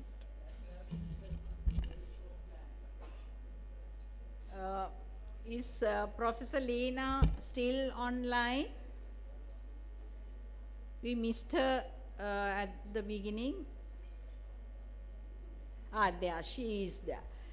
Thank you, Professor Lena, for your wonderful presentation on CESIP and the interventions on secondary education in Sri Lanka. This is a very well-known program in the country, and you are the academic leader of this CESIP program. And I would like to draw your attention over this teacher incentive method. What is the teacher incentive method that you would propose to have the balance of teacher deployment? So what is the kind of teacher incentive method that you would propose? Program to be sustained while keeping the coordination and leadership.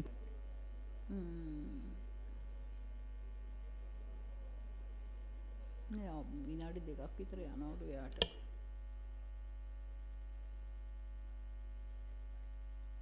We missed her. I am here. I am here. There she is there.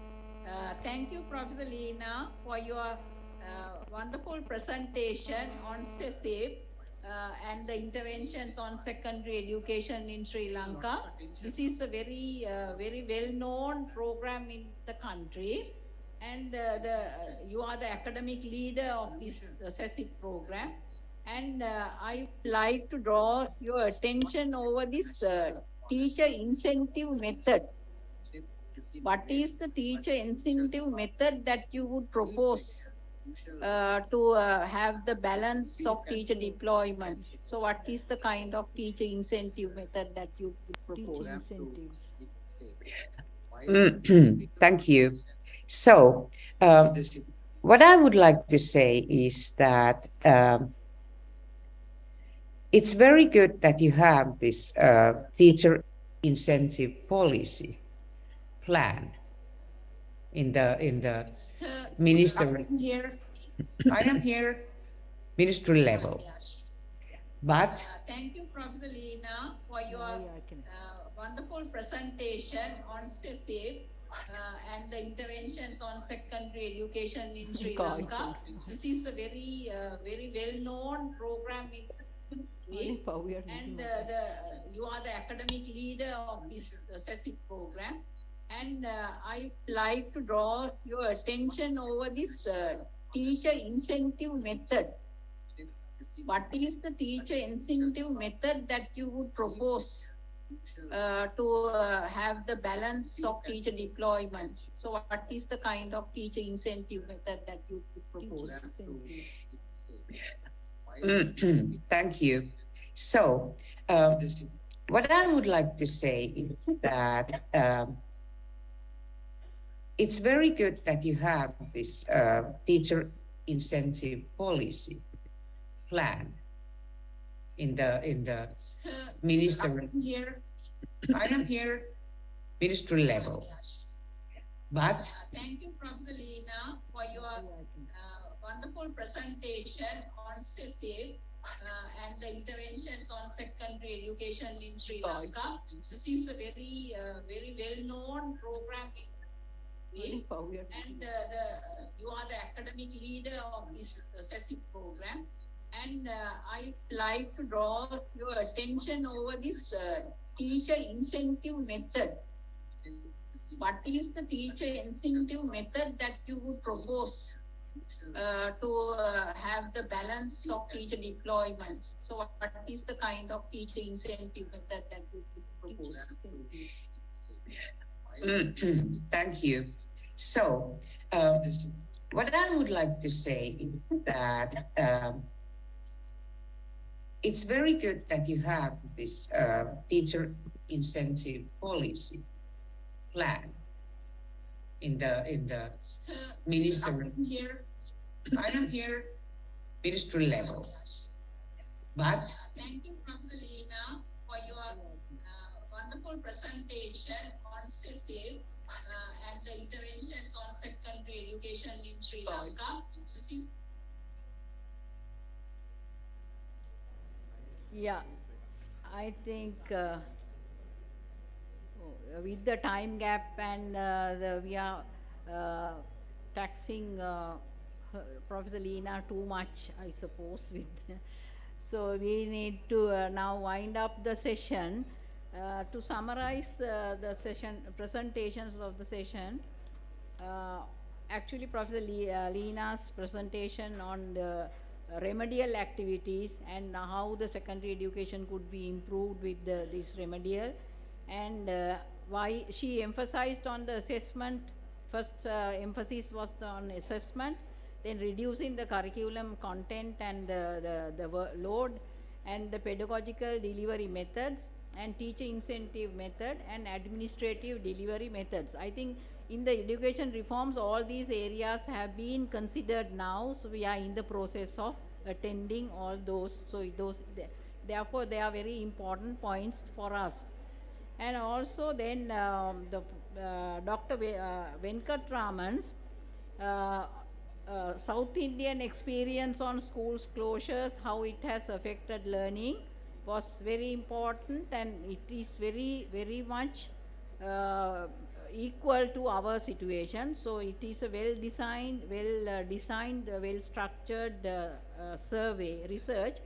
So that is, we can learn a lot from that survey, and this is something we need to look forward. Then also Dr. Venkatraman emphasized on community support and involvement in learning. So I think there was a question from the audience that the children need lot of reading material. So that is availability of reading material. I think community engagement can support those. So I mean, the mixing of those ideas can give you a good solid intervention proposals.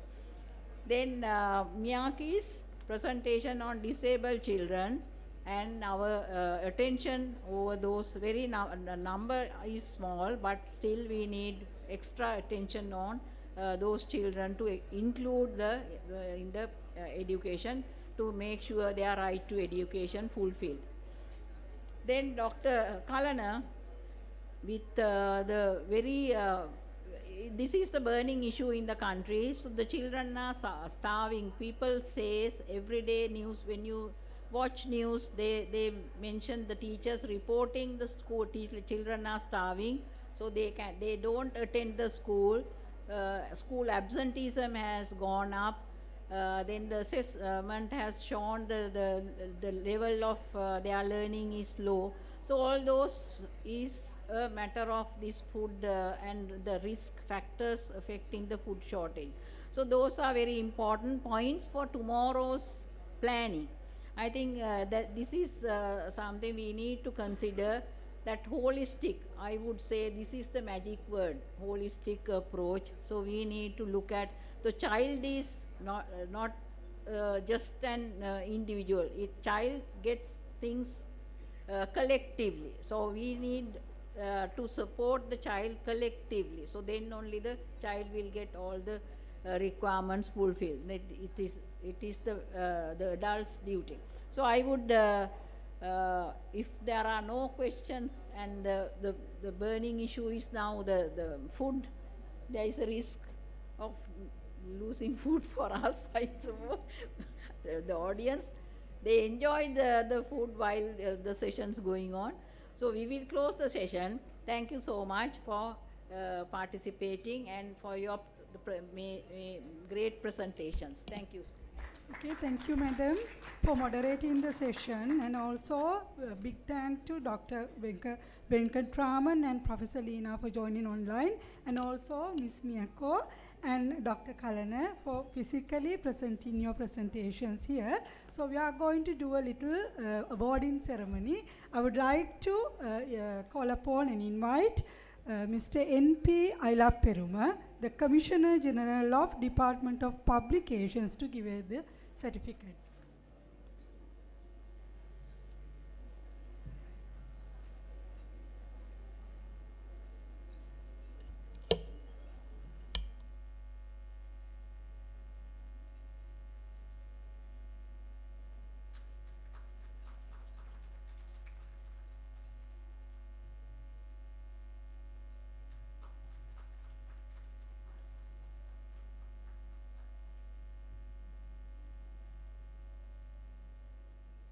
So little mistake, it is P and Ailapperuma. I have mistaken the two letters.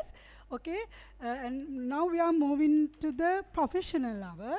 So it is time for Ms. Shanika to come and I'm going to hand over the session for her. She will be doing the moderating, and I think she is going to do the introduction. Okay, thank you.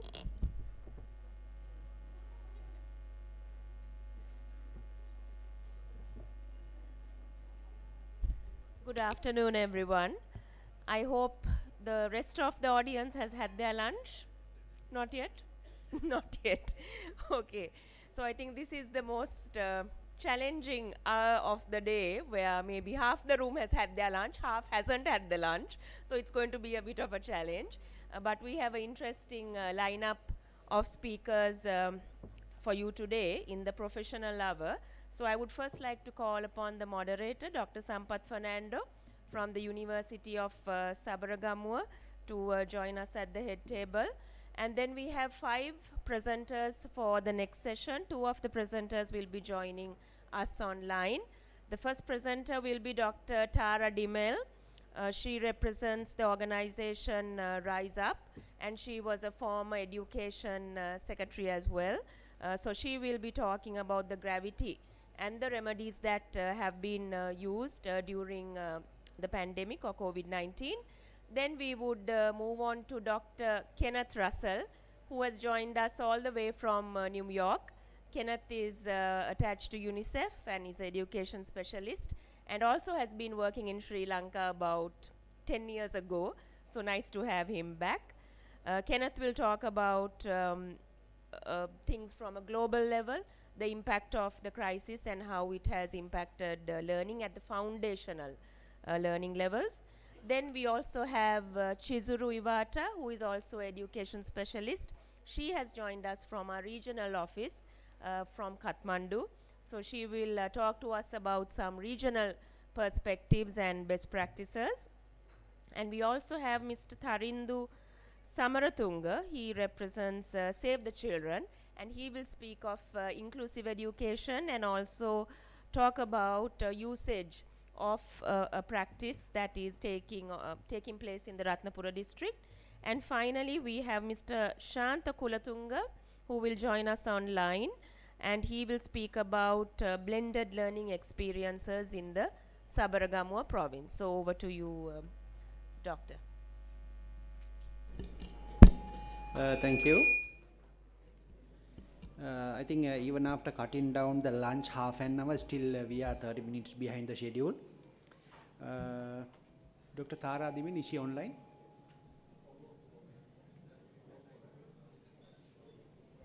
Okay.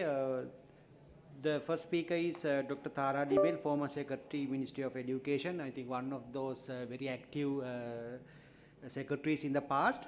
So she is going to talk about pandemic-induced learning losses, gravity and remedies. I would like to invite Dr. Tara Dimel.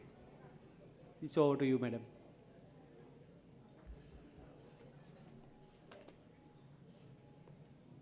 Good afternoon, everybody. It's a great pleasure to join this very important conference. My thanks go to Mr. Sepala Kurukwarachit, Provincial Education Director of the Sabaragamuwa province, for having invited me to make this brief presentation on the pandemic-induced learning losses. So if I just rewind to March 2020, when we were hit by the pandemic, the entire world, we found that there were 3 main crises that really hit us, that impacted us, of which 2 were the most prominent and visible. Obviously, the health crisis, because patients were dying of COVID, ICUs were full, there were huge issues across the board in all countries. And then coming soon after that was the economic crisis, where people were losing their jobs, their livelihoods, their incomes. And so those were the twin crises that all of us saw. And we thought those were the only two crises that are actually impacting us. The third crisis, which is the education crisis, was even then referred to by educationists and policymakers as the invisible COVID crisis. The reason why it was called the invisible COVID crisis is because it actually wasn't visible. Schools closed, as you know, in 188 countries or more. 1.6 billion students were ousted from education together with 63 million teachers almost overnight. Most countries were closed for nearly 20 months. But the impact on education remained invisible. Actually, it's even invisible to many countries and policymakers even now. But sadly, this is the crisis that will be remaining for long after the other two have eased. So let's discuss that as well. So when schools closed, academic disruption followed, massive learning losses were seen. There was a huge cognitive fallout, which is not estimated then. Even now, most countries have not estimated the actual cognitive fallout. Psychosocial issues resulting in emotional challenges with children in lockdown, abusive homes, separated from friends, family, the whole gamut of problems with stress and depression. But mind you, this did not only affect students, it also affected teachers. The pandemic simultaneously amplified the education inequalities. Inequalities in education is prevalent everywhere in the world, more so in countries like us, low and middle income countries. So these were amplified, performance gaps were amplified, and let's say fortunately the digital divide was amplified, and that's why we are able to even talk about the digital divide today, because we actually saw it in our face when the pandemic hit. An important thing that happened soon after the pandemic hit were the beginning of the school dropouts. You know, in Sri Lanka and in many countries, always there is a percentage of students who drop out, either post-secondary school or even before that. School dropouts began to increase because the students never came back, even after in-person learning resumed. Students either joined their families for livelihoods, parents' jobs. In some situations, young girls were given in marriage, and so on. So school dropouts increased, but sadly, even in Sri Lanka, we actually don't have a number to see how many children dropped out of school since March 2020. Then the undetected self-ouster from online learning or internet-based education. Nobody could see if a student gets bored with a lesson and he can't cope, all he needs to do is to press a button and he is ousted from that lesson. Nobody could quantify that.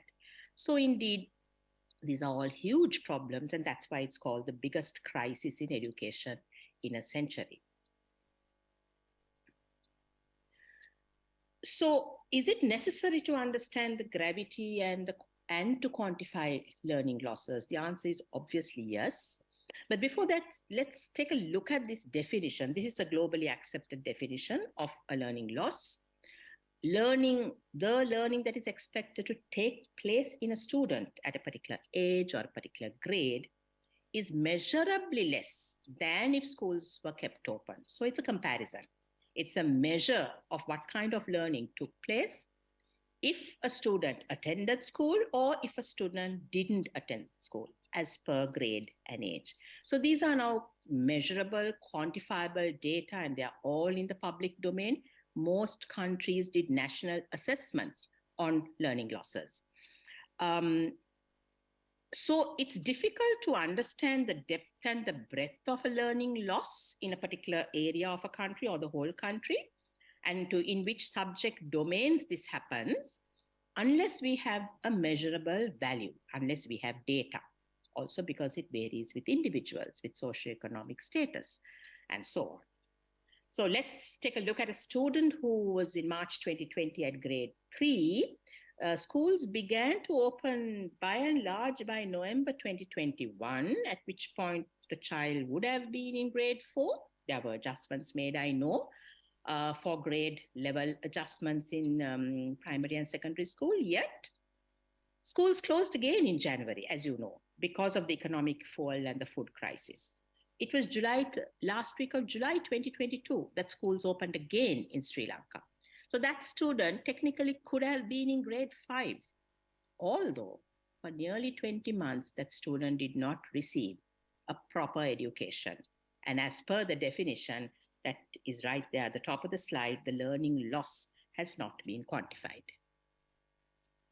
And the important point we have to understand is how teachers were not trained, firstly, to understand what is a learning loss, what is the gravity of not quantifying learning losses, and they were not trained to recover the losses and to measure any form of academic recovery, at least for the first several months of the pandemic-led school closures.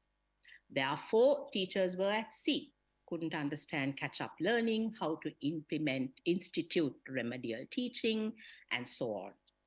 So the long-term fallout will invariably be a generation of undereducated young people.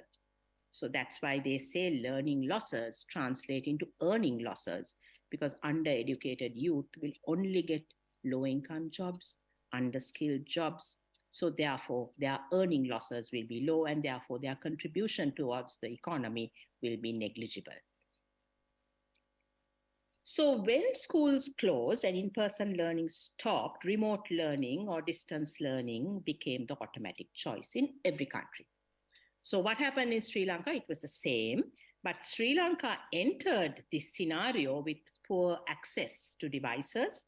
The 2019 census department did a survey. There was less than 40% of students who had access to devices like computers, tabs, and laptops, smartphones. Also, the same kind of statistics for the internet. By 2021, the statistics improved because parents used whatever funds they had and bought a smartphone at least, and data packages, as we all know. Also, the WhatsApp lessons were a very commonly used method of communicating with students, and that was a very poor substitute. Television-based education and radio-based education was expected to mitigate the learning losses, which didn't happen. If you just take a look at the blue column at the bottom, I mean, television education is a one-way stream education. The ministry put in a lot of effort to get that rolling out, but look at the logistics. Low-income families, one television set the most, 2 or 3 members of the family, different timetables. Imagine how difficult it would have been to follow a series of lessons. And the family uses the television for entertainment as well. On top of that, power outages, electricity issues, reception issues. Well, I don't have to elaborate more. So these are the logistical issues of TV-based or radio-based education as a part of a method for remote learning.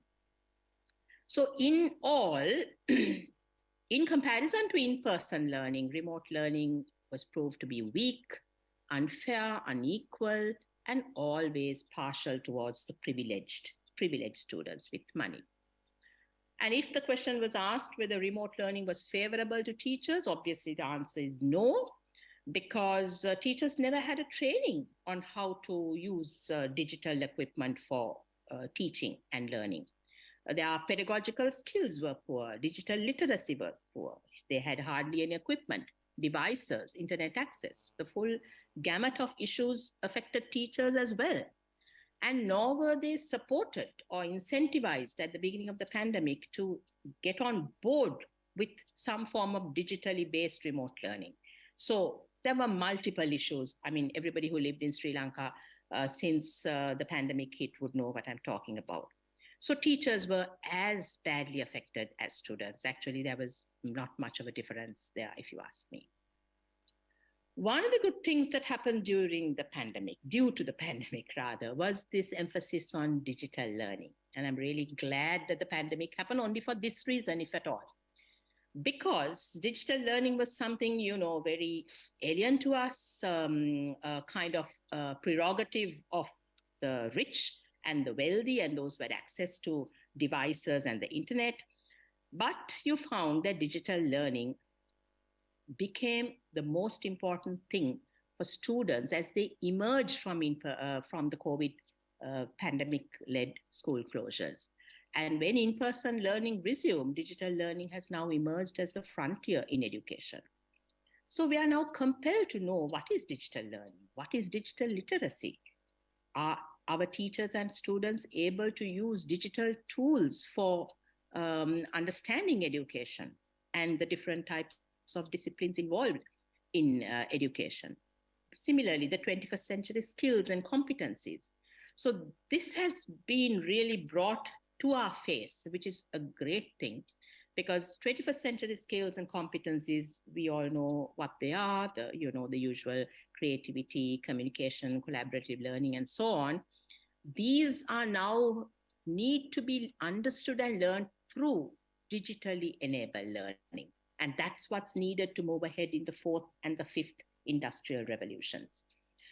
Teachers have to be equipped with digital learning in order to teach students in the same way.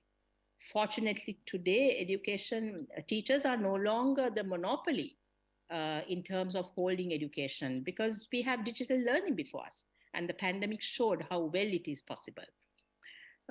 So the question is whether Sri Lankan school children are ready to face this huge paradigm shift and to face the future jobs that are in front of us, whether we like it or not. So post-pandemic academic recovery has to go hand in hand with digital learning. Anybody who has any kind of insight into what's going on in the world will agree with me. Not only is it a key enabler of transition to normalcy in education, digital learning, it also has driven sector-wide change from countries in the African continent to Latin America to Southeast Asia. We've seen it happening everywhere. So it has helped in improving access to quality learning across the board. And it has helped in developing different types of skill sets, foundational, digital, transferable skills, all types of skills. Obviously, it's expensive, so impoverished and marginalized communities in low-income countries have to be prioritized. But indeed, that's the way to go. If Sri Lankan students, like the millions of students around the world, are to leapfrog into a fast-paced, digitized, interconnected economy, digital learning has to happen. We in Sri Lanka have to learn from our peers, from countries in different parts of the world, like starting with South Asia, Southeast Asia. Countries like Cambodia and Vietnam have done this in a big way. Countries like Rwanda in the African continent, and others like Israel and thereafter in the Latin American bloc. So we need to learn from one another. Organizations like UNESCO, UNICEF, and the World Bank are already helping us. I mean, they are creating platforms for countries to connect, to learn from one another, to improve access and to expand education. And indeed, to understand that in-person learning is essential. It's face-to-face learning. It's the most conventional method, the hallmark of education delivery. But that digital learning will facilitate this major quantum shift in learning, which is going to help us to meet the challenges of the coming decades of the 21st century. Thank you very much, everybody. I'll be very happy to answer any questions that you may have based on the presentation. Thank you.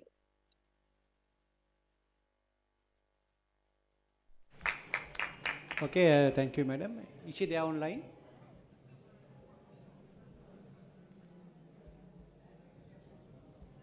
Hello, is she there online?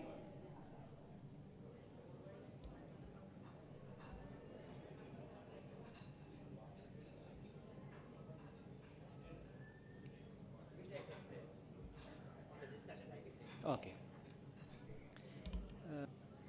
The global perspective on the crisis in foundational learning, 1.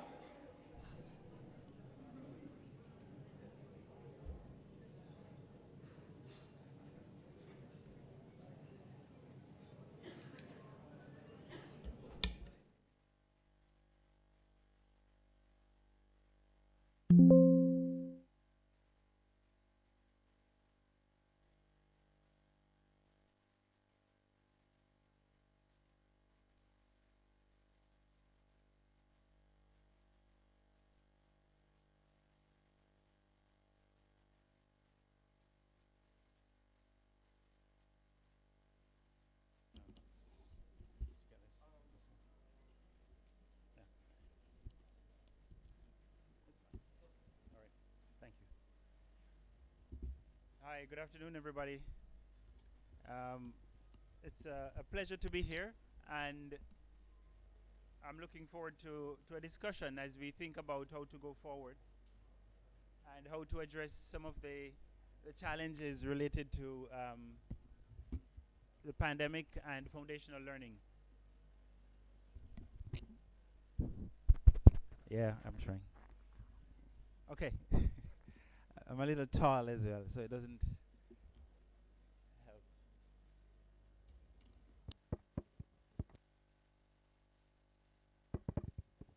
Test it on. So Test it on. perfect. Or not so perfect. Okay, so let me try this.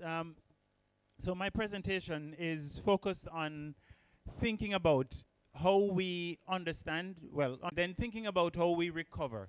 What is it that systems should be doing in order that we can help our children to recover from this pandemic and to even accelerate beyond where we are or where we were before the pandemic.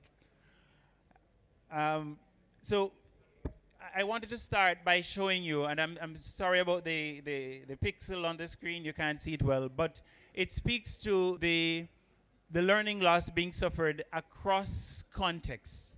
So whether you're in Africa, Asia, Europe, one thing is consistent. Just about every continent has countries where learning loss has been significant. So here we can see that, for example, in the UK, it was estimated back in 2021 that children had lost up to 2 months of learning. And that's a context in which schools were not closed for very long. And of course, they also have resources to help the systems to recover quickly. In Brazil, they also found that children had learned only about 28% of what they would have learned had they been face-to-face. 28% online, which is 28% of what they would have learned had they been face-to-face. So you can see that, and we heard it today over and over, the pandemic was not good for learning, and the pandemic was not good for children generally. So just probably to put a few numbers to some of the points which were made by the previous presenter. So if you think, for example, about school meals, and the previous panel spoke about school meals. We know that up to 370 million children miss their school meals. And for many children, this is the major meal, the most nutritious meal that they would have. We also know that there's been a 34% increase in depression and anxiety resulting from children not being in school and the issues related to the pandemic. So the pandemic has been bad for learning, and as I said, bad for children in many, many other ways. Now, when we think about learning, and we think especially about the foundational years, what we understand now is that even before the pandemic, we were having a problem. So using the learning poverty measure, which we have, we've developed initially by the bank and then subsequently supported by others. For some reason, just about 60%, 57% of children could not read, 57% of children could not read with understanding a simple paragraph by age 10. 67%. We're talking about 2 of every 3 children. Since the pandemic, that has gone up, which is what you're seeing here. It has gone up to about 70%, right? And if we do nothing, if we keep doing business as usual, we are likely to end up at about 65%, period, but a little worse off. And we also know that there is hope, because countries in their SDG targets, in the plans they submitted for the SDGs, made commitments that could reduce learning poverty to 38%. Countries saying, we want to reduce by 60, we want to reduce by 50. They had very ambitious plans. So from a global level, our message is a very simple one. Keep your commitments. So if countries keep their commitments, we will not have 65% or 70%. We will be closer to 38%. We need to be frank and honest with ourselves, because if we don't keep that commitment, we're going to be having not only an education. One of the critical things that we need to focus on as far as education is concerned is the foundations, the beginning. Because as Jeffrey Sachs said at the Transforming Education Summit in September, if you can't read and understand a story, you're not going to get a job anywhere. And we could go further to say, if you can't read and understand a simple story, you're not going to be able to gain some of the other skills that you need. You're not going to develop the 20 effectively, and you're definitely not going to develop some of those fourth industrial revolution skills that we so desperately want our children to achieve. So the foundational, the focus on the foundations, that's critical, because that's the basis on which we're going to build the other skills that our children will need in order to become the citizens that we want them. It has a knock-on effect not only on learning, but on the children's development more broadly. So I don't want us to lose sight of this and the importance of making sure children get the preparation they need in the early years, from early childhood into the early years of primary, and doing so in a way that is equitable and using approaches that are inclusive and support children to learn and develop effectively. But let me show you, I did say we can accelerate beyond where we originally projected that we would go. This line, this dark line, is the line which showed the projection of learning before that learning levels would rise gradually along this line. But then came the pandemic and the projections changed. With schools being closed, this is an average, we had the learning levels falling, and that they will actually continue along this line. So you can see that there's a significant distance, a gap between where we were projected to go and what is happening as a result of the pandemic. But then we've gone further to say we can actually close this gap if we take actions now. So I spoke earlier about accelerating and keeping the commitments. And we can look like this if we do the right thing. And of course, there's no magic bullet, no silver bullet. But let's talk about what we know work and what we think can make the difference. Even my most beautiful graphs don't show up well on this screen. So you will have access to the presentation, and I hope you'll be able to see it better. But this is UNICEF's model for foundational learning to function effectively. And then if those systems function effectively, then children learn. So on the outside, along the enablers part of the circle, of the first circle that you're looking at, the blue one on the outside, you have things such as parental support, community engagement, teaching practices, strong and effective systems, accountability, and so on. And then the second circle, what's this? This pink? Purple circle. That speaks to what happens if those enablers are in place, and that includes children will be in school, teachers will be teaching effectively, the remedial supports are in place, and so on. And then more immediately and in the center, you're going to get the changes in reading levels, in math, in socio-emotional learning, and as a result of that, you will have children who are performing effectively, and they're ready, especially from the foundational years, ready for the subsequent years of learning. So let's now think of a framework for our planning. So tomorrow you're going to be sitting around and you're going to try to figure things out. And we're saying there are 4 steps which at system level we should consider in order to do that planning. And the first step in this process is to diagnose the system, to diagnose the learning levels. And it is important that we do this, because if we don't, then we could end up repeating or making things even worse. The next step is setting the vision for learning. So where do we want to go? What targets do we want to reach? Right? That's the question that we then need to struggle with and set targets accordingly. The other part of this, which is closely related, is then what is it that gets us there? What are the policies, what are the decisions related to policies and capacities and so on, which we need to make in order to achieve that target? And then the fourth one is the monitoring and ensuring that we know what's happening. We make adjustments. So you set the targets, develop the policies and implement them, and then we monitor and adjust to make sure we're meeting those targets. So that's the framework for planning. The previous one, this is just the framework for planning. But what do we do? What programmatically do we need to do to make the change? So a group of global entities, organizations, UNICEF, the World Bank, UNESCO, the UK government, FCDO, and USAID, plus the Gates Foundation, all signed off on this framework. It's called RAPID, and I'm sorry again that you can't see it clearly. RAPID, reaching children and returning, right?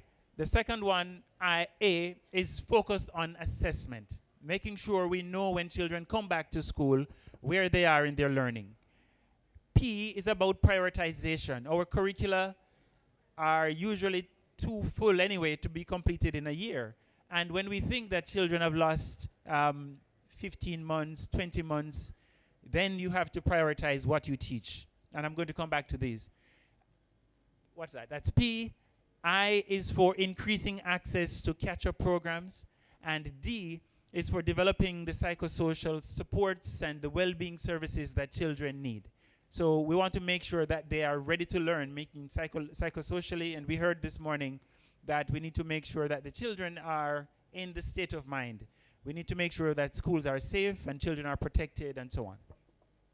So that's the big framework, and I just want to spend the next 3 minutes talking about some of the components. So as it relates to returning children to school and keeping them there, some of these are things we do as part of our regular back-to-school efforts. You know, we have the campaigns, we engage the communities. Where children don't have food, as we were saying earlier on, we try to make sure that we create opportunities for meals at school. In some countries, they have cash transfer programs that allow households to take care of some of the economic needs and so on.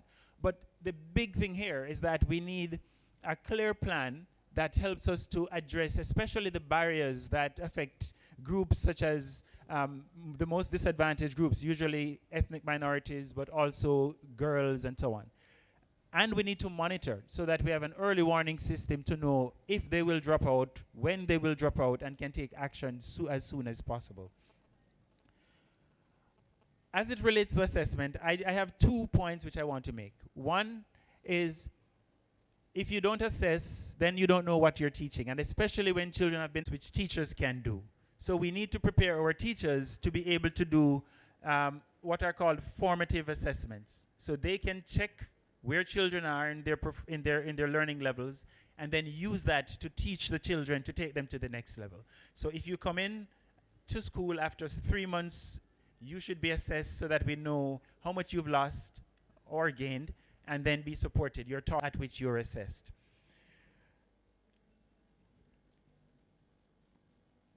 So that's the assessment component. And I'm saying let's keep it really practical and simple. Let's start with the classroom, make sure the tools are there, and then we can also simultaneously work on the national systems to support assessment at this. When we think about prioritizing the curriculum, this can get really complex very fast. But really, the point here is when children return to school, or as we prepare to reopen schools, what is it that children need to know in order that they can move to the next level? What are those non-negotiables which are necessary for the child in order for them, having missed grade 1 and 2 and now they're coming their grade 3 age, how do you help them to make up? So you have to look at the curriculum and make decisions. So for example, in mathematics, if in grade 3, you're supposed to be doing long division, then you need to think, well, does this child have a good understanding of of numbers? Does this child really have good understanding of division gaps before you can then start teaching the grade 3 curriculum? That's what this is getting at. So prioritizing, the same for language. If in grade 2 they're supposed to be reading, they need to be able to blend sounds, they need to understand letters and so on. That's what this is getting at. It needs the NIE and it needs the curriculum experts to sit down, think it through and make those decisions. And I know in some countries, I think in Sri Lanka as well, some of that work has already been done. But it's something that has to be revisited from time to time as the system shut down and reopen. So about catch up in this conversation, in this symposium today. And you know, my graphics are actually really nice. I'm sorry you're not seeing them now, but there are two major system level catch up remedial programs that are recommended because they work. All of the evaluations suggest that they work, and I want to just spend 2 minutes on them. The first one is what are called structured pedagogy programs. And these structured pedagogy programs basically say to you or say to the system, and we know from evidence, there are these pieces which education systems implement from time to time. Sometimes we're focused on the textbooks, sometimes we're focused on the teacher training, sometimes we're focused on the lesson plans, sometimes we're focused on the assessment. And most systems have these pieces. And oftentimes what's missing is that they're not connected. They're not, so when I think of structured, what the evaluations, there was a recent evaluation from Mongolia, where they did an experiment looking at, okay, if we use some of these separately, do we get the same effect as if we use them together? And the answer is no, as you can predict. So with structured pedagogy, the emphasis is on supporting scripted lessons for teachers, training and coaching the teachers, providing the children with textbooks that are related to the scripted lessons, as well as formative assessment, so the periodic assessment and grouping. And those things are kept, what we call tightly coupled, meaning they work together, and you have a system where those pieces are consistently working together. That gives you results, stronger results than if you focus only on one. They need to work together. So that's structured pedagogy, and you will see the presentation and be able to have a look at that. The other one which works, and the best example of it actually is your neighbor to the north in India. It's targeted instruction. So if you're familiar with Pratham's teaching at the right level model, that's targeted instruction. And it's really, really very simple. It's similar to the multi-level program which you have here in Sri Lanka. And it has 3 things to it. 1, assess the child, group the children according to their levels, teach the children according to those levels. And guess what you do after that? You repeat. Assess the child, group them according to their levels, teach at the level where they are. What do you do next? Assess the child, group them, teach them at their levels. And the children move from group to group. Instead of focus only on their age or their grade, you focus on their learning levels. And the basic point on that, the importance of that is we frustrate children. We, all of us, including every single one of us in this room, we frustrate them by pushing them beyond what is called their proximal zone of development. Meaning, we're asking them to do more than they can. We're asking them to do things that are more difficult instead of being incremental and supporting them to move from one level to the other. And that frustration leads to they hate school. They sometimes even hate the teachers because they're frustrated. But we can do better. And targeted instruction is one way that we can do better. All right, let me wrap up because I know I'm over time. So what we're saying is that we can get beyond where we were pre-COVID.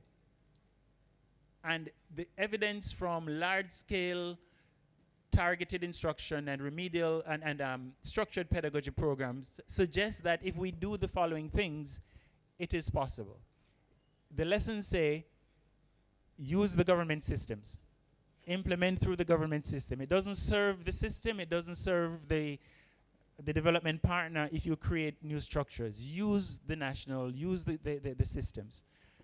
Secondly, build on existing programs. So if you're talking about a new program to strengthen learning, and SAVE is implementing literacy boosts, or USAID is implementing EGRA, or UNICEF is supporting multi-level, you work from there instead of creating something else. Build on what's in the system and you take it from there.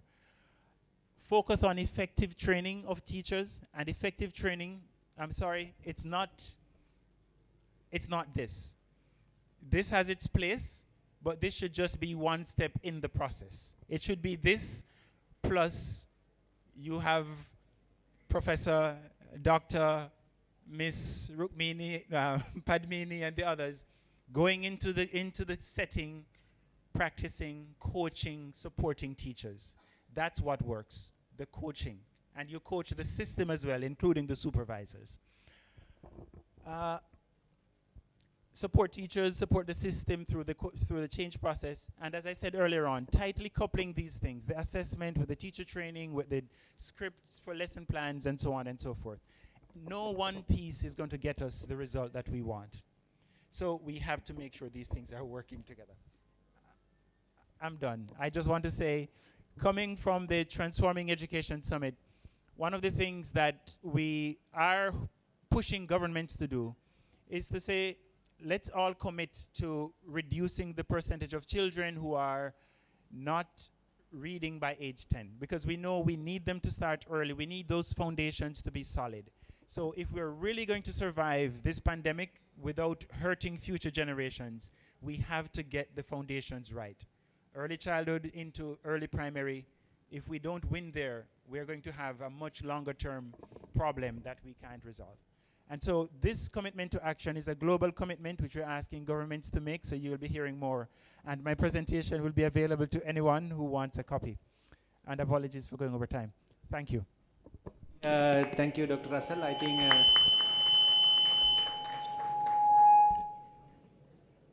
since we are running out with the time, so you can ask one quick question. Since the resource person is with us even after another 2-3 hours, so you can talk to him personally. So I can allow you to ask one quick question, if you like.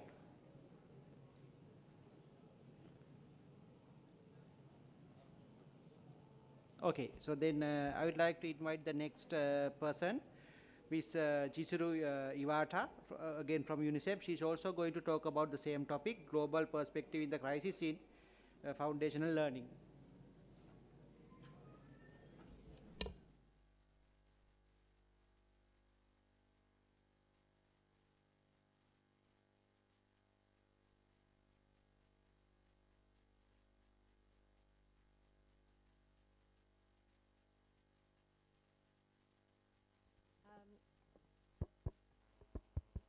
Hello.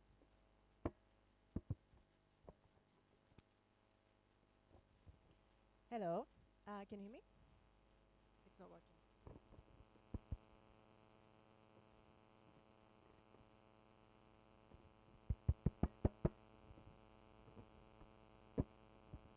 Hello. Can you hear me? Okay. Ayubowan Banakam.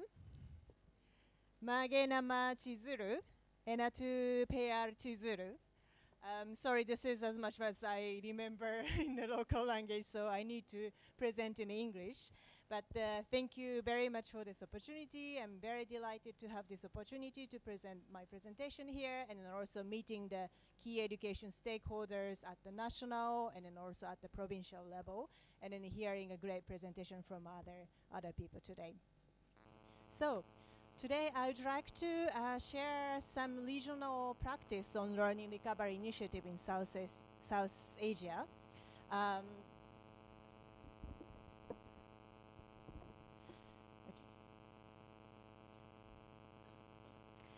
Yes, so we all know that COVID-19 pandemic impacted all countries in the world, but this region specifically has very severe impact, and 434 million learners in South Asia have been impacted by school closures.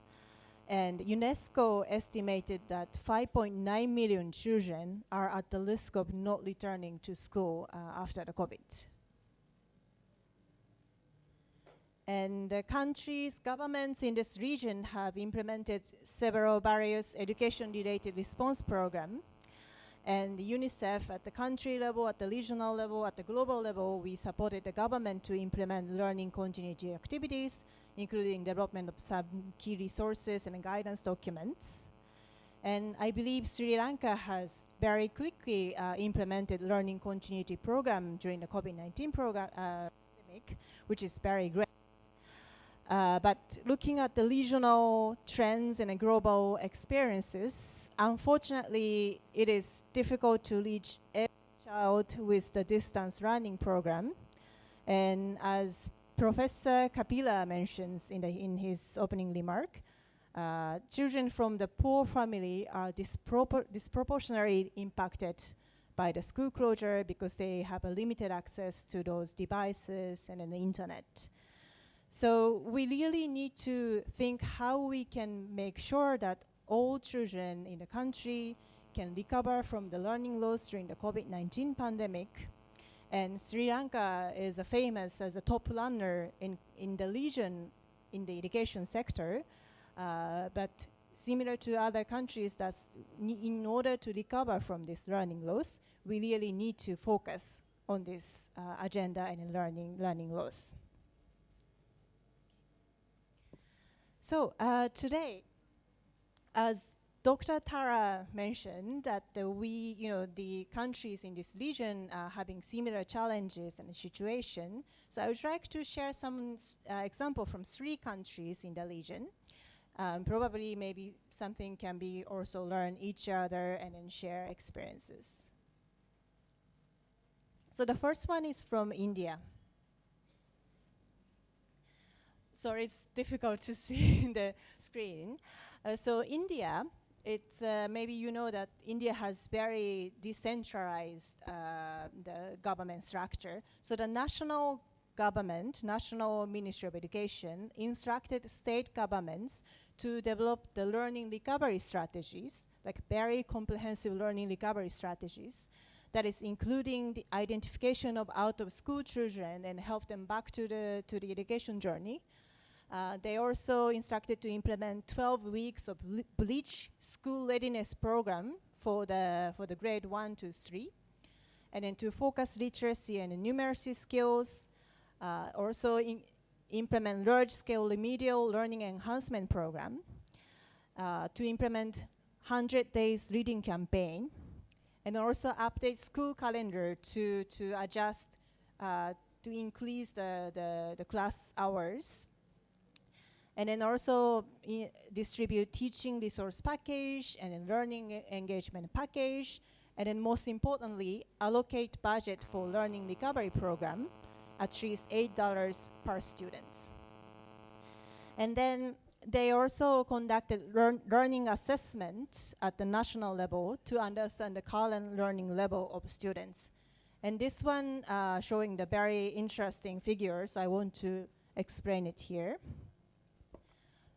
Sorry, it's a bit difficult to see, but this is the result of the learning assessment that India conducted. This is the periodic assessment that they are doing, targeting 3.4 million students in 720 districts in India. And because this is a periodic one, they could compare the result from 2007 COVID. And if you see this side is the 2017 data, and then this is the 2021 data. And then you can see clear drop of the learning 17 to 2021 in all grade. This is grade 3, grade 5, grade 8, and then different subject. So today, because I am from regional office of UNICEF, and I'm new to Sri Lanka, so I want to ask some question to the participants here. In your province or in your district or in your community, did you see this learning decline after COVID pandemic? Can you raise hand that if you see that children achieve less after the COVID?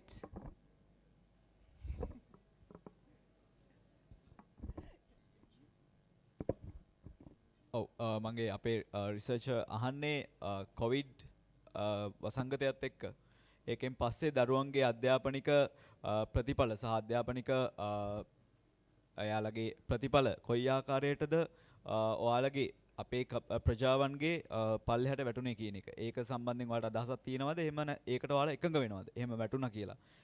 ප්‍රතිඵල අඩු වුණා කියලා දරුවන්ගේ. Thank you very much. Did you see and observe any? You haven't? Okay, thank you very much. Yes.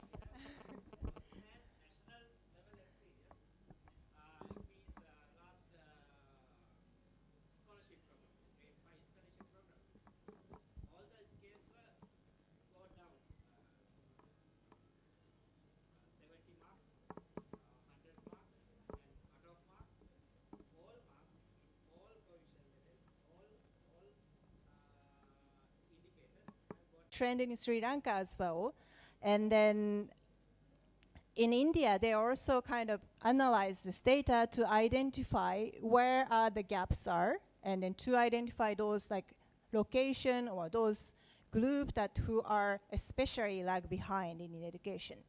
And I think this is very important and to do this exercise so that we know that where we need to focus on this intervention. Okay. So the next one is from Bangladesh. In Bangladesh, they also conducted this the analysis, the data collection to understand the impact of the COVID-19 on the education. And then in Bangladesh, so they have compared the data between 2019 and 2021. Then especially in this out-of-school children percentage, this out-of-school children percentage, you see the percentage of out-of-school children increase from the green one from 2019 to blue one in 2021. So there's a steep increase, especially in the primary level, that they are out of school children in Bangladesh. And then for the reason of this, the parents mentioned the main reasons are because of the long closure of the school, and then also decreased family income, and then also unwillingness of children. So after long school closure, children lost motivation to continue education. So those are the reasons behind it. And UNICEF there supported the government of Bangladesh to deliver learning recovery program, and especially supporting the catch-up interventions. So this one is focusing on the foundational skills, and they conducted in schools, community centers, temporary learning centers, and targeting 200,000 primary education students, especially who are irregular or at risk of dropouts from the most disadvantaged locations. Periodic assessments of students to understand their learning level, and then the teachers can adjust the methodologies approach depending on the learning level of children. And this one is using this ability-based accelerated learning approach that they're conducting in Bangladesh. I understand that in Nepal that the government, Ministry of Education, and some provinces implementing similar approach. Yesterday, we visited the school in Badula division, and then I saw a teacher wonderfully delivering a lesson accommodating to the different learning level of children, and the children really enjoying and happily learning based on their learning level. And I believe Mr. Apul will make a presentation about this later. Another example from Bangladesh is about this online training on the mental health, psychosocial support. So as Dr. Darshani mentioned in the earlier presentations, that COVID-19 pandemic really impact the mental condition of children, students, and also teachers as well. So in Bangladesh, UNICEF supported the development of online teacher training, and then this is uploaded in the government online teachers portal. And within 1 month of the launch, 250,000 teachers completed this online course. this explained that teachers really feel the needs of implementing this mental health support to students. And then this online course cover it's around 4 to 5 hours self-learning, self-paced content, and it covers basic understanding of mental health, and then how to provide MHPSS support, so MHPSS for teachers. And as Takafo, my colleague, mentioned before, in Sri Lanka, I understand that we are also supporting the government here to conduct mental health psychosocial training for all teachers in secondary school in 2022 to 2023. And these training modules cover the basic understanding of MHPSS, psychosocial first aid, use of referral paths, and psychosocial support for teachers. And then teachers are provided with a booklet on MHPSS as well. Okay, the last country is Nepal. I am based in Nepal. And so in Nepal, they are currently developing the national government, the recovery and an accelerated learning plan. This is called REAL plan. Duration is from 2022 to 25. So it's 3 years plan. This one, including the comprehensive assessment on student learning. They are also investing in numeracy and in foundational learning, structural pedagogy, education reform, and then also 8 weeks intensive intervention focusing on basic competencies for early grade, and then for more longer term, 2 to 3 years learning recovery plan for grade 3 to 8. And then also teachers will receive the training to assess the learning in the classroom and then implement classroom-based recovery activities. The other thing I want to introduce from Nepal is that this Tol Shiksha program that they are implementing. So this program is originally started as a community learning program during the school closure, but now it was successful, so now it's integrated to the usual school and as after-school classes. And this one is focusing on literacy and numeracy, and then using the active learning methodologies. So the teachers using like different learning materials, including some toys and games and songs, so that children can enjoy learning. And then it's encourage children's motivation to continue providing safe and inclusive place for children, and then also children with disabilities can join the activities as well. So as a takeaway, so as Kenneth, my colleague, mentioned that it's very important to assess at the system level and then also at the classroom level. So at the system level, we need to understand the current situation of learning and then enrollment of children, and then we need to know where are the pocket that is lag behind that we need to focus in each district and at the national level or in the community level. At the classroom level, teachers need to understand the level of learning of each student, and they need to kind of adjust, accommodate, depending on the learning level. But to do that, we also need to build the capacity of teachers so that teachers can implement child-centered teaching, learning activities. Children compared to the other countries in the region. However, as we know that, the economic crisis, COVID-19 pandemic, those are putting children higher risk of dropout or not attending school regularly. And those children, we need to understand who are those children, where are they, and then we need to provide extra support for them so that they can continue the learning. And in order to do those things, we need a budget. And I think all of us are education stakeholders here, and then we all understand, we know that education is core of the development of children. And then in the situation, in the crisis situation like this, education is more and more important. And education is not only important for the children themselves, but important for the development of the country and the society as well. So I think all of us in this room, we need to join the force, collaborate, cooperate each other to advocate to increase the effort and the focus on the education as well. And then within the education budget, I also highlight the importance of focus and an efficiency so that we can use that limited education budget efficiently to increase the learning level of children.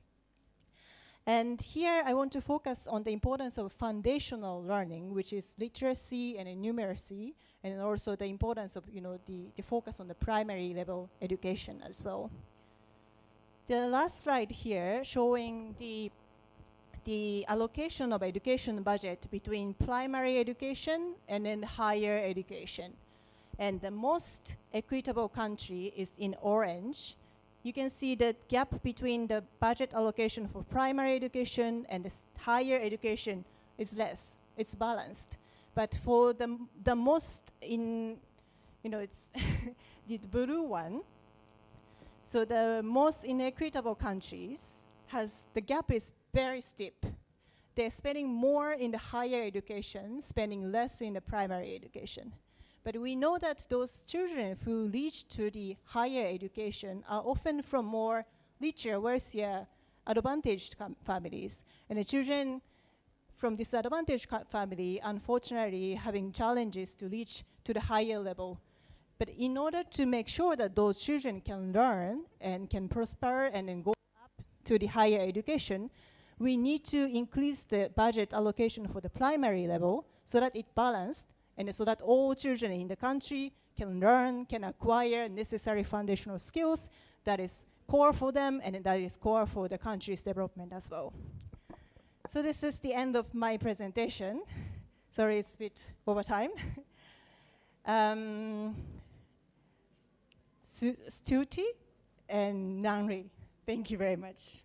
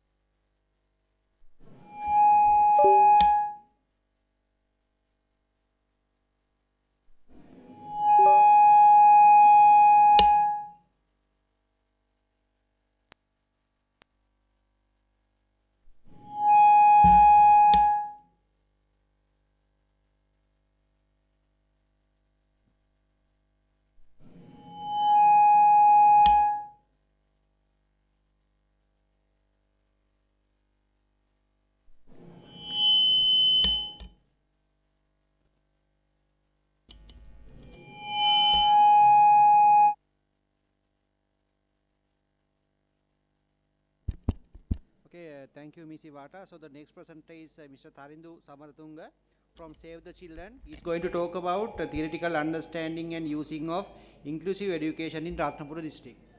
Over to you. Thank you very much. Garutra Sangathatne Avasarai. Good afternoon, everyone. I am Tharindu Samaratunga from Save the Children. I am the education manager at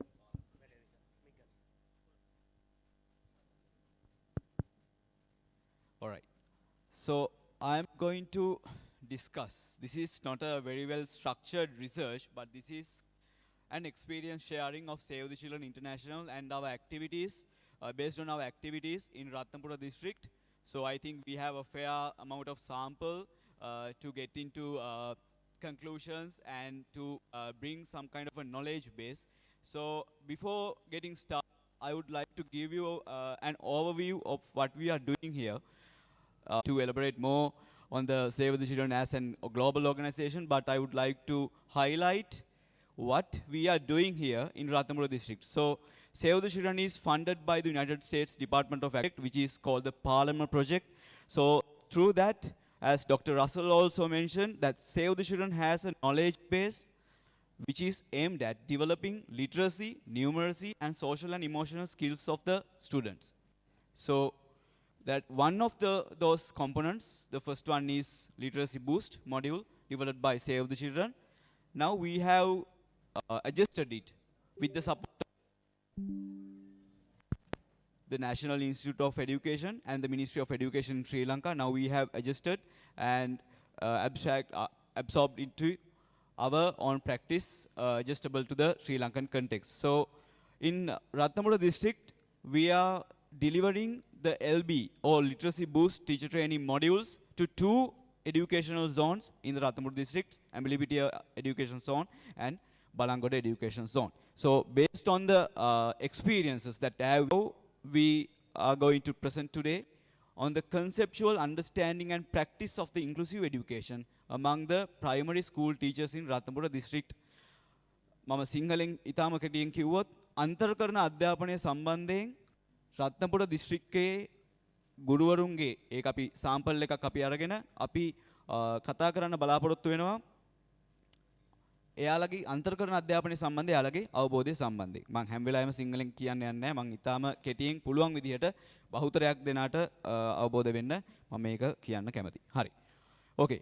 So the objectives of this presentation is to understand the level of primary grade school teachers' knowledge on the inclusive education and how do they apply the knowledge practically in the teaching practices, especially in a before and after scenario in our LB Literacy Boost teacher training programs. It is expected that this understanding will enable policymakers to school level stakeholders such as teachers, school principals to rethink teacher professional development strategies on inclusive education, especially leading to recover the learning losses of COVID-19 pandemic. So these are the objectives of my presentation. In order to go ahead, I would like to, the first one, what is the level of understanding of primary grade teachers on the concept of inclusive education? How pedagogical practice is changed after the Literacy Boost teacher training program on inclusive education, which was conducted by Save the Children. How to improve future teacher development programs on inclusive education and further on other aspects as well. So these are the questions which we are aiming to answer today based on this rough experience sharing document. Okay, all right. So as I think Professor Kapila Gamage also mentioned in the morning, we are talking about global we are having this discussions and we are having these policy level guidelines sometimes based on the sustainable development goals. The fourth sustainable development goal is quality education. The very word start the goal is inclusive education and equitable education. So what we believe the most critical stakeholder of any education system in the world is teachers. If they don't have a proper understanding on the concept of inclusive education, no matter what we are talking about the SDG goals, there is no point that what we are doing, that they must have a proper understanding on the inclusive education. Save the Children defines inclusive education as the education which enables all the children to learn together with support for their individual needs. මම සිංහලෙන් සරලව කිව්වොත් අන්තර් කරන අධ්‍යාපනය කියන්නේ වෙන යමක් නෙවෙයි සියලු දරුවන්ට එක හා සමානව සාධාරණ අවස්ථා ලැබමින් උගන්වන්න ඉගෙන තියෙන අවස්ථාව තමයි අන්තර් කරන අධ්‍යාපනය කියලා කියන්නේ. So education seeks to identify and address barriers and discrimination that prevent some children from being supported to learn alongside their peers. The most common senses of discrimination includes disability, ethnicity, language, gender, sexual orientation, refugee status, socio-economic and cultural status. These are the lenses which keeps some students away from the learning process. All right, so as a right-based organization, Save the Children, we think that the inclusive education, the concept and the practice of inclusive education ensure the right to education of the children. And also the ongoing COVID-19 pandemic, we consider it as a still ongoing pandemic. So we think it has exacerbated the challenges of those marginalized and excluded children. Yeah. So inclusive education is identified as a key approach, and I'm not going to emphasize more and more on the importance of inclusive education. I think as educational practitioners, educationists, we have a rough understanding about what is the importance of inclusive education. However, if we are going to elaborate more, on the Sri Lankan cultural context, Sri Lankan education policymakers and the government authorities have indicated inclusive education as an important cross-cutting theme which enables thousands of more children to retain in the education system while reaping the benefits of the free education system in the country. We know that out of the GCE ordinary level examination, roughly 10,000 to 15,000 students fail all the subjects in the exam. So we don't think it is necessarily because of the mere weakness of the student. It is because of the practices, the issues of the practices, the teaching practices, ranging from primary school to secondary to tertiary, that leads to these failures. So we have this norm kind of thing in the classrooms, front benchers and back benchers. So in an inclusive learning environment, that should not be the case. There can't be any front benchers and back benchers. So that's that simple. But I think we have that fixed notion of front benchers and back benchers which should be eliminated at all costs. So that is what we are seeing, these thousand failure rates in our national examinations, thus leading to non-acquisition of literacy, numeracy, and social and emotional skills. So that is why we think the teacher's perception of inclusive education is important. The significance of the topic, the methodology. I told at the beginning that this is not very well structured research, but since we have trained 150 teachers on the concept of inclusive education, so we take some Sinhala and Tamil medium teachers coming from 4 schools in Balangoda and Nabilipiti educational zones. And these teachers were trained, as I told you before also, these teachers were trained. Just came to our programs. The first thing that we did was to evaluate their understanding on the inclusive education. To measure that, we used KWL form, which was developed by Save the Children's Meal Department, the Monitoring Evaluation Department. KWL form indicates there is 3 columns in that form. The first column is K. K is what we know about the concept. W is what we want to learn about. And at the end of the training, we ask the teachers what they have learned through our teacher training program. Okay? So in the beginning of the program, only K and W columns were asked to be filled by the teachers. And also we used some interactive activities such as open discussions, role plays, to get some of a qualitative understanding about some behavioral aspects of the inclusive education knowledge as well. And also verbal feedbacks were collected at the end of the program. Okay. So after we conducted the program, we visited all the schools in the zone. Actually, I must thank some stakeholders in this room who supported in that school observation visits as well. So we used this classroom monitoring tool, which was developed by the meal department. At the school observation visits, we made key informant interviews with the teachers, random verbal feedbacks, and visual observations, whether they have acquired the knowledge that was given in the teacher training programs on inclusive education. And the WhatsApp groups acted as an open space to showcase how the teachers practice an inclusive education classroom in their schools.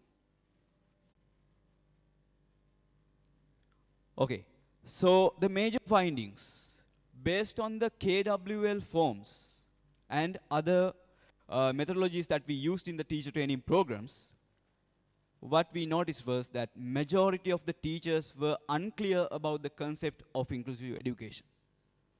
අන්තර්කරණ අධ්‍යාපනය සම්බන්ධයෙන් බහුතරයක් ගුරුවරුන්ට අපේ පුහුණුවට කලින් තිබ්බේ ඊටාම අපැහැදිලි අවබෝධයක්. ඒක තමයි අපේ පළවෙනි ෆයින්ඩින් එක.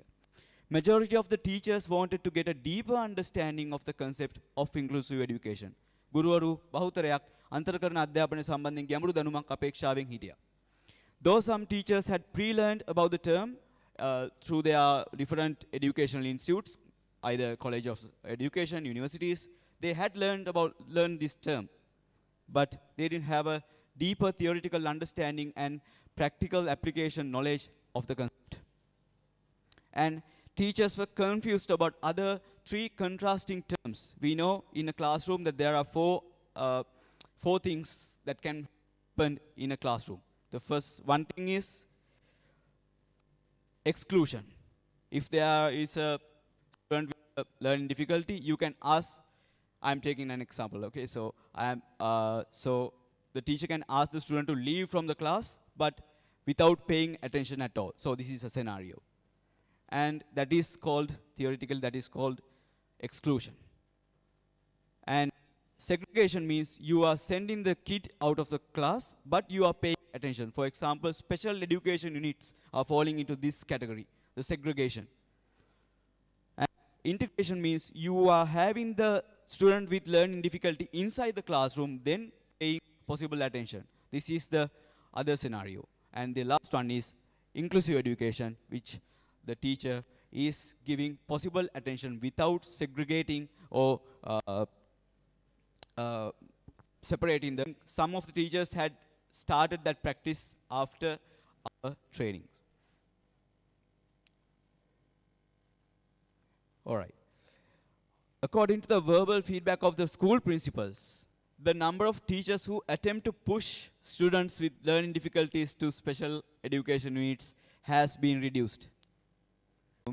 Was that some of the teachers, they easily try to push students with learning difficulties to special education needs sometimes.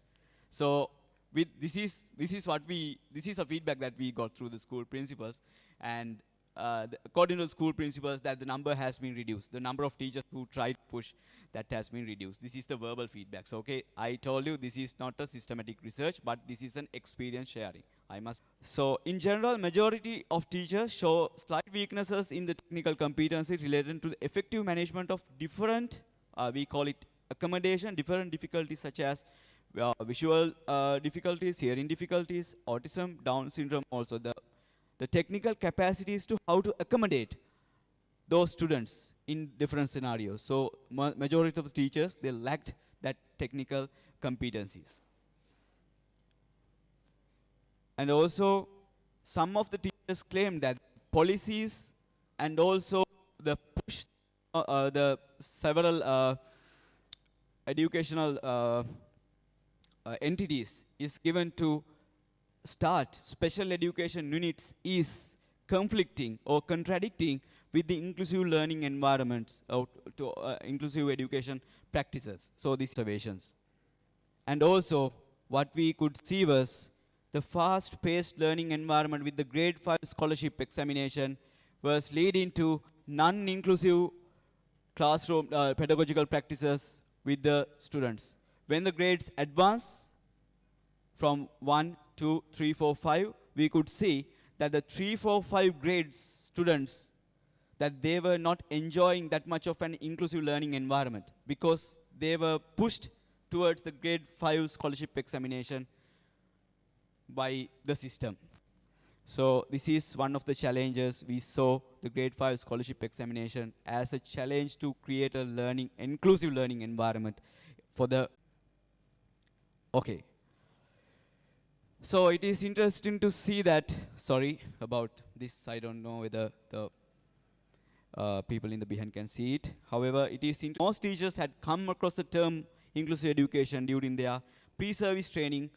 Their practice and understanding didn't reflect attention or ineffective pre-service teacher training methods or inadequate in-service professional development programs. So these are the things that we could conclude through our observations made. And though teachers possessed a familiarity with certain elements of inclusive education practices, they were unable to recognize the theoretical aspects which underpinned that certain practice. And also, in many countries, I think Dr. Leena was here, I wish she was here, because Finland, for example, is claimed to be one of the best education systems in the world. However, they don't, according to my personal understanding as a researcher, and what I perceived was that Finland's education system doesn't have a dichotomous understanding about the concept of inclusive education. That they were using the best practices of special education too. They are using special education classrooms, but at the end of the day, they are priority was an inclusive education classroom. So they were using special education units. They are using, in the Finland, they have special education units for a certain period of time of the day, but for the students with learning difficulties. But at the end of the day, they try to create a learning environment to create a space, and they give space of those students to go and learn with other peers in an inclusive learning environment as well. So that is what, so these concepts, the teachers, most of the teachers and most of the education practitioners, they see as dichotomous concepts, like they are perceiving these concepts separately rather than absorbing the best practices into towards creating a more inclusive learning environment. So at the end, I would like to make these recommendations. So support for in-service teacher profession development initiatives must be improved to supplement the knowledge, skills, improvement needs of the teachers, especially scenario-based accommodation of every student. And also the teacher training is much focused on cognitive output, but we think that the social and emotional aspect and the behavioral aspect of the teacher trainings should be improved in order to get that quality and inclusive education system that we are aspiring and we are wishing to acquire in the future. Teachers should be capacitated to use existing resources and space of special education segment state education system towards maximizing an inclusive learning environment rather than seeing the negative side of it, because we already have this system. We can't just unplug it of the system, but in a transition, in an education transition, for an education transition, that we must take the positives of the special education units to create a more learning environment. That's a practical suggestion and recommendation at the end that we can give sorry. Okay. All right. So yeah, that is our presentation on the teacher's perception on inclusive education. Do we have time? Off time, right? Okay, sorry. Okay, if we had time, I would have translated it into Sinhala, but unfortunately, I am running out of time. Okay, thank you very much.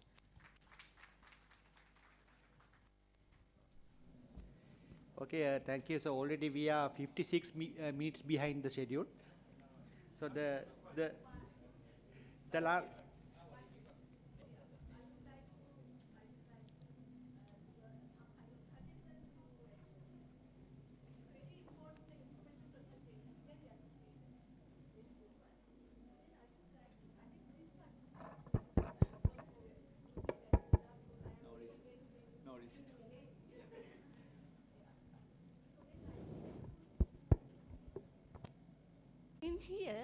In here we have that NI representative, the Deputy Director General and other officers also here.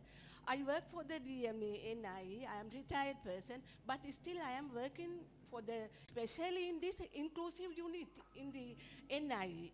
So we are developing. I am supporting to develop modules and teacher training programs, ISAs, and continuously who are working with that various type of problematic students, like you mentioned the word inclusive.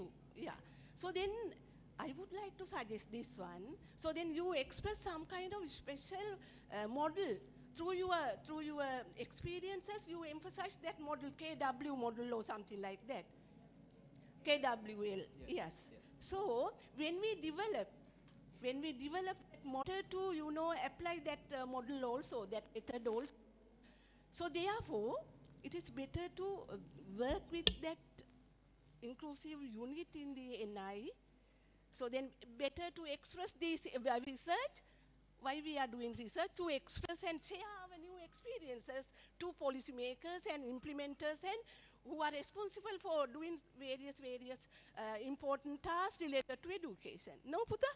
So therefore, I would like to suggest work with the NI. So then that our Deputy Director, Dr. Darshana is here. Yeah, that Darshana also can mention something, and you can actually you can do very important things to the NI. Because they are nationally accepted the development body to do those things. So then separately, actually as a funding agency, the officer, you did some very effective things, very, very important. You work with a limited number of teachers, so then you identify some kind of important points and the model. So then give this message to the NI.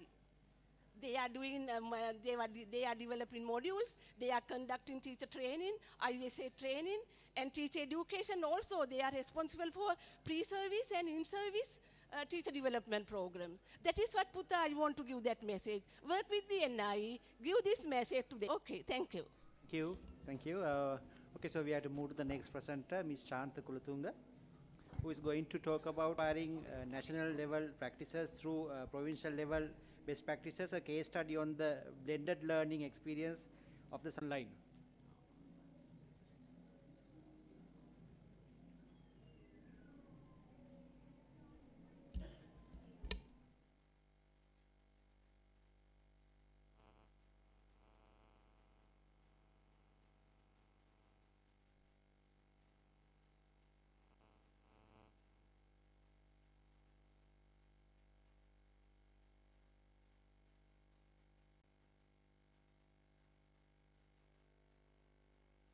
Until we are ready for the last session, so if you have any question to ask from these three resource person, you can ask. Yeah, in any language, because we have to save the time as well. So we are already 1 hour behind the schedule. I like those statistics. Yes.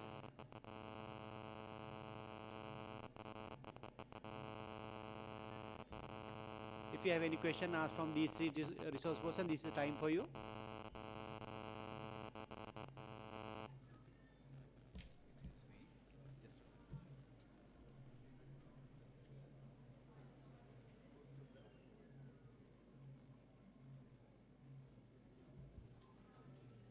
Excuse me, Yes. Chairman, sir. I want to actually Tarindu's presentation and what Dr. Russell and Dr. Chizuru, right? You know, they gel really well. I want to ask this question to Dr. Russell. Now, you mentioned the concept of learning poverty, which is a very important thing, and he also mentioned something related to that, that is the inclusion of everybody. So, do you know any of the best practices in the world where this learning, the concept of learning poverty is used in developing? What I want to say is, now you the learning poverty, and based on that you plan interventions. You know, are there any such best practices elsewhere in the world?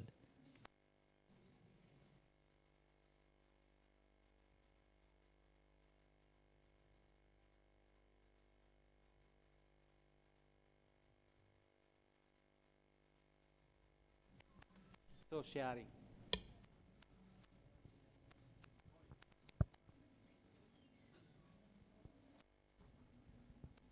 Yeah, so the learning poverty, and for everybody, learning poverty refers to the percentage of children who are unable to read with understanding a simple paragraph, a simple text by age 10.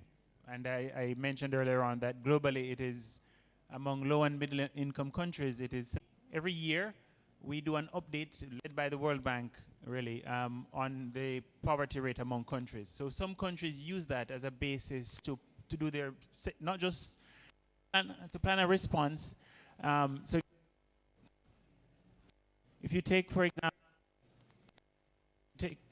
for example, the work that in Chile,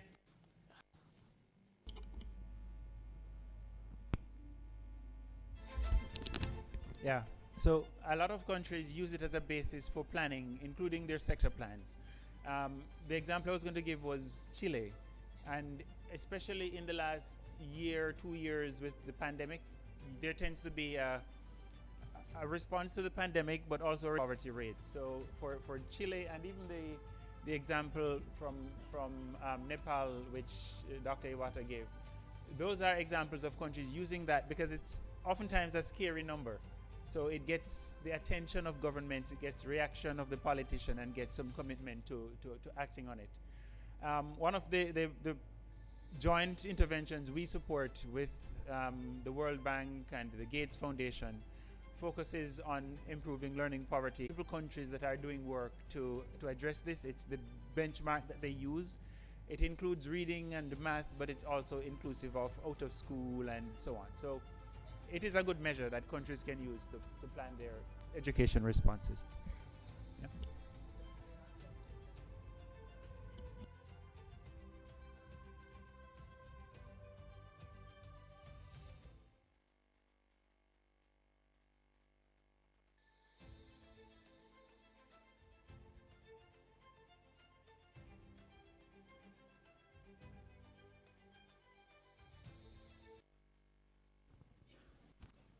Around 15,000 children failing all levels, all the subjects. I think it could be the result of neglecting the concept of learning loss, learning poverty, because once it is accumulated, you are in darkness. So for recovery package, based on that framework I mentioned, the RAPID framework, and it's, I think, where are we now? 6 organizations. So it's a globally accepted sort of package. It has lots of really good examples and tools included in it. So that's a good resource to use for tomorrow. But just to make the point, and I think we know this, right? If we don't get it right with early childhood, and if we miss the opportunity, if you don't get it right in the beginning. So we know, for example, a child who cannot read by grade 3, their chances are like they're 4 times as likely to drop out of high school than one who is reading by age 3, because there are so many other things that start to happen, confidence, etc., etc. So yes, get them to read early. If you address the learning poverty issue, then it's much easier. Okay, thank you, Russell. I think the last presentation is ready. Okay, we can play the last presentation. Good morning to all of you. I am Shanta Kulatunga from Coalition for Education Development. I am working as a national coordinator for this network. Coalition for Education Development is a civil society organization that we are working to promote quality education in Sri Lanka. Actually, this presentation is based on the study on. Actually, we conducted this study last year in 2021. The name of the study is Impact of COVID-19 on Education and Remedial and Response Mechanisms. And these are the main research questions. And now I am quickly to the finding of the independence of the INNPS, because this is the main component of this presentation. So according to our findings, that INNPS has significantly contributed to the enhancing the blended learning experience to provide with that enhanced blended learning experience to the students and teachers. INNPS has done a significant role in this context, and the programs has contributed to improve the digital literacy, because normally in Sri Lanka, if you can send a message using WhatsApp, or if you can search something on the net, so that can be also considered as you have the kind of literacy in the computer literacy. But in this platform, because when a child log into a site and get the obtained information and feed their information or data to the site, that says a lot of story about his ability, because for an example, they have conducted the online examination for scholarship grade 5. So the student has to get the registration, and I think this is one of the best example that INNPS how they have improved, how they have help the students to for the interactive learning, because they have to register themselves and they have to answer the papers online, and they can get the results at the same time. So this is a kind of significant learning experience for the students as well as the parents, because they also keen on these kind of mechanisms, I mean these kind of approaches, because of the ENNPS. And especially I would like to mention that when compared to the other learning platforms, this ENNPS has a very child-friendly interface, and it promotes the interaction. Also get the chance to work online and get their self they get to develop their capacity in online, conducting online teaching or lectures, or developing sessions, developing education materials. All these things are included in this platform. So I think this is one of the best example for interactive learning in Sri Lanka. So and at the same time, they have promote self-learning abilities, because anyone can log into that site, and you can learn several times, because when compared, you have only YouTube videos, but there's no interactive learning sessions. But in here, so when you want, when you need, you can enter the sites and you can get the information, and you can learn by learning by doing, and you can check, or you can evaluate your performance at the same time. So those are the advantages that you are that you have given from this site. In addition to that, I have to specially mention that they have made a big effort to resource sharing, because in Sri Lanka the resources are very limited, and due to this situation, the gap, I mean the disparities in resource sharing has been increased. But they have used the prevailing, I mean the existing resources in they have developed methodologies to maximize the usage of these resources optimally. So this is also a very significant feature that they have used in NPS. So this is, I think, according to my understanding, this is most of the things are done voluntary. So we have to appreciate that aspect as also, because normally most of the time all of us saying that we don't have funds, we don't have adequate funds, and we don't have resources. But they have managed within context, they have managed to optimize all these resources and provide the benefit of this online learning for the not only for the Sabaragamuwa points, but also for the other provinces as well. Because according to my understanding, the grade 5 scholarships, actually large number of students attended, participated for this scholarship. I mean this mock test. They are not only from the Sabaragamuwa province, but they are from the other provinces as well. So let's see how the online learning, online education inspired through in NPS. Actually, when I have these interviews when I had these interviews with the other provinces as well, they have seen this in NPS sites, and they have started to planning and developing strategies to face new challenges, because they are inspired with the NPS. And most of the time, our problem is we don't have interactive learning in these sites, because normally you are doing like a lecture type. But after seeing this NPS, they have focused on they have paid also try to use the maximize the local knowledge and utilizing resources, because of the other provinces and other districts also they also have these the similar kind of resources, but they have not been utilized properly. But after seeing this, they have they inspired to use. They have because they have been motivated to use these kind of resources that was not used before. So that also kind of good outcome of this in NPS project.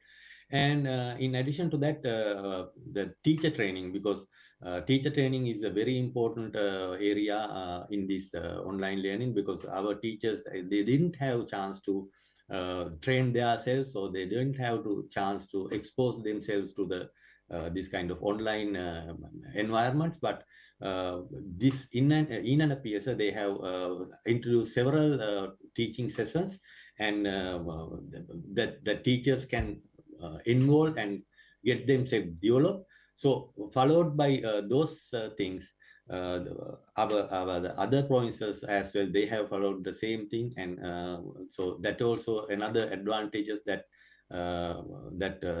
contributed from e-learner PSA in this context. And they have moved to other this is a kind of, if you recall your memory, this period is somewhat stressing, because we were in some kind of mental distress. So they have introduced some kind of the extracurricular activities to relieve tiredness and mental distress through these the fun games and other things. So other provinces in the I met some of the school children, because they are taking the experience from this Inanna PSA. So they have also tried to create new innovative ideas to perform dramas, to arrange debates among the children and among the teams. So this kind of other activities has all been motivated through Inanna PSA, this online platform. So those are the things that we observe in this study. And at the same time, we also noticed some of the challenges, because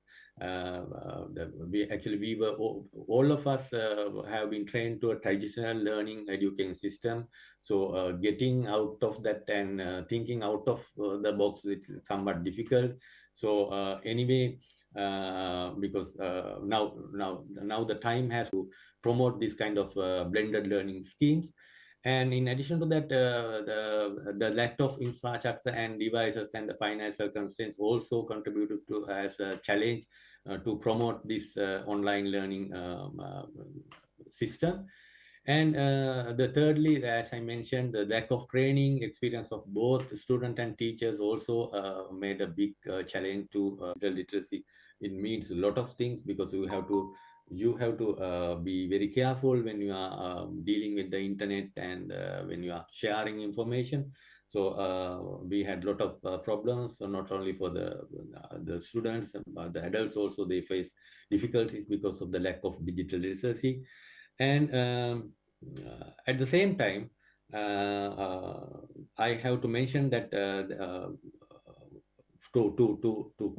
to counter this kind of negative impact, the Ministry of Education has developed a special teacher guide on distance learning teaching methods in local language, both Sinhala and Tamil. That I think that I have to mention this, because that is a good initiative by the Ministry of Education to tackle these kind of issues.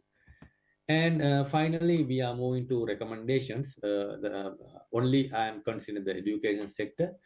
And we would like to recommend that there is a need to develop a national study to blended learning systems. In the given context, it is important to develop a national strategic plan, national level strategic plan for a blended learning system. In this procedure, attention should be paid to the existing physical and human resources at the national and provincial and community level, because when you compare the Inanna PSA with other learning platforms, I think this is somewhat improved or somewhat advanced from the others. So they have so many good initiatives from the provincial and the local level. So you have to consider, and you have to provide the support to strengthen them, and you can use them at the national level. And teacher training is a very important area. Online education is all about smart content. the student need to be able to grasp the key concept without being overwhelmed with the content, because most of the time, those days, students actually they face some kind of big mental distress, because teachers are used to send notes from and using social media platforms. So they were in very uneasy period.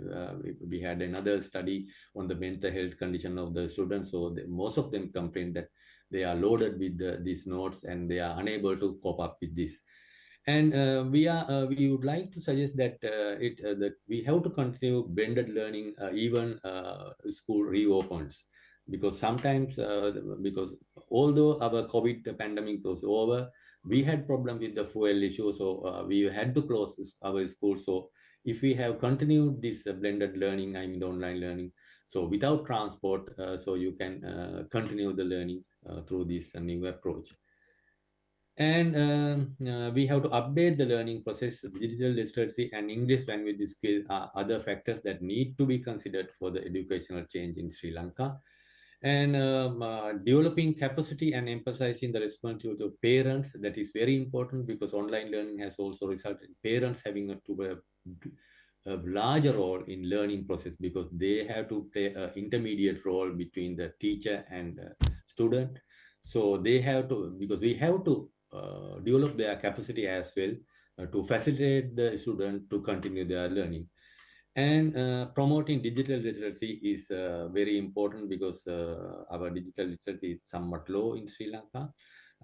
So we have to have allocate more funding to promote digital literacy and especially to promote the digital literacy among the parents.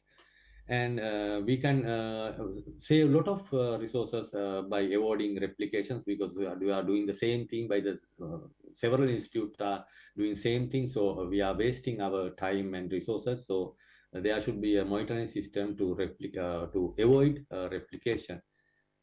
And finally, government needs to ensure the equity in education. So disparities in resource allocations are evident in the education system in Sri Lanka. And because of this kind of crisis situation, these kind of disparities have been exaggerated.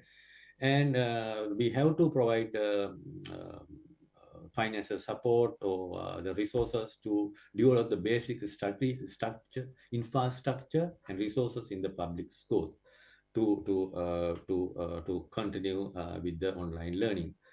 And we recommend to if it is good that if we can provide data allowances for the student, because sometimes although the first or second page you can, if you are able to get into the internet, but if most of the lessons are stored in different domains, so if you are getting to those kind of domains, you have to pay for the data. So we recommend to give some data allowances for the students, but there should be some kind of monitoring mechanism. And finally, re-emerging the future. So with the emerging of new digital technology, Sri Lanka has an opportunity to shift gears from the traditional manufacturing-led growth model and capitalize on the potential of its service sector. Therefore, the government should invest research and studies to identify the potential advantages and align the education system to cater the demand of the new normal. So those are the recommendations, and from this the whole study, because I took some of the sections from the education sector. So given this limited time frame, I try to give you the to share the findings with you. But for the complete study report, so you can download, so you can log into our website www.cdsrilanka.org. So from that site you can download the study. I think I was able to give some kind of idea about the Enana PSA and the outcome of the study. And I hope that this information would be useful for your future planning and programs and the other activities. Thank you very much. If there are any questions, please raise your hand, or I am available for the clarification. Thank you. Okay, thank you, Mr. Kuladunga. Is he there online? Is he there online, Mr. Kuladunga? No. Okay, I think Dr. Tara Adimel and Mr. Kuladunga is not available online. I think we already asked questions from the resource person in the head table. So I think that is enough for the discussion. So then I can summarize the session to save the time. Actually, Dr. Tara Adimel was talking about pandemic-induced learning losses, gravity, and recommendations. Especially, she was talking about invisible impact on education due to COVID-19. She was talking about school dropout and the effectiveness of online learning. She was talking about pluses and minuses, especially the lack of devices, the lack of training for the teachers, and signal coverage. So these are the issues that she was talking about. Then Dr. Russell, he was talking about global perspective on the crisis in foundational learning. Dr. Russell was talking about learning losses is not a is a global problem, not a local problem. So all the countries are affected by this one. Then he was talking about the importance of actions to reduce the risk of future learning. Then he was talking about a special model called rapid model. Then the use of formative assessment to reduce the time. Actually, as a faculty, we are already using this one. So normally we take 6 months to complete. Able to complete one semester within 4 months. So we cancel out all the end semester examinations, and we were able to evaluate all the students within the semester. So now we are 1 semester ahead compared to all the other faculties in the university. So that is a very good method. Then Ms. Iwata was talking about global perspective on the crisis in foundational learning, the same topic. She was talking about learning recovery initiatives with international examples. She was talking about India, Bangladesh, and Nepal as examples.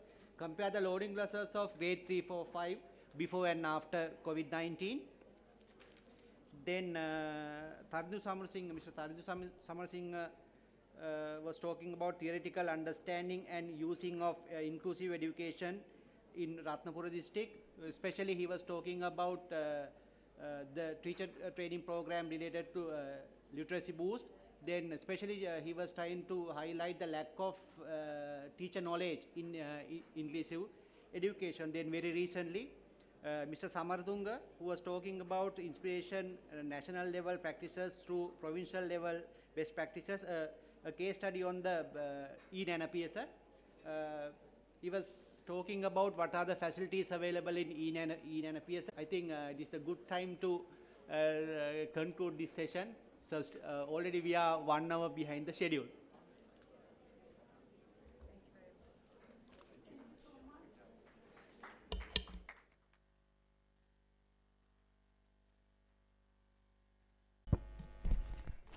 Thank you very much, Dr. Sampath, for moderating the session. And also, to give you the certificate for the presenters, I cordially invite Dr. Ashok De Silva, the Director Science, National Institute of Education, to come forward and give away the certificate, sir.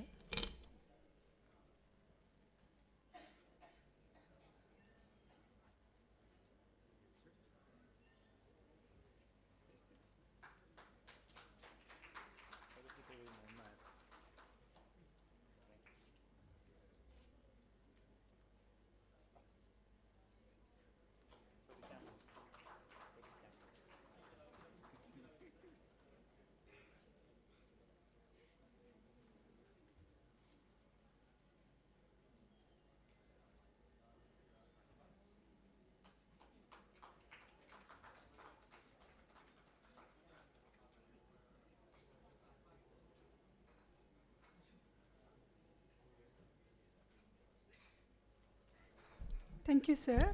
For the introduction of the provincial hour, I invite Mr. Jesu Pillai to continue the work.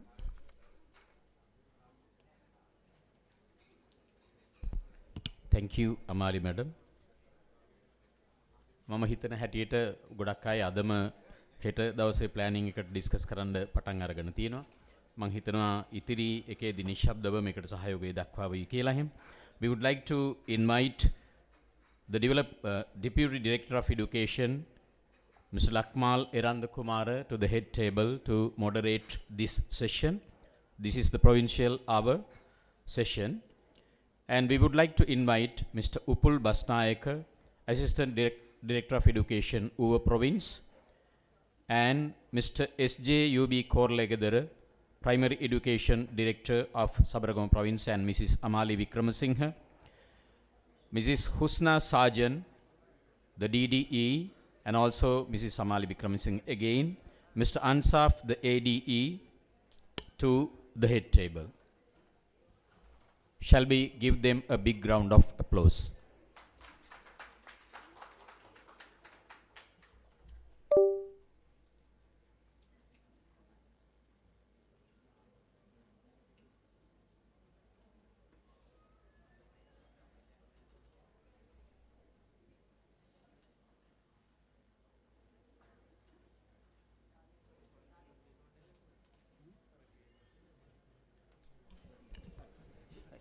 Okay. Right, thank you very much. Now we are moving to the provincial hour. Sometimes it may be below the hour. So first I am kindly inviting the first presenter, who's from Uva Province, Mr. Upul Basnayaka.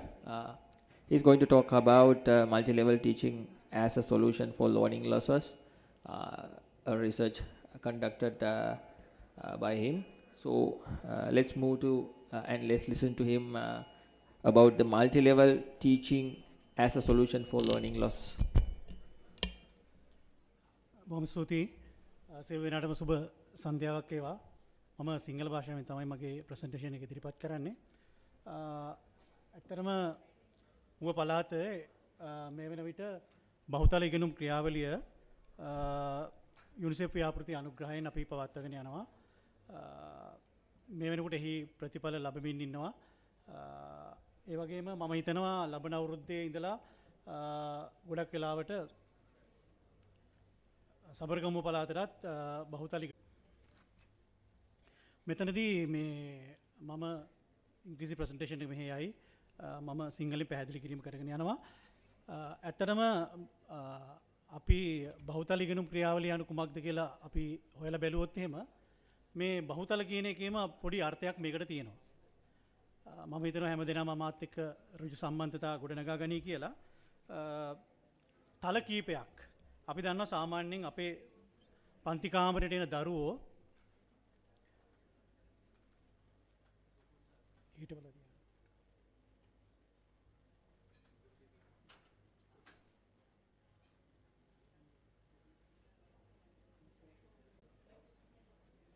සාමාන්‍යයෙන් අපේ පන්ති කාමරයට එන දරුවෝ හැමදෙනාම එක වගේ නෑ. ඔබ අප දන්න දේ තමයි විවිධ දරුවෝ තමයි අපිට මුණ ගැහෙන්නේ අපේ පන්ති කාමරේදී. සමහර අය උස මහතින් වෙනස් වෙලා තියෙනවා. සමහර අය බුද්ධිමය වශයෙන් වෙනස්කම් තියෙනවා.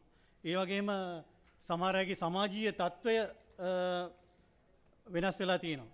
ඒ වගේම අපි කිව්වොත් එහෙම ඒගොල්ලෝ පදිංචිලා ඉන්න පරිසරයේ වෙනස්කම් තියෙනවා.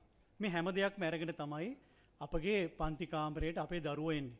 එතකොට බැලුවාම විවිධ මට්ටම් වල ඉන්න දරුවෝ පිරිසක් අපේ පන්ති කාමරයට ආවම අපි ගොඩක් වෙලාවට කරන්නේ ඉගෙනුම් ඉගැන්වීම් ක්‍රියාවලිය පවත්වාගෙන යනවා. පවත්වාගෙන යමින් තියෙන්නේ. හැබැයි බහුතල ඉගෙනුම් ක්‍රමවේදයේදී වෙන්නේ අපි අපේක්ෂා කරන ඉගෙනුම් පළවලට පන්ති කාමරයේ ඉන්න සියලුම දරුවෝ පාඩම අවසානයේ පන්ති කාමරයේ ඉන්න සියලු දරුවෝ ඉගෙනුම් පළවලට ළඟා වෙන විදිහට තමයි මේ වැඩසටහන සංවිධානය කරලා තියෙන්නේ. මම හිතනවා සමහර අය මෙතන ඉන්න අය ගොඩක් අය මේ පිළිබඳව අධ්‍යයනය කරලත් ඇති, දන්නවත් ඇති. ඒ විවිධ තලයන්ගෙන් ඉන්න දරුවෝ හැමෝටම ගැළපෙන අධ්‍යාපන ක්‍රමයක් නැත්නම් ගැළපෙන පාඩමක් තමයි අපි මෙතනදී කරලා තියෙන්නේ. එතකොට ගුරුවරිය ඒ හැම දරුවන්ටම ගැළපෙන විදියට සැලසුම් සහගතව ඵලදායීව අපි කියන උපදේශනාත්මක පාඩමක් ඉදිරිපත් කරන ක්‍රමවේදයක් තමයි බහුතල ඉගෙනුම් ක්‍රියාවලියේ තුලදී ඇත්තටම සිද්ධ වෙන්නේ. ඌව පළාත විදියට අපි අපේ පළාතේ කලාප අධ්‍යාපන කාර්යාල 10ක් තියෙනවා. මම මගේ උදාහරණ තමයි මේ පැහැදිලි කරන්නේ. ඒ වගේම කොට්ටස් අධ්‍යාපන කාර්යාල 23ක් තියෙනවා. මේ කොට්ටස් කාර්යාල 23න් අපේ ඉන්න ගුරුවරු 5500කට ආසන්න පිරිසෙන් අපි 80කට ආසන්න පිරිසක් මේ වෙන විට බහුතල ඉගෙනුම් ක්‍රියාවලිය සම්බන්ධයෙන් අපි පුහුණු කරලා තියෙන්නේ. ඒකේ ප්‍රතිඵල අපි ලබමින් ඉන්නවා. අපි කරපු අධ්‍යයනයන් වලදීත් අපේ යම් තැන්වල ඒවා පැහැදිලි වෙලා තියෙනවා. මේ බහුතල ක්‍රමයේ තියෙන වැදගත්කම් මොනවද? ඇත්තටම මෙතන ගොඩක් අවස්ථා තියෙනවා, ගොඩක් උදාහරණ තියෙනවා. මම මේකෙන් කීපයක් විතරක් මෙතෙන්දී පැහැදිලි කරන්නම්. ඇත්තටම මුල කිව්වා වගේ සියලුම දරුවෝ අදාළ ඉගෙනුම් පළවලට ළඟා කරන්න තමයි අපි උත්සාහ කරන්නේ. ඒ සඳහා තමයි පන්තියේ ගුරුවරිය තමන්ගේ පාඩම සංවිධානය කරගෙන යන්නේ. ඒ වගේම තමයි බහුතල ඉගෙනුම් ක්‍රියාවලියට සම්බන්ධ වෙන ගුරුවරයා තමන්ගේ විෂය නිර්දේශය පිළිබඳ පුළුල් අවබෝධයක ඉන්න ඕන. පුළුල් අවබෝධයක ඉඳලා තමයි එයා තමන්ගේ පාඩම සංවිධානය කරන්නේ. එතකොට අනිකුත් විෂයන් එක්ක මව්බස නම් පරිසරය ගණිතයත් එක්ක සමෝදානිත විෂයක් විදියට කරන්න මේක ලේසි. ඒ නිසා ඒකත් මේකේ තියෙන වැදගත්කමක් විදියට මම දකිනවා. ඒ වගේම තමයි අපි හිතන අපේ දරුවෝ අපට ඕන ප්‍රියජනක ඉගෙනුම් පරිසරයක් පන්ති කාමරයේ ඇති කරන්න. බහුතල ඉගෙනුම් ක්‍රියාවලියේදී ඇත්තරම අපි කාණ්ඩ 4කට අපේ දරුවෝ වෙන් කරනවා. මගේ ඉස්සරහා මේක පැහැදිලි කිරීම මේක තියෙයි. මේ හැම කණ්ඩායමක ඉන්න දරුවෝ ක්‍රියාශීලීව පාඩමට සම්බන්ධ වෙනවා. ඒ නිසා පන්ති කාමරයේ ප්‍රියජනක ඉගෙනුම් අවස්ථා ඇති වෙනවා කියලා අපි මේකෙදි හඳුනාගෙන තියෙනවා. ඒ වගේම තමයි ශිෂ්‍ය කේන්ද්‍රීය අධ්‍යාපනයක් ගැන තමයි අපි ගොඩක් වෙලාවට කතා කරන්නේ. හැම දරුවෙකුටම Tamanට ඉගෙනුම් අවස්ථාවක් ඇති වෙන ක්‍රමයක් මේ තුල තියෙනවා. ඒ නිසා අපි කියනවා ඒ වගේම තමයි ඔබ අප හැමදෙනාම උත්සාහ කරන්නේ දරුවන්ගේ පෞරුෂය වර්ධනය කරන්න. බහුතල ඉගෙනුම් ක්‍රියාවලිය තුල දරුවෝ ඒ ක්‍රියාකාරකම් වල යෙදෙනකොට ඔවුන්ගේ පෞරුෂය වර්ධනයකට මේක ඉඩකඩ සැලසෙනවා. ඒ වගේම තමයි දැන් සාමාන්‍යයෙන් අපි දන්නවා ප්‍රාථමික පන්ති කාමරයක දරුවෝ 40ක් විතර ඉන්නවා. මේ 40 කළමනාකරණය කරන එක ගුරුවරයෙකුට ලේසි නෑ. හැබැයි මේ ක්‍රියාවලිය තුල ගුරුවරයාට පන්ති කාමර කළමනාකරණය කරගන්න යම් පහසුවක් ලැබෙනවා. ඒ වගේම තමයි අපේ ගුරුවරු ගොඩක් වෙලාවට පන්ති කාමරේ ඉන්න දරුවෝ මම විශ්වාස කරන හැමෝම නෙමෙයි යම් අවස්ථාවල දරුවෝ වර්ගීකරණයක් Tamanට තියෙනවා. මේ ළමයි දක්ෂයි, මෙයාට යම් හැකියාවල් තියෙනවා, සමහර අයගේ මෙන්න මේ දුර්වලතාවය තියෙනවා කියලා එහෙම අවස්ථා තියෙනවා. හැබැයි මේ ක්‍රමය හරහා ගුරුවරයාට හැකියාව ලැබෙනවා තමන්ගේ පන්තිය පිළිබඳව හොඳ පර්යේෂණාත්මක විමර්ශනය කරන්න. සහ මේ ක්‍රමය හරහා තමන්ගේ ඉගෙනුම් ඉගැන්වීම් ක්‍රියාවලිය පර්යේෂණාත්මකව ඉදිරියට ගෙන යාමේ අවස්ථාවකුත් ගුරුවරයාට මේ තුලින් ලැබෙනවා. අපි ඊළඟට යන්නේ බහුතල ඉගෙනුම් ක්‍රියාවලියේ තියෙන මූලධර්ම ගැන කතා කරන්න. ප්‍රධාන මූලධර්ම 3ක් ගැන තමයි මෙතනදී අපි කතා කරන්නේ. එකක් තමයි නිපුණතා හා ඉගෙනුම්ඵල හොඳින් අධ්‍යයනය කිරීම. අපි දන්නවා අපේ ප්‍රාථමික පන්තිවල අපේ හදලා තියෙන ජාතික අධ්‍යාපන ආයතනයේ හදලා තියෙන විෂය නිර්දේශය ඉගෙනුම්ඵල කුඩා කොටස් වලටත් බෙදලා තමයි දැන් අපේ විෂය නිර්දේශය සකස් කරලා තියෙන්නේ. එතකොට ඉගෙනුම්ඵල හොඳින් අධ්‍යයනය කිරීමක් මෙතනදී සිද්ධ වෙන්න ඕන. ඒ වගේම ඉගෙනුම්ඵල ක්‍රියාකාරකම් වලට ව්‍යුහගත කරන්න ඕන. ඒ වගේම තමයි මෙතන ඉන්න ගතික කණ්ඩායම්. මම අර ඉස්සෙල්ලා කිව්වා මේ ක්‍රියාවලිය තුල කණ්ඩායම් 4ක් ඉන්නවා. ගතික කණ්ඩායම් කියන්නේ ඒ කණ්ඩායමේ ඉන්න දරුවෝ හැම වෙලාවෙම එකම කණ්ඩායමේ ඉන්නේ නැහැ. තමන්ගේ දක්ෂතා අනුව ඔවුන් විවිධ කණ්ඩායම් වලට යන ක්‍රමවේදයක් මේකේ තියෙනවා. මේක තමයි මේ ගතික කණ්ඩායම් ක්‍රමය කියලා කියන්නේ. මේ ගතික කණ්ඩායම් අපි ප්‍රධාන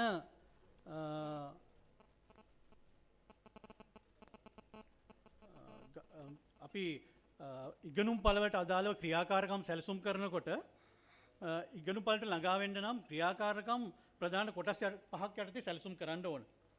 මේ ක්‍රියාකාරකම් 5 සම්බන්ධයෙන් තමයි මෙතනින් එහාට මේ කාරණාවේදී මම කියාගෙන යන්නේ. අපි දන්නවා අපිට ඉගෙනුම් පළයකට ළඟා වෙනකොට අපි ඒ ඉගෙනුම් පළයට අදාළ විවිධ ක්‍රියාකාරකම් සංවිධානය කරගන්න ඕන. මෙතනදී පළවෙනි එක තමයි හඳුන්වා දීමේ ක්‍රියාකාරකම්. අපේ ඉගෙනුම් පළය, අපේ පාඩම හඳුන්වා දෙන්න ක්‍රියාකාරකම් සංවිධානය කරන්න ඕන. ඇත්තටම මෙතනදී කියනවා ගුරුවරයාගේ මූලිකත්වයෙන් සංවිධානය කරන මේ ක්‍රියාකාරකම් 3ක්වත් දරුවන්ට දෙන්න ඕන ආරම්භයේදී පාඩම හඳුනා ගන්න දරුවා හඳුන්වා දීමේ ක්‍රියාකාරකම් තුනකවත් යෙදෙන්න ඕන. එහෙම යෙදුනොත් තමයි ඔහුට මේ පාඩම හඳුනා ගැනීමක් කරන්න පුළුවන්. ඔබ දන්න සාමාන්‍ය ක්‍රමවේදය අනුව මේකට ප්‍රවේශයක් තියෙනවා පාඩමට. ඒ ක්‍රමවේද ඔක්කොම අතරේ හඳුන්වා දීමේ ක්‍රියාකාරකම් හොඳින් සැලසුම් කරන්න ඕන. ගුරුවරයා සෑම සිසුවෙකු ගැනම අවධානයක් තියෙන නිසා ඒ හැම දරුවෙකුටම ගැළපෙන විදිහේ ක්‍රියාකාරකම් තමයි මෙතනදී සැලසුම් කරන්න උත්සාහ කරන්න ඕන. හඳුන්වා දීමේ ක්‍රියාකාරකම් වලට පස්සේ දරුවා ලබාගත් අත්දැකීම් නැත්නම් ඒ ඉගෙනුම් ඵලයට අදාළ හඳුන්වා දීමේ ක්‍රියාකාරකම් වලින් පස්සේ සිසුන්ට අත්දැකීම් ලබා ගන්න අපි භාවිත ක්‍රියාකාරකම් අපි හඳුන්ලා දෙනවා. භාවිත ක්‍රියාකාරකම් අපි කියනවා එතනත් භාවිත කියන්නේ ඒ අදාළ නිපුණතාවය සම්බන්ධයෙන් අත්දැකීම් ගන්න ක්‍රියාකාරකම් තුනක්වත් එතනදී භාවිත ක්‍රියාකාරකම් භාවිතා කරන්න ඕන ප්‍රාථමික පන්තියේ. එතනදී ගුරුවරයා දැනගෙන ඉන්න ඕන සෑම සිසුවෙකුටම ගැළපෙන විදිහේ ක්‍රියාකාරකම් සැලසුම් කරන්න. අපේ තුන්වෙනි ක්‍රියාකාරකම් විදිහට මම කියන්නේ තක්සේරු ක්‍රියාකාරකම්. ඇත්තටම ගුරුවරයා තමයි පන්තියේ ඉන්න හොඳම තක්සේරුකරුවා. අපගේ ප්‍රාථමික පන්තිවල අපි දන්නවා තක්සේරුකරණය යම් සෑහීමකට පත්විය හැකි ආකාරයෙන් ක්‍රියාත්මක වෙනවා. මෙතනදී දරුවා භාවිත ක්‍රියාකාරකම් වලින් පස්සේ ඒ අපේක්ෂිත ඉගෙනුම් ඵලයට ළඟා වෙලා තියෙනවද කියලා බලන්න තමයි තක්සේරු ක්‍රියාකාරකම් කරන්නේ. මේ හැම තක්සේරු ක්‍රියාකාරකමක්ම ගුරුවරයා පෞද්ගලිකව බලන්න ඕන. බලලා තමයි ඒ දරුවා මොන මට්ටමේ ඉන්නවද කියලා තීරණය කරන්නේ. ඇත්තටම මෙතනදී තමයි අපි මේගොල්ලෝ කණ්ඩායම් හතරකට වර්ග කරන්නේ. අපි එතනදී තමයි බහුතල කියන වචනයට අදාළ පිළිතුරු ඔතනදී තමයි ලැබෙන්නේ. ඇත්තටම අපි දන්නවා විවිධ මට්ටමේ දරුවෝ ඉන්න නිසා ඒ හැමෝටම ගැළපෙන විදිහේ තක්සේරු ක්‍රමයේදී හැම දරුවෙකුටම යම් අවස්ථාවක් ලැබෙන විදිහට තමයි මේ තක්සේරුකරණය ක්‍රියාත්මක කරන්න ඕන. හඳුන්වා දුන්න ඉගෙනුම් ඵලයට අදාළව තමයි මේ තක්සේරුකරණය කරන්න ඕන. ඒ තක්සේරුකරණය කරාට පස්සේ මෙතනදී මම පැහැදිලි කරන්නේ ප්‍රධාන කණ්ඩායම් හතරකට අපි දරුවෝ වර්ගීකරණය කරනවා.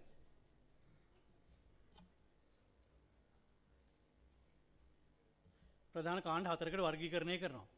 එක කණ්ඩායමක් තමයි තනිව ඉගෙන ගන්නා කණ්ඩායම. අපි කියනවා සාමාන්‍යයෙන් දරුවන්ට යම් අවස්ථාවක් දුන්නම සමහර දරුවෝ ඉන්නවා ඒක තනියම ඉගෙන ගන්න හැකියාව ලැබෙනවා. ඒ කණ්ඩායම. මිතුරු මිත්‍රයන්ගේ සහාය ලබාගෙන ඉගෙන ගන්න පුළුවන් කණ්ඩායම. සමවයස් කණ්ඩායමේ අය තමන්ගේ මිතුරු මිත්‍රයන්ගේ යම් යම් දේවල් පොඩි උදව්වක් තිබ්බොත් ඉගෙනගෙන යනවා. ගුරු සහායත් මදක් අවශ්‍ය කණ්ඩායම. මේ කාණ්ඩ හතර හරි වැදගත්. ඊළඟට ගුරුවරයාගේ සහාය වැඩිම අවශ්‍ය කණ්ඩායම. මේ කාණ්ඩ හතර පන්ති කාමරේ ස්ථාන හතරක අපි වෙන්කොට කණ්ඩායම් වශයෙන් පවත්වාගෙන යනවා. ඇත්තටම මෙතනදී කියන්න ඕන අපේ ක්‍රියාකාරකම් වලදී සමහරවිට මේ කණ්ඩායම් හතරටම දරුවෝ වැටෙන එකක් නැහැ.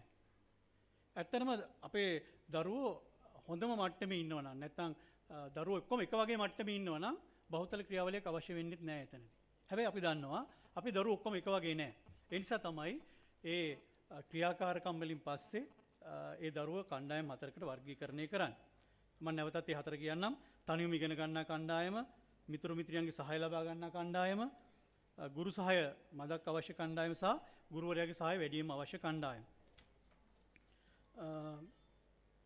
දරුවෝ අදාළ ඉගෙනුම් ඵලයට ඇවිල්ලා ඉන්නවා නම් සිසුම් කණ්ඩායම් කිරීමක් අවශ්‍ය වෙන්නේ නැහැ. ඒ දරුවෝ හැමෝටම මේ පාඩම ඉස්සරහට කරගෙන යන්න පුළුවන්. ඒ වගේම සමහරවිට මේ කණ්ඩායම් හතරම ඉන්නේ නැහැ. සමහරට තුනක් ඉන්න පුළුවන්. සමහරට කණ්ඩායම් දෙකක් ඉන්නත් පුළුවන්. ඒ අපි කරපු ඇසෙස්මන්ට් එක අනුව තමයි ඒක තීරණය වෙන්නේ සහ ඒ පන්තියේ ඉන්න දරුවන්ගේ මට්ටම අනුව තමයි ඒක තීරණය වෙන්නේ. ඇත්තටම මෙතනදී අපි ඒ දරුවන්ට ඒ කණ්ඩායම් හතරේ ක්‍රියාකාරකම් ලෑස්ති කරලා තියෙනවා. ගුරුවරිය ඇසෙස්මන්ට් එක බලලා අදාළ කණ්ඩායමට දරුවෝ යවනවා. ඒ කණ්ඩායම තුල ඒ දරුවාට කරන්න ක්‍රියාකාරකම් තියෙනවා. ඒ ක්‍රියාකාරකම් අනුව අපි ඉගෙනුම් මිනිමගක් එතනදී හඳුන්වලා දෙනවා. මගේ වම් පැත්තේ තියෙන මේ ඉගෙනු මිනිමග මේක 100ක් සම්පූර්ණ ඉගෙනුමක් නෙමෙයි අපි මේක උදාහරණයකට ගෙනල්ලා පෙන්නන එක. අදාළ ඉගෙනුම් ඵලයේ හෙලින්ම සටහන් කරලා තියෙනවා. මේ හතරේ තමයි දරුවෝ ඔය අපි කියපු කණ්ඩායම් හතරේ ඉන්නේ. රතු පාට එකෙන් අපි හඳුන්ලා දෙන්නේ මිතුරු මිත්‍රයන්ගේ සහායතු ඉගෙන ගන්න කණ්ඩායම. ඒ වගේම කොළ පාටේ මිතුරු මිත්‍රයන්ගේ සමාවෙන්න තනි ඉගෙන ගන්න කණ්ඩායම තමයි රතු පාටින් පෙන්වන්නේ. මිතුරු මිත්‍රයන්ගේ සහාය ලබා ගන්න කණ්ඩායම ඊට පස්සේ ඉන්නවා. ගුරු සහාය මදක් අවශ්‍ය කණ්ඩායම සහ ගුරු සහාය වඩාත්ම අවශ්‍ය කණ්ඩායම කහ පාටින් පෙන්වනවා. එතකොට දැන් මෙතනදී